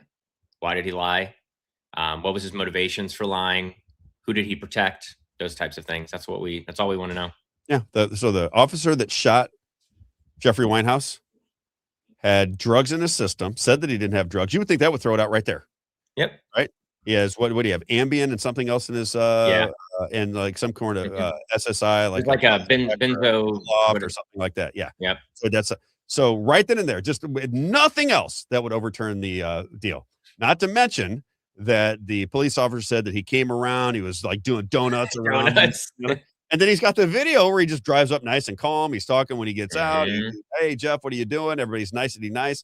That never happened. And his memory should already be discredited because earlier in his recorded testimony, he says, "Oh, it was he definitely didn't have a green holster at his house." As they put the picture that they took at his house of the gun, and it's in a green holster. It's unbelievable.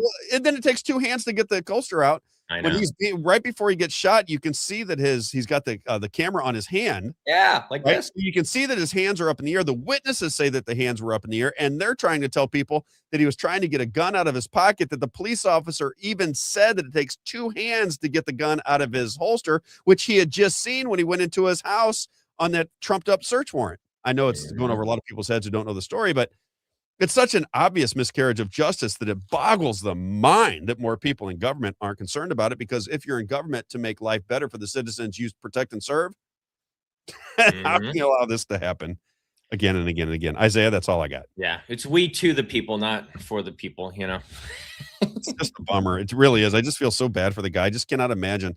I worry about those things in my own personal life, and people surrounding me, the people that I love, worry about me all the time. Because you're just playing with fire, they always say. And I said, well, listen, I'm not necessarily playing with fire. I'm doing what every journalist in this country did for 200 something years. It's just now that if you go near the oven, everybody goes, oh, that's too hot for me. I'm still living pretty good. I still got air conditioning in my house. I still got my car. I don't want to get in any trouble, Rob. It's going to affect me and my family. If everybody thinks like that, then you're always going to have tyranny, because the people that stand up for your rights are going to get silenced. That's why the video silencing. I love what James O'Keefe says. My right is my life. My price is my life. Sorry. My price is my life. That's what he says. Yep. And as I said before, I said it yesterday and I mean it. After my first marriage, death doesn't bother me at all, Isaiah. It's the Paul says in the Bible, it says to live is Christ and to die is gain. And so that doesn't mean that we hope for death, and we hope, we're not romanticizing death, but we're not afraid of death. No. Once you've been through, well, I won't get into it. I won't say anything. I know. Oh yeah, I love that comment, John Wick of Politics. Maybe we should put flock cameras in the Senate. That's what I think. Yeah, well, that's another perfect example, right? They want flock cameras, kill switches on your cars, warrantless 702 FISA warrants, right? They want AI data centers. They want a complete surveillance system everywhere you go. But if you want to watch the people that make those decisions in the office, which is the Senate, we'll get to that when we get to it. I mean, it's very indicative of why there is such a distrust in Missouri with the Republican Party. And I'm not saying the Democrat Party is any better. It's just they don't have any talent. I mean, not talent, any power. No power at all. Yeah. I don't know if they have any talent or not. I shouldn't have said that, but they don't have any power. No talent. Maybe they have no talent as well. They have some talented people, maybe not as many talented as Republicans sometimes, but because of the things we see them purport or try to get past. But it's and the people I love the most, Isaiah, the people that I really resonate with, the people that I make lifelong friendships with, they always have balls. They always have courage. All of my friends that I know will stand up for what they believe is right. Even me, if I've had getting into disagreements with friends of mine before, and they're ready to fight. If they believe in something, they're ready to fight for it. And that is where I gravitate to with my friends, people that have courage to stand up for what they believe in. Because again, if you don't stand up for what you believe in, aren't you ultimately going to get rolled over? And do you want to be such a, I don't even know what the word for it is, a cowardly person that you will not stick up for something as simple as a man was assassinated, or they tried to assassinate him. He filmed the entire thing. Everybody can watch it, but nobody's going to stand up for this poor guy. I mean, but for the grace of God, there go I, Isaiah, or you, or anybody else. All right. Got to leave it there. I got to get something to eat. I'm starving. He said, I got to leave it there. That's great. What are we doing 4 hours of radio? 3 hours, you would think that'd be plenty. And now we're doing 4 hours. It's getting to be insane what we got going on here. I'd want to make one other statement before we leave. I'm noticing that more and more people are moving over to the robcartershow.com. Right. And I don't know, when they move into Rumble, I don't know if it's easier to comment, because we definitely want comments and we want to engage with people. We probably should have a day a week or an hour a week or something where we just answer all of the questions that come at us, because we get 1,000 of them and I can't get to them fast enough. I was looking at Facebook Messenger the other day, Isaiah. I had so many messages on there. I'm like, oh my God, there's no way I can get through all these. And then all the people that are trying to communicate with you think, what an ass. This guy's not going to respond to me. We've got a lot of people that are reaching out to us. Who does he think he is? I just know they're thinking, right? I've known this guy forever. He won't even answer. I think you and I just got on 25. Facebook, he won't respond. We got like 25 texts while we're on the show today already. So yeah, it's just the way it is, right? But having said all that, if you go to the robcartershow.com, which I hope that you do, I hope that that's where you go to listen to the show. You can listen live from 9 to noon and or 9 to 1 Central Daylight Time every day. You just go to the robcartershow.com, go to the listen tab, and you can listen. This is where we're going to put out all of our information about any meetings that we have, when we're going to Washington, D.C. Articles are getting published today. Articles will get published. I think Max is coming into the scene. You're going to love Max. Max will trip everybody out. Max is number one. He's so passionate that he's almost humorous to me because he's so smart, and so he just gets wound up. He's very frustrated with what's going on in the country, to say the very least, right? But if you go and you listen there, I think that throws you to Rumble. And I see that more and more people are starting. I see the numbers of Rumble going up 300, 400, 500 every day now. So if you're going to Rumble to listen to the show, I think that you have to do something to sign up for Rumble or put your email address in or something else in order to be able to comment. But if you're commenting on Rumble, we'll make a deal with you. If you comment on Rumble, if you're saying, hey, Rob, you're wrong about this, or you're right about this, or did you think about this, or we want you to cover this story, I will begin to look at Rumble every evening. I'll start to answer those questions, because if you're listening live, it's one thing. But if you're listening to the show later, you don't comment because you know it's a rebroadcast.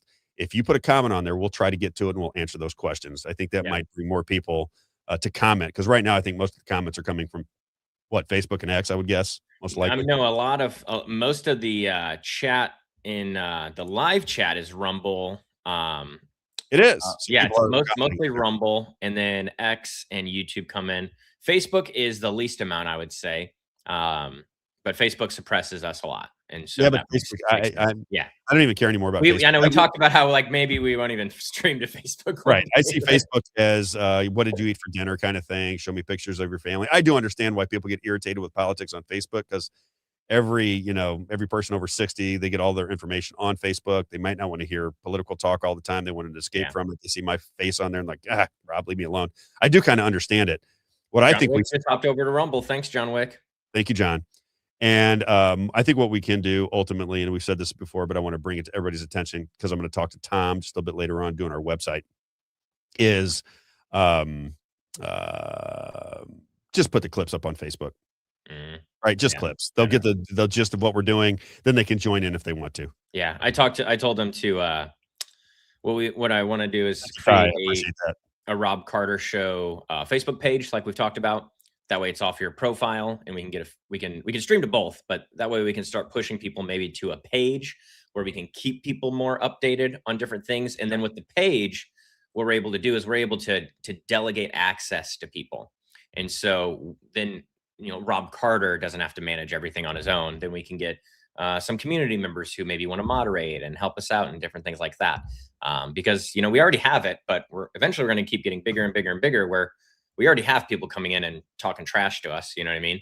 And we have 50 to 100 people that have been around with this show for 5 years. I mean, there are people that never still see them on there. That's what my goal is, to try to, how do we build this community, get people more involved? Because this show is a catalyst to change here, not just in Missouri, but in America, because the things that we're saying, the conversations we're having, the people that we're talking to, what we're saying to you is exactly what we're saying to politicians, and the questions we're asking to politicians and the challenges we're making to politicians are the exact things that we're telling you here today. And so if you want people who are going to not be afraid to ask the questions, right? You always joke about me, Rob, pulling my phone out at that U.S. Capitol police officer, right? It's like, that's just how bold we are. We're not afraid to, what Rob did right away. Sorry, go ahead. I said, we're not only not afraid, we like doing it. I mean, we want to do it. We want to show you the underbelly of what's going on in society, and then let everybody determine whether they want to do something about it or not. Yeah. Rob walked right up to Rick Bratton. No problem. Shook his hand, smiled him, you don't have to throw knives at each other. I've been crazy critical of him and Tom Estes as chief of staff, but listen, I think they want to have lunch when I come back in town. Now you'll have the grassroots, the hardcore grassroots going, Rob, listen, I'm not making buddies with anybody. I just want to get information with everybody, whether I like them or don't like them. we have to understand what the other side is trying to get accomplished. And the only way to do that is to have some form of open communication. If Rick They Brad, know who we are. yeah, if he takes a vote that I don't like, I'm going to shred out all of them. I don't leave it for anybody, right? Yeah. We tell people what we believe in, but I don't want to cut off communication with everybody that I disagree with or everybody that I think has some nefarious. Burn bridges is a great way to put it, right? You don't want to burn bridges. I don't think it's necessary. Exactly. Yeah. Some people feel like that's the only thing they can do. Some people feel like it's the answer. I've found that being more diplomatic in those areas works out very well. And that's not even my nature. To our benefit, Correct. too. You know what I mean? Not my to, nature is the confrontation, Isaiah. That's the thing. Yeah. Most people don't understand about me, especially we're going to go even 5 hours. I could see your face with the Randy Fine interview, for example. I could see your face when he's talking, and I was like, Yeah, oh, man, Rob's holding back right now. He's repulsive to me, but I did not want to make the interview about me. Yeah. Right. If you're somebody who's trying to get clicks and engagement and this and that and the other, you can make it about you. And to a degree, I understand that, right? You're trying to gain attention for yourself. And if you're a reporter, you want people to pay attention to what questions you're asking and so forth and so on. I look at it like this. I'm about as confrontational as anybody you've ever met. My wife sometimes gets frustrating with me because if I don't like you and I want to get confrontational with you, I can.